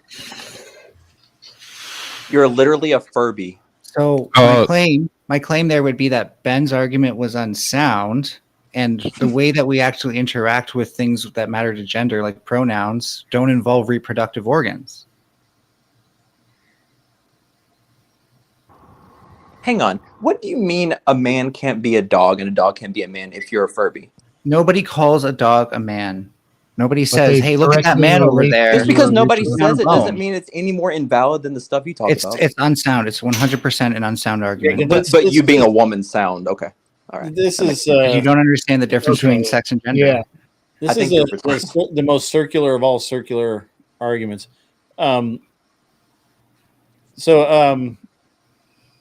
Agropoulos, what say you? I'm gonna go with going off of what I took notes and compared. I'm gonna go with Ben. Yes, sir. Ticky tack. I'm going with Mel. But frankly, I think that Mel is the only one who actually made a argument. The thing is, you were just trying to debate semantics about transgenderism, and it's just like this is a differentiate between culture and biology. So it literally, Mel is the only one who made the argument for culture, and you just kind of attacked Mel. That's it. Well, I undermined all their positions based off of their. I don't think you were very effective at undermining them. Biology kind of over trumps culture. I mean, that's why I was going off of that. Mr. But Lawrence, he didn't make an argument for it. Mr. Lawrence, I undermined his argument. I think he did more than the Furby. Right. Glenn, did I put up the wrong version of you? Glenn, That's one heck of a question. Yes, sir. All right. So the answer is gender's not real. It's a made up crap. Sex is the only thing that's real. So not Mel. W. Well, thank you, Appreciate it Tiki, again. for your more in-depth judgment. You only appreciate the ones that agree with you. Yeah, the one that actually gave constructive criticism. I just did, and I tried to, but you didn't want to take it. So, you know. Anyways, Maybe that this. was Well, you tried to blast me in the Hang chat, on. so I knew you were going to come up here. To be fair, you actually might be a woman the way that you act, so I might need to reconsider. But anyway, not the first time I've heard No, not one step back.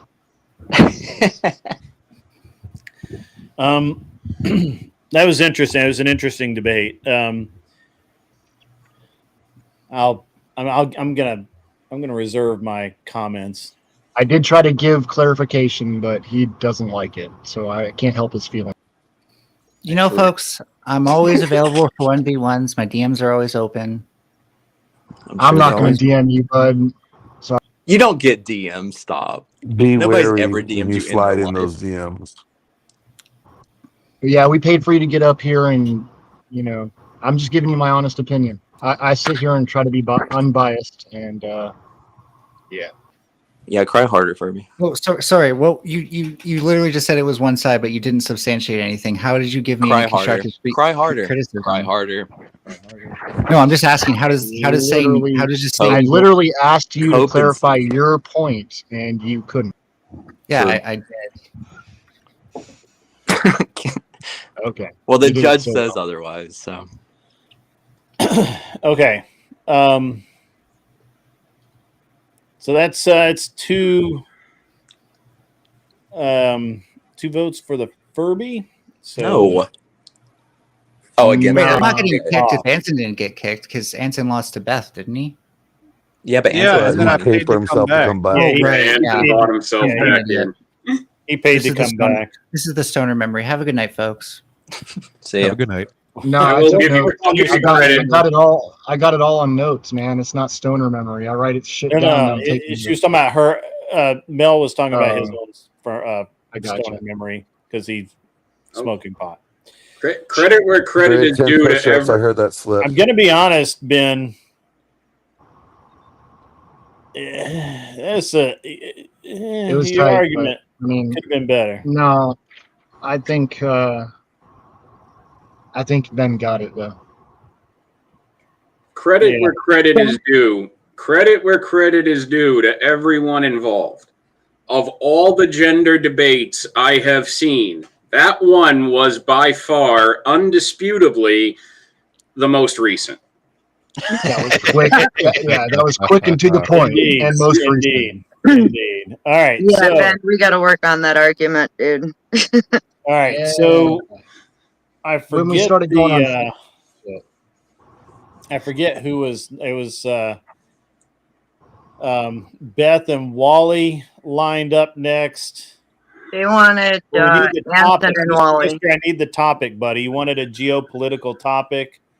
I need the topic, sir. What wasn't at one point? To be honest with you, Melanie. I could have sworn Melanie, at some point. What weren't Anson and Beth supposed to discuss Israel? I think it's going to be you and Beth. But anyway, I'm gonna give Melanie a rare, very rare, exceedingly rare prop for not spurging out any harder because kind of up in the fields there. But good job, Mel. All right, so Good. I thought he had paid for Anson and Wally, but I don't know where we are. My scorecard fell off a long time ago as far as hold on. I had it. The last one I saw was for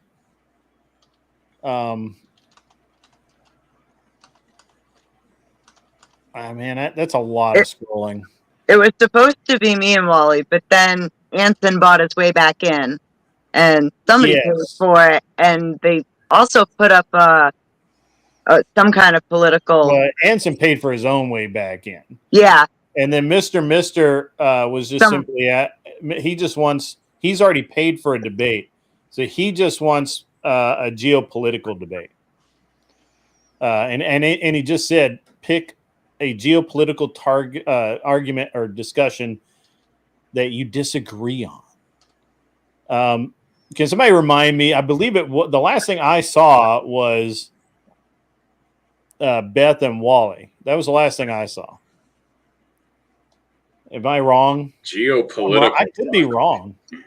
I'm pretty sure someone paid for Anson and Wally for the political, but I mean, I'll do what I need to do, but I'll tell you right now, I'm not good with the political stuff. So I'm a woman. I stay in my lane. I didn't see anyone. Beth, I don't know why you'd be hesitant to give a political prescription on the Middle East. I think that would work out very well for you.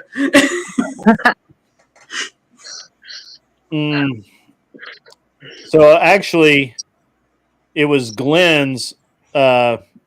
Glenn that paid for the debate, Beth versus Wally, on this topic. Should women receive alimony or resources from ex-husband if he divorces her due to sexless marriage? However, the problem is that Mr. has paid for a geopolitical. He paid to pick a topic, and he wanted to do the geopolitical topic. Now, Mr. Is it cool if we because it's your money, is it cool if we let Beth and Wally do Glenn's topic, and then whoever's next do your topic? Do we disagree on that topic before we keep it going? What's the prompt again? What's Glenn's prompt again? All right, let me make sure that you guys disagree. Should women receive alimony or resources from ex-husband if he divorces her due to a sexless marriage?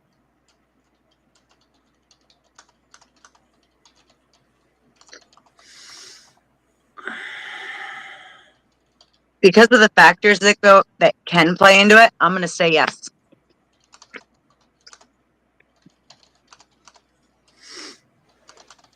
As Wally's determining how much he paid for alimony this month. No, I'm seeing because I'm thinking Beth's probably also caught the nuance in there. So because I'm thinking of there could be a lot of what ifs that are smuggled into that premise.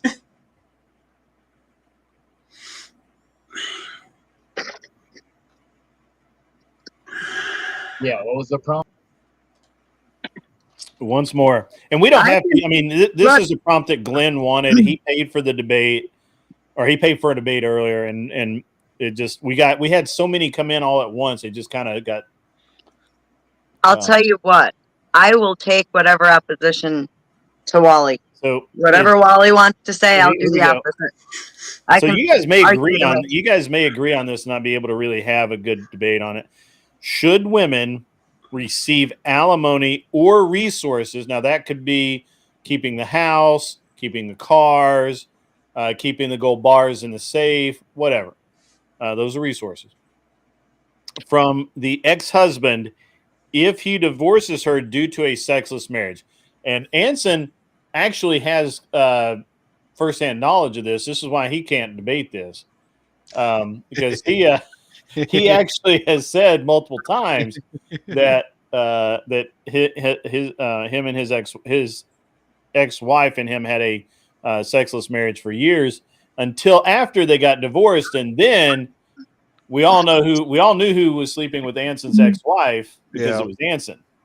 And Yeah, I'm glad you put the was in there because that's in the past. But yeah. Sure. I think I can argue either side on this, honestly.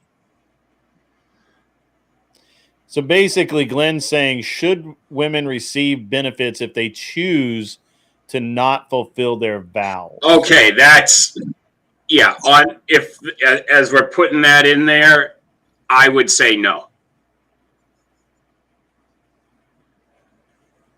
All right. So if you're saying if women do not fulfill their vows, should they receive alimony? Is that what this is morphing into? Okay. Yes. Well, I think it's like specifically like if a woman chooses to, like essentially it, like if we're like from the original, I think he's clarifying the original premise to be like if it is the woman voluntarily choosing to just shut the marital bed off, should the husband owe her in a divorce at that point? Okay. I can argue yes. Okay. So we got it? We're good? Yeah. Well, we lost. See how this works. We lost one of the Glens. Okay. All right. So we're hiding you, but not you. You, but not you. You. And then. All right. 1 second. He's got to go get his pizza rolls.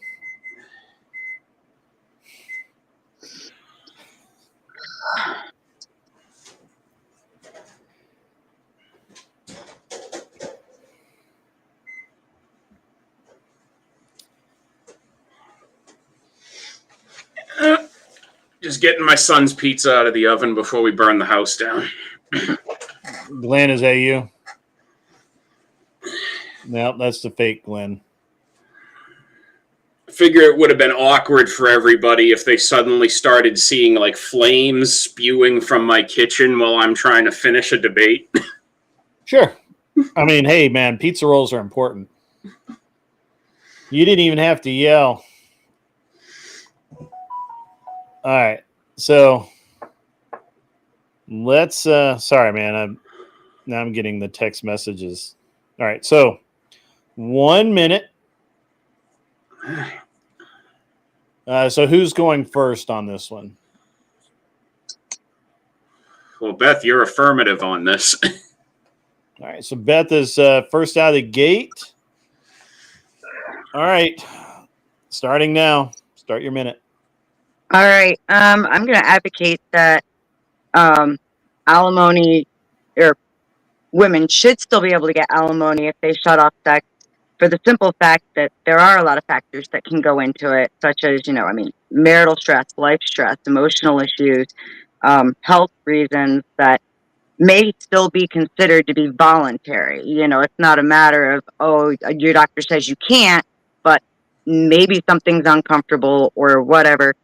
And it could be something that is fixable if it's put in enough. But a lot of guys don't wait around for that. And typically in most states, I know it's starting to even out as far as the custody goes, but you still have to consider the kids. I'm not saying she should get the house and everything else, but if they've been married long enough and alimony is on the table, I don't think it should be removed. All righty. Go ahead, Wally. So right there in Beth's opening statement, we go from the exact premise to we're immediately dragging it into nuances that totally take away from, is a woman still entitled to alimony and resources if she just decides for no good reason whatsoever, I'm just going to shut off the marital bed. Now, and under that exact circumstance, no, a woman shouldn't, that is creating fault. that is absolutely creating fault and grounds for a divorce, especially if a husband has attempted to go through a reconciliation with that, attempted to resolve it through some kind of counseling, whether they're a religious couple or not. Let's just say counseling. But then decides, look, this is all right, breaking up a relationship. There's your minute. Yeah. All right, so now let's those are good openings. So let's 5 minutes on the clock, beginning now. Can you cite the divorce fault that actually is for sexless marriage for me? No. That's because it doesn't exist. Sex, especially when it comes to people, man, you're going to have good times, you're going to have bad times. And a lot of guys don't like to wait. It's just that simple.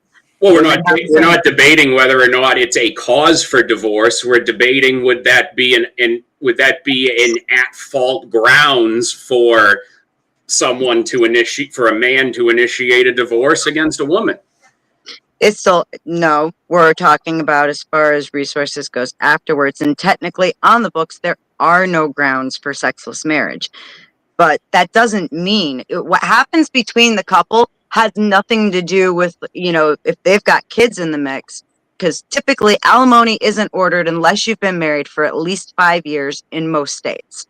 Okay. And therefore, a lot of people have kids then by that point. It depends on what's getting settled with alimony. Some states, I think the threshold is closer to 10 years, especially if you're talking about particular assets, like if you're talking about pension access. Exactly. 10 years into a marriage where she might have been, where she was probably a good wife for a very long time. And for whatever reason, the sex gets shut off. Okay. We're not going to go into the nuances of it. Okay. The sex got shut off, but they've been married for, close to 10 years and it's going to get cut to nothing. You're going to say she doesn't get anything, but she still has the kids to take care of, right?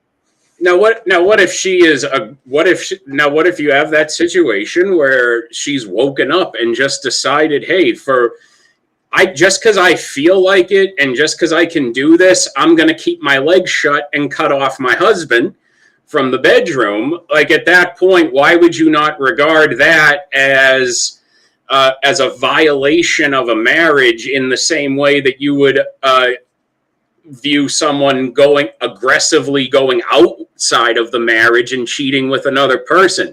It's damaging intimacy in the marriage either way. Yeah.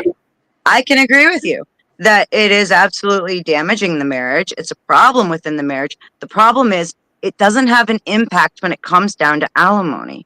Okay. You can't take the problems of the couple and punish the children out of the marriage for it. Okay. Well, you might be approaching this from maybe you're approaching this, and clarify for me if I'm wrong, but are you approaching this from the current no fault divorce system where we're not making particular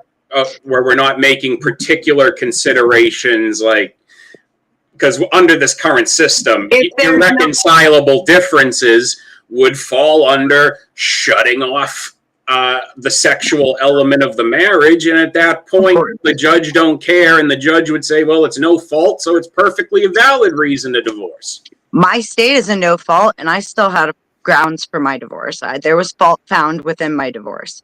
Okay, so there is no grounds when it comes down to shutting off the sex. And again, we're talking about, alimony is not ordered unless typically you're married above 5 years. And by that point, you've been building this whole life together.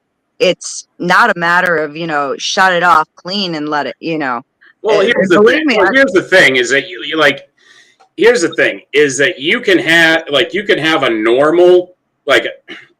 a normal quote unquote sex life in a marriage where you're both constantly angry at each other, but you're also both constantly fucking each other. Very true.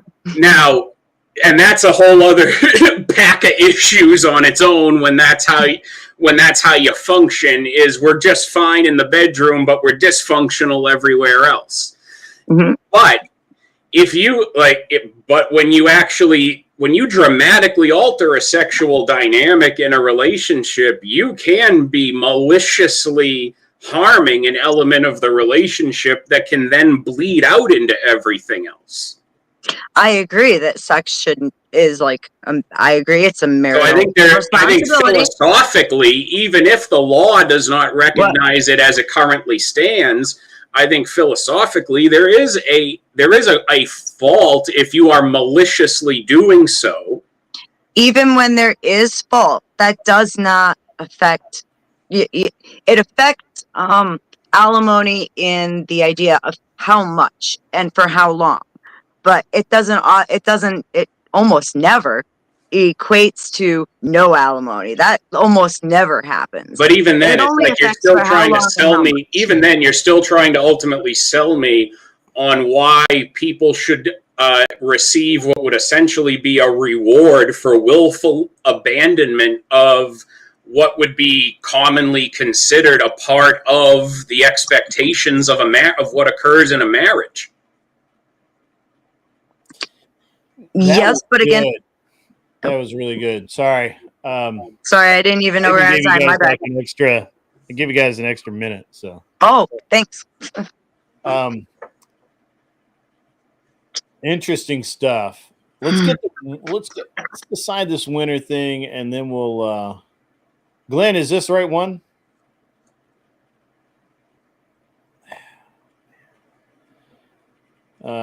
Check. Dude, you gotta get rid of your doppelganger, bro. All right, Glenn, lead off. Yeah, Wally won this one because you're not going to reward bad behavior. If somebody's doing something that's detrimental to the relationship that plays a role to the end of the relationship, and you're saying that they should still receive benefits for what their actions led to the end of the relationship. Ticky tack.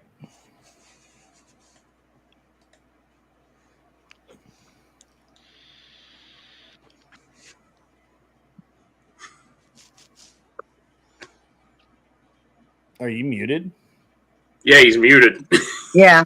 Oh, sorry about that. That's why I'm giving you the Hogan ear, ticky tack. Come on. Sorry about that. Yeah, so Wicked Wally. I pretty much echo what Glenn was saying. Agripolis.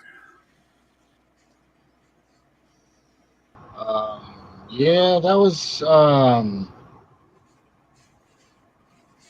I don't know, man. I was trying to take notes on that, and I'm like, I'm befuddled, man.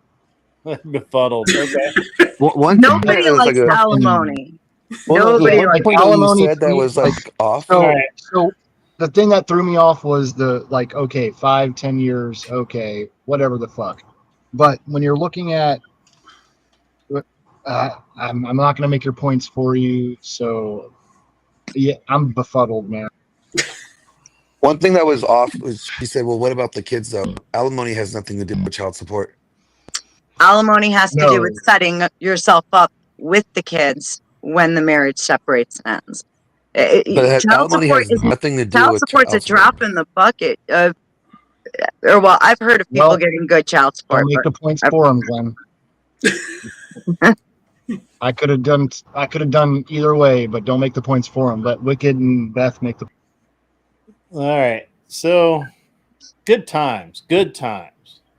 Beth, you did really well.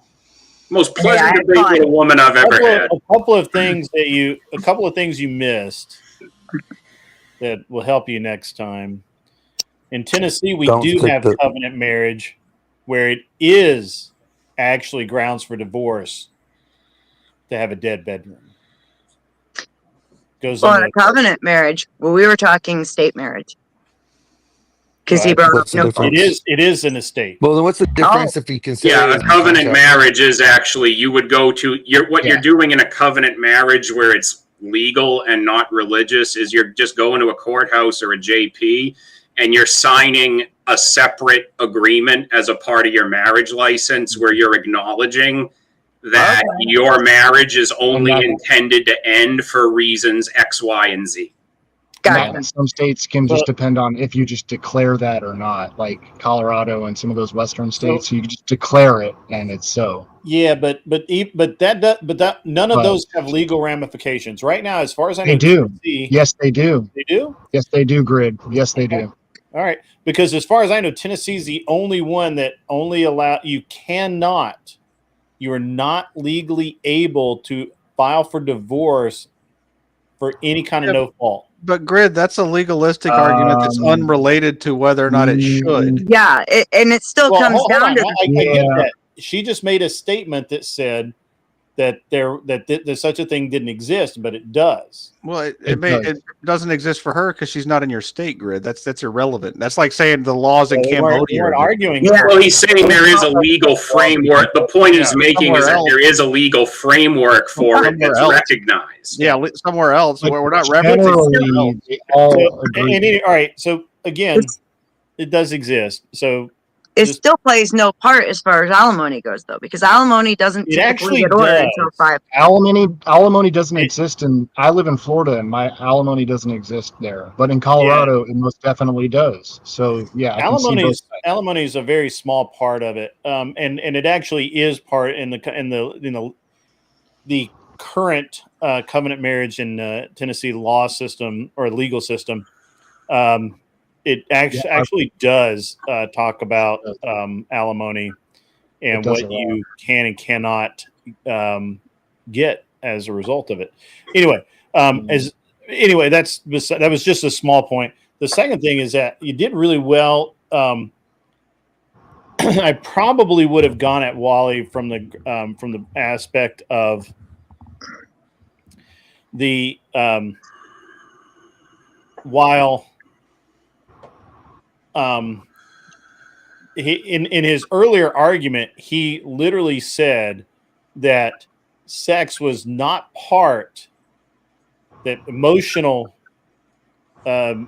stability was not part of the relationship. It was about procreation, it was about duty, and it was about loyalty. You should have used that against him, because he literally just said that in his argument earlier, and then he exactly turned around and said, no, it's about your duty. Now, he, I think, correctly framed it from Wally's. He was very careful to frame it from a duty perspective, right? It is your marital.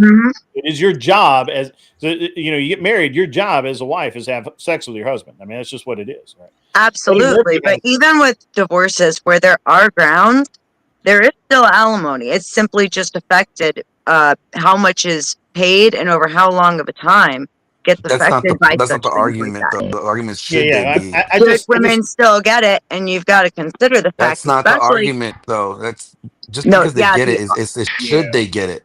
Exactly. That's what I just said. The argument is should they get it, and the reality is that we're talking about marriages that lasted at least 5 years, where is she a not necessarily. Under the general premise, you could also have situations where it's like a woman got married, and then a week after the honeymoon was over, immediately does a 180 and is like, okay, just pay the bills, done fucking you, honey. Okay, see, I've never heard of states taken into I haven't. context when you go to court. Yeah, it's. I'm not familiar with states doing that. Typically, everything I've seen, alimony isn't issued until it's like 5 years or more. And by that point, you're talking about a really established family where now if you're separating, you've got to be able to set up for, 6 months or whatever. Because a lot of times, if there's grounds, that's all she's going to get is like 6 months.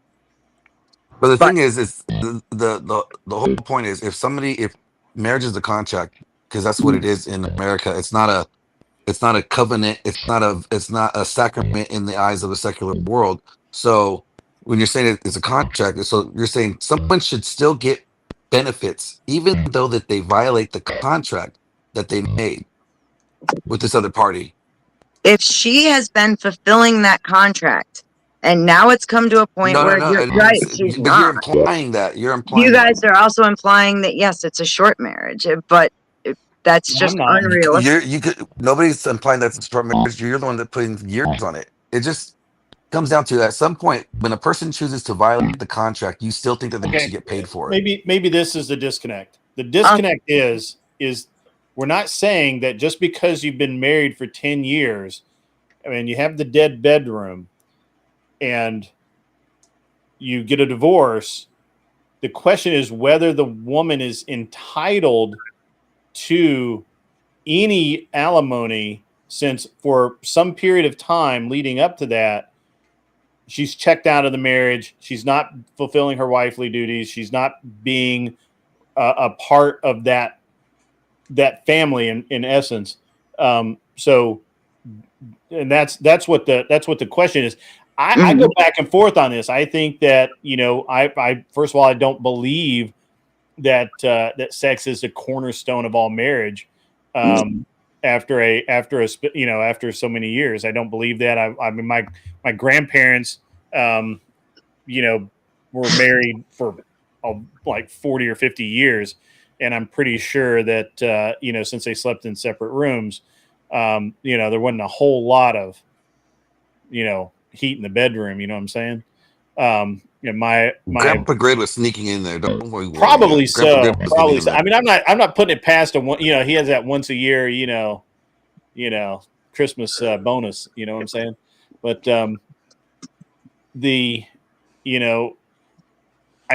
I don't believe that it is. But to have a dead bedroom for one person to be,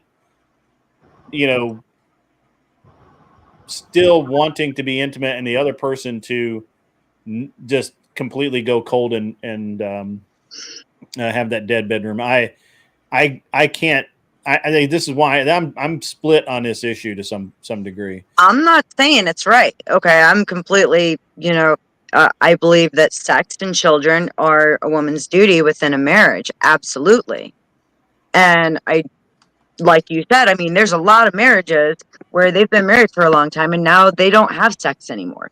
It's just that simple. That doesn't mean that when, he gets sick of it tomorrow and wants somebody else, that doesn't mean that, she gets left with no way, especially if she's a stay-at-home mom, if she's been, pulling the weight on taking care of him and not working instead.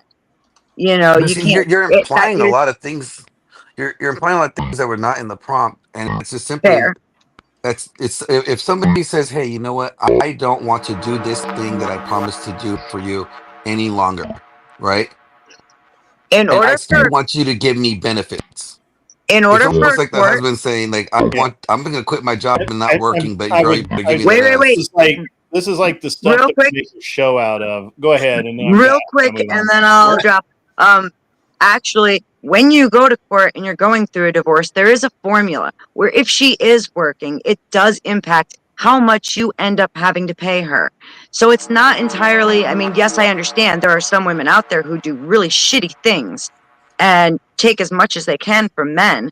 But in reality, I mean, the courts, you can even ask for a financial investigation, essentially, where they'll pick apart every penny both sides have earned, and they find a way to make alimony equitable and fair for both sides. So that's the point where I'm coming from. Is, I mean, let the courts figure Alimony out is what's not fair for right. any side. It's not What? fair for both sides. Alimony Okay. can never be fair No. for both sides. All right, you guys converse Thank you, about. Grid. I appreciate it. I'm gonna take a minute. No, it's okay. I'm gonna take a minute. I think my dog needs to be let in. I think my parents-in-law locked my poor dog out again, and she's banging against my door. So I'm gonna go do that. You guys just take a minute, chill, chat, talk about covenant marriage and that kind of thing. I'll be right back. Well, because look at how you have a situation like in Japan where like they don't really divorce, but it goes completely in another wrong direction, where you have a lot of these couples who get married not because it's an arranged marriage in the sense that we look at it in like India or other parts of the world, but you have situations where a guy and a girl are kind of pushed together because of family or business relations. And, they'll get married, they'll have a couple of kids, and then the wife, it'll just kind of become like a cold bed, and the wife will turn off on the husband completely. And not only will husbands engage in more extramarital affairs in Japan, but it's kind of become like a social expectation that they will. Yeah. Well, let me just say this. So Glenn, you Okay. the blanket disdain for alimony that you have, I think, really colors your votes on these. Like, you have the least unbiased takes on all of these debates, Glenn. No, And it's simple. no, If well, I mean, somebody's you're doing just something, totally biased. shouldn't You're get not looking at the you're not looking at the nuts and bolts of the argument. I'm not saying no. that I'm Beth is looking a at better it's the debater. principle. I'm just looking at the principle of it. I know instead of Somebody is the redigging debate, from the right? well. That's the underlining theme of it, though. Well, no. When you're analyzing who wins a debate, it's not do you agree with their position because it's logically consistent to your worldview. You're looking at did they make the best argument for their worldview. And I agreed with Wally's. Yeah. Overall. Okay. But I was just going to say, so I generally disagree with alimony. And I think it's a bad idea, but Glenn, don't you think that there are situations like if a woman is a submissive wife and the situation just doesn't turn out where she can fulfill her roles for whatever reason, that, and she's done the stay-at-home mom thing and she's done all that she could, and she didn't have a way to support herself, say 10 years into a relationship, and the guy's like, you know what, I'm just done with this, and I'm going to say that there are reasons for it and they're legitimate reasons or whatever. That woman is in a position where she's basically served for 10 years, didn't have a job, and she's basically put out by the entire situation. How do you reconcile that? Because there's a real problem there, because she's not going to be able to have a household for You her. think you have this opinion that I don't agree with alimony. I do understand why alimony is, and I do agree with alimony in certain circumstances, but not when somebody's like, I can do this, I could fulfill this thing, but I don't want to. I want you to fulfill what you're supposed to do and still take care of me, but I refuse to do that for you. And that's the positions that I'm pointing out. That's the disconnect here. So Because nope. there's this there's things that she couldn't do. She couldn't, unfortunately, for whatever circumstances she able to do. Nobody's complaining about that.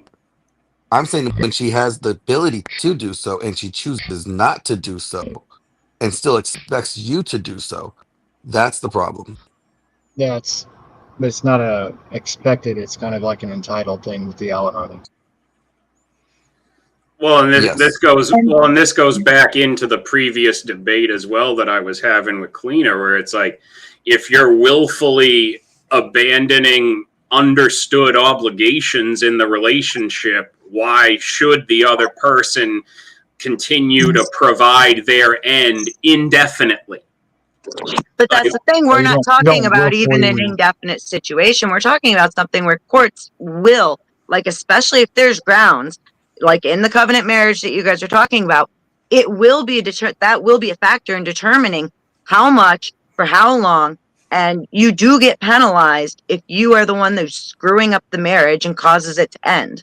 So that's why I'm saying, they look at what is the need, how and who's making what, and how do we spread this out. Now, I understand not all courts are fair and equitable, but especially if we're talking about longer term marriages, because most states in the US will not, issue alimony unless it's been over so many years.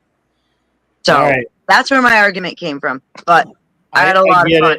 And it's going to be a great conversation on a future show, I promise, because it sounds like it's going to be a good discussion, and I want to hear more about it. But unfortunately, we have the final battle in front of us, ladies and gentlemen. So glad to miss it. You guys have fun arguing politics. All right. Hey, good job, Beth. See you later. Still the most pleasant debate with a woman I've ever had. Yeah, she did a good job tonight. She did a really good job tonight. I appreciate it, guys. Thank you so much. All right. Cool beans. All right. So, snipe from the chat, Beth. Have fun with that. Is she waiting for me to take her? Okay. All right, so final battle. Mr. Mister gets the topic. Geopolitical something or the other. Where are we? Yeah, them damn Ukrainians, man. I tell you what. Yeah, that's I'll tell you what about that dang Ukraine, Bobby. Go down there, Ukraine, get them your tanks and go boom. It's just like that. Actually, Bang, give 'em that dang old bang, pow, boom, man. Dang old boom, man. I think you guys are probably going to be on the same side here, but maybe not. So we're going to ask about tariffs. Yeah, let's do tariffs. That's geopolitical. Well, I thought he was going to ask about tariffs. Are you guys on the same side? Oh, I know Anson's. Are you going to ask or are you going to tell? What's Let's pro tariffs. Anti-tariff. I was going to ask. Are you going to ask or are you going to tell us about tariff? Are you pro tariff, Wally? I don't care. I'm fine with tariffing people. I don't give a shit. Pro tariff. Okay. Stick it to 'em. Yeah, I'm opposed. Yeah. All right. Well, this is good. That was easy. That was easy. Wicked. We got pro, and we got it. Mr. Anson is opposed. All right. You guys have to go to the back now. All back of the bus. Where's Wicked? Tiki Tack was hiding from me. There we go. All right, gentlemen. Let's fucking go. All right. Hold on. Oh, there we go. Got it. I laid down my clock. All right, ladies and gentlemen, this is the final battle. Place your wagers if you're in a state that allows such a thing. And if not, sucks to be you. All right. As posted on the Grid One Bet Online page. Not that we endorse that sort of thing at all. I should get one of those, even though I don't personally gamble. I am not opposed to you losing all your money. I don't know why you can't do sports betting on debates if you can do sports betting on pro wrestling pay-per-views, for fuck's sake. Yeah. All right.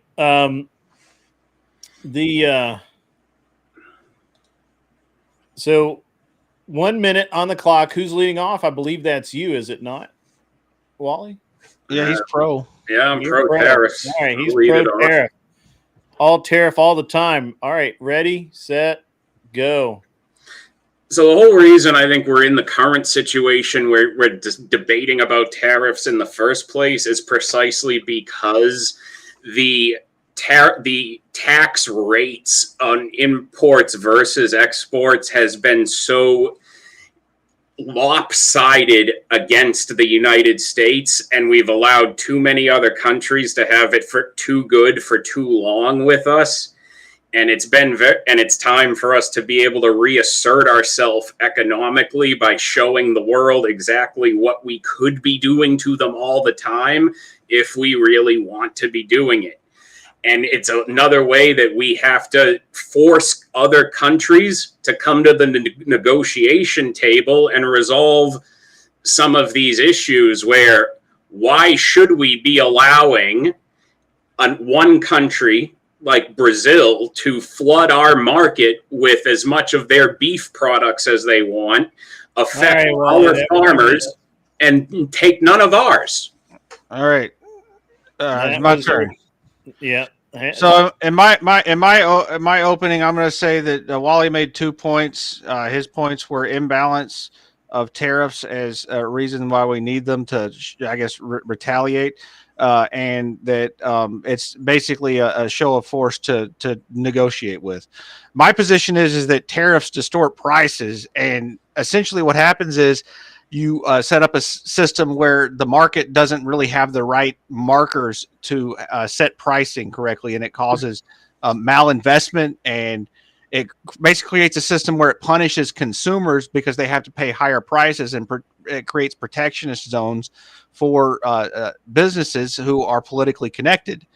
And this malinvestment hurts not only other countries, like China's hurt by their tariffs, right? Because their entire market is screwed up and they have all kinds of malinvestment in specific sectors of their economy that they're not efficiently running in, right? So they should remove their tariffs for their own good. Us hurting ourselves with tariffs doesn't actually do anything except hurt us, right? That's All right, us.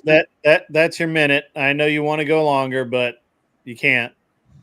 All right, 5 minutes on the clock, ladies and gentlemen, and begin.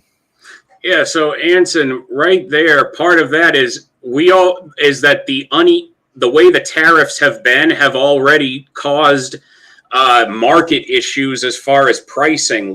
And also in some instances like farming, we end up subsidizing some of that mess to the farmers, because you have examples where one country might flood our market because of how the tariffs have functioned. They can get a lot of their product into our markets at a low rate, but then they won't even accept any of our product in exchange. Then that abundance hurts our farmers domestically. Right. So right now we can't. So when you're saying price accuracy, well, the current market situations have fucked up prices already. What you're saying is that tariffs are bad and they cause economic harm, and so our government has to take steps to correct for tariffs because tariffs are bad, right? And I agree with that. You don't have to convince me that tariffs are bad. That's my position, Wally. No, I'm saying the current way that the trade exchange, as far as imports versus exports, functions is bad. Actually balancing it in our favor, which is what we're doing by expanding and increasing tariffs, is good. Relating two issues. Trade imbalances are not tariffs. Tariffs are taxes. Trade imbalances are things that occur naturally for a whole host of reasons that include tariffs, but a whole lot of other things like domestic policy and foreign policy and things totally unrelated to tariffs. Tariffs is a small portion of that generally. Usually what impacts the domestic economy issues are things like subsidies, like you mentioned, that exist to protect industries as well. Just like most tariffs in the United States are designed to protect industries. Our tariffs are set up to protect politically connected people, just like our subsidies are. We should end the protectionism for specific businesses, because all it does is hurt the end consumer with higher prices and less efficient markets. Which is exact, what you're illustrating is why we need to force negotiation to correct those other trade problems, and tariffs are an effective way to do that. Because now we can say to these countries, look, you want us to lower the tariffs, then we need a more open exchange of our markets here. You can't just be demanding, okay, we're going to accept a surplus of your agriculture, and then you're not going to accept any of ours and cause us to have a surplus that hurts our own farmers domestically. We need to keep the exchange a little more balanced than it's been. Well, I agree with you. We need an open exchange, market, and that's why tariffs are bad, because it's the opposite of an open exchange market. So once again, you're making my position for me, and I appreciate because if we don't raise tariffs, if we don't use tariffs on these countries, what leverage do we have? What do we have as leverage to fix other trade problems if we leave tariffs off the table? Just asking countries very nicely to do it? No, if we have a free market where we don't manipulate the market with this intervention from the government, it will become naturally stronger. There are many more things that we can do to strengthen our domestic production that are unrelated to tariffs, right? So if we get rid of the tariffs and also cut almost all regulations and reduce the size of government, our economy would boom, and it would be unnecessary to deal with the other countries that are harming their economies using interventionist policies like this, state centralization policies where the state's trying to control and micromanage for their crony friends that are politically connected. That's un-American. That's not how we should operate. We're supposed to be free, right? And that's what I'm arguing, right? Is a more free model instead of a centralized top-down control model. Do you have a free exchange though when what we are paying is on tariffs is unequal to another country and we're making less than they are on them? Yeah, you're right. That's not a free exchange, and it hurts the country doing it just as well as it hurts us. It hurts both sides. So why do we want to also hurt ourselves and them at the same exact No, time? if anything, we're not hurting ourselves. We're going to encourage our domestic producers in every sector to build up their operations within the U.S. to not have to deal with international tariffs importing their products into the country. They can just be producing them here. Right. And the end run is that with any taxes, when you jack them up to the point that you're talking about, where it's a leverage game, like the tariff situation we're in now, what ends up eventually happening is that a black market forms. This happens with cigarettes and all sorts of other things. When the taxes get jacked up, people find ways around them to avoid the taxes. There are entire industries that exist just for tax avoidance purposes. And if you don't think that rich people can figure out how to avoid getting some of these taxes imposed on them, because that's all a tariff is a tax, then you're missing the mark entirely. There are going to be ways for people who are politically connected to be able to avoid having to pay this sort of stuff. So because some people can avoid it, we just shouldn't be taxing what these other countries ship in and at an equal level to what they think they can get away with charging us, and we should just lay back and accept it.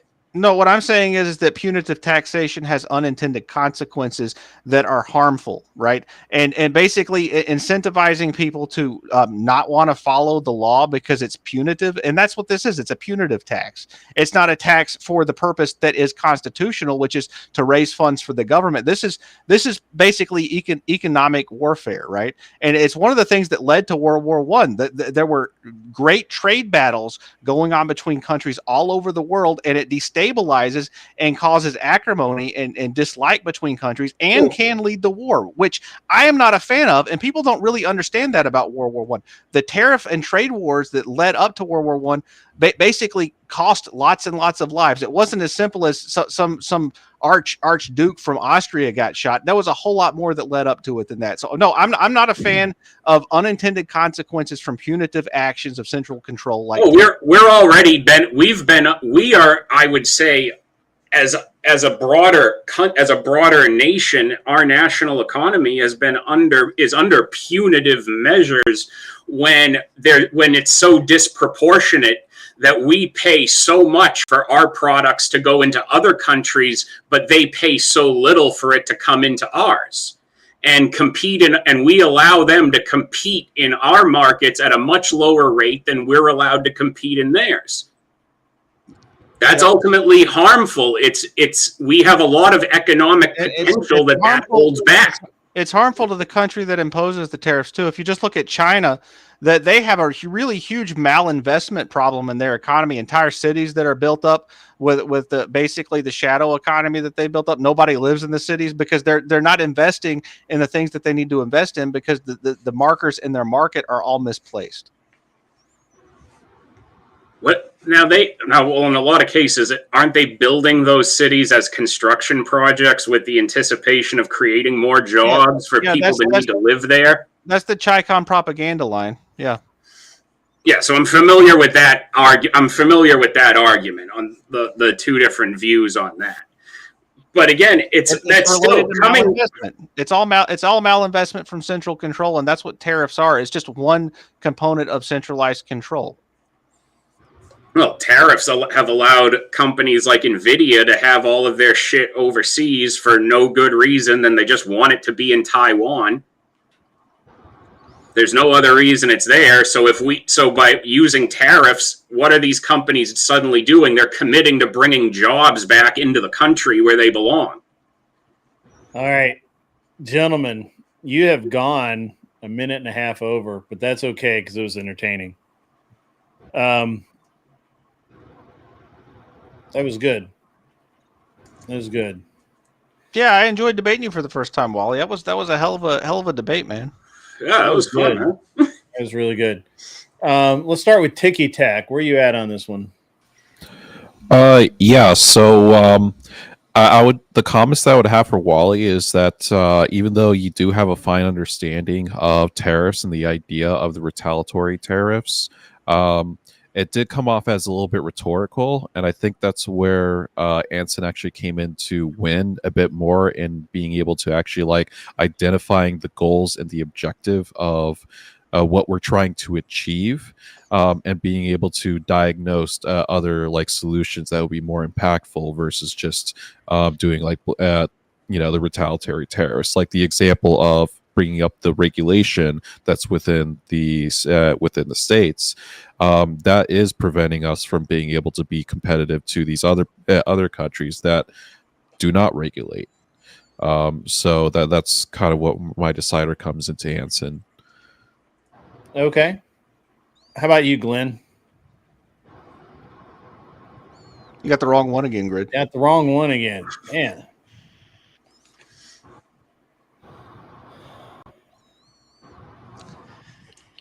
Yo.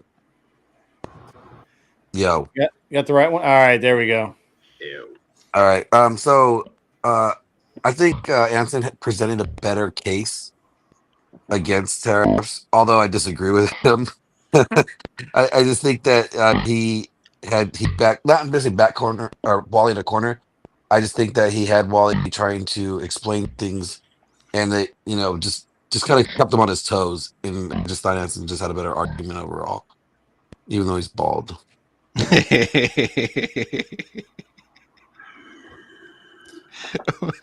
Okay. All right. Agrippalus. Yeah, I think Wicked had a pretty good argument, but I think Anson, we're kind of trying to look forward. We can look at like our, what's going on in our own personal lives and stuff we've heard, but when you're looking forward at the ultimate goal, I think tariffs are going to work, and they already are working. So. Anson, we could have made that so nerdier by talking about Nintendo blaming Trump for the Switch 2. Yeah. What about that? But we could have made it way more nerdy. Yeah. Not to say we still can't do that at a later date. Yep. Yeah, and you know what? I will be glad to give you guys that opportunity. That was really good. Yeah, that was rich. Thanks. Yeah, that was good. Good job, Grid, for your first debate show. Very successful, sir. What's interesting is that most everyone kind of behaved. Like I didn't have anybody really spaz out or anything. So it's good. It's good. All right, so because I didn't come in character tonight, Grid. I came to match energy. There you go. It's you're a little out of practice. Anson's been flexing those debate muscles lately. No, you forgot one problem though. You got porn bombed. I did? Yeah. When was that? Right there. Oh man. That's Anson's actual face, by the way. Just to let you know. Well, you gotta hand it to Anson. The guy just won the final debate of the night, and he still couldn't help but make an ass out of himself after. He's smiling about it. He literally made an ass out of himself. Literally. That's what he likes to eat daily. So I want to thank our judges. Even though Mel really complained, I feel like that, or my observation is not feeling, it's an observation, is that the judging tonight was pretty fair overall, and I think that the biases that were there were at least biased in the right direction of wanting to get to the right debater, right? Who had the best argument, and not just I don't like that person. So to me, that makes this night exceptionally successful. So for the winner, Anson Knowles, you're gonna I think you're gonna get about $100, brother. Oh, good. As soon as I know how to send it to you, you just need to send me a Cash App or something like that. Great, I'll send you his Cash App. Don't worry. You'll send me his Cash App? Of course you will. Why would you not? Why would you not Cash App too, Glenn?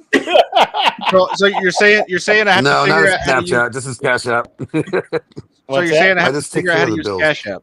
or PayPal or whatever. Just send me, DM me some way of sending you money. We were a little short of 10% being the being an even 100, but I'll make up the difference. And then Wally, obviously, you'll get $50. Sounds good. That covers the Xbox Thanks for having controller me. I had to buy my son earlier. Well, I mean, it is what it is. You guys came, you saw, you participated, you did wonderfully. Chat was awesome. I will check the numbers. I'll see what the final numbers are, but give me a way to pay you guys. And because on it, I don't know if you guys know this, but YouTube doesn't actually process very quickly. So I've been trying to keep score, but I may have missed something, or I may have counted something twice. So I will go back as soon as. Yes. You could also look at Streamlabs. Well, They Streamlabs, do keep an yes, accurate count. it's a more accurate count for sure. Yeah, but more accurate Streamlabs real also count. lags. Yeah. Streamlabs will lag too, but by tomorrow morning it'll have all populated. So, or by later this morning, I guess. Congrats, Anson, on your victory, and of course you had to buy your way back in, but there's nothing wrong with that. Ladies and gentlemen, we will be tweaking the show. I feel like it was really successful, but obviously there were places we can make. I took some notes down, Grid. What's that? Thanks. I took some notes down for you. Okay. So, and obviously we'll have more. I mean, on it, you know what? I did not miss the animations or funny noises or any of that. I didn't miss any of that tonight. You know what I mean? Like I thought that I would want. I have no idea what you mean. I thought I would want some like cool menus and things like that. But to be honest with you, just is kind of like not brute force, but I don't know, kind of raw dog, Like grown man stuff, grown man style. Well, that's way better than what I said.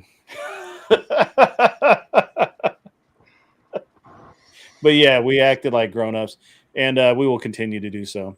To all the guests who made the show possible and showed up and had a great time, I really appreciate it. All right, I just sent you my thing. Thank you. So no rush whenever. I know how to get a hold of you. Yeah, I'm easy to find. So see if there's anybody alive to do it. Is anybody alive to do a redirect too? I'll check. I'm sitting right here anyway. It looks like Grid, first time up ever online live. Yeah, and you cammed up. I didn't expect that, but that was awesome. Yeah, I got to get my computer up and running again, man. But appreciate you having me, man. Thank you all. Absolutely. Yeah, Looks like it was a fun time. Powder Dusty is up, and we'll maybe I'll send you guys over to him. What do you guys think? That's pretty good, right? All right, I'm gonna Gentlemen, go to I'd bed. like to say good night. I gotta. You're gonna go to bed? No, I gotta go do something. Oh, you gotta go do some more work. Okay. Yeah. Is the Crucible live? See you guys. I think Andrew's still live. He's still got the chill stream going. Is Andrew chilling like a villain? Thank you for that, Christy Co. Who is Christy Co? I'm not familiar with Christy Co. Hey, he is still alive. Yeah, it looks like he is. Well. Drop a bomb. Let's drop that on there. Is this the debate research? All right, we got it. Got it right here. I don't. Yeah, that's what it is. Gotcha. I haven't even scratched the surface of looking into that whole Sam Shamoon situation, but it sounds like it is a dumpster fire.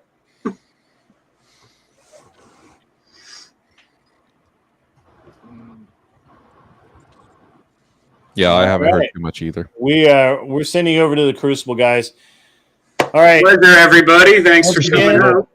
Have a good Once night, again, y'all. I appreciate it, everyone. Go have fun. Congrats, Anson. Grid. I Yep. appreciate Congrats, it. Anson. Pleasure.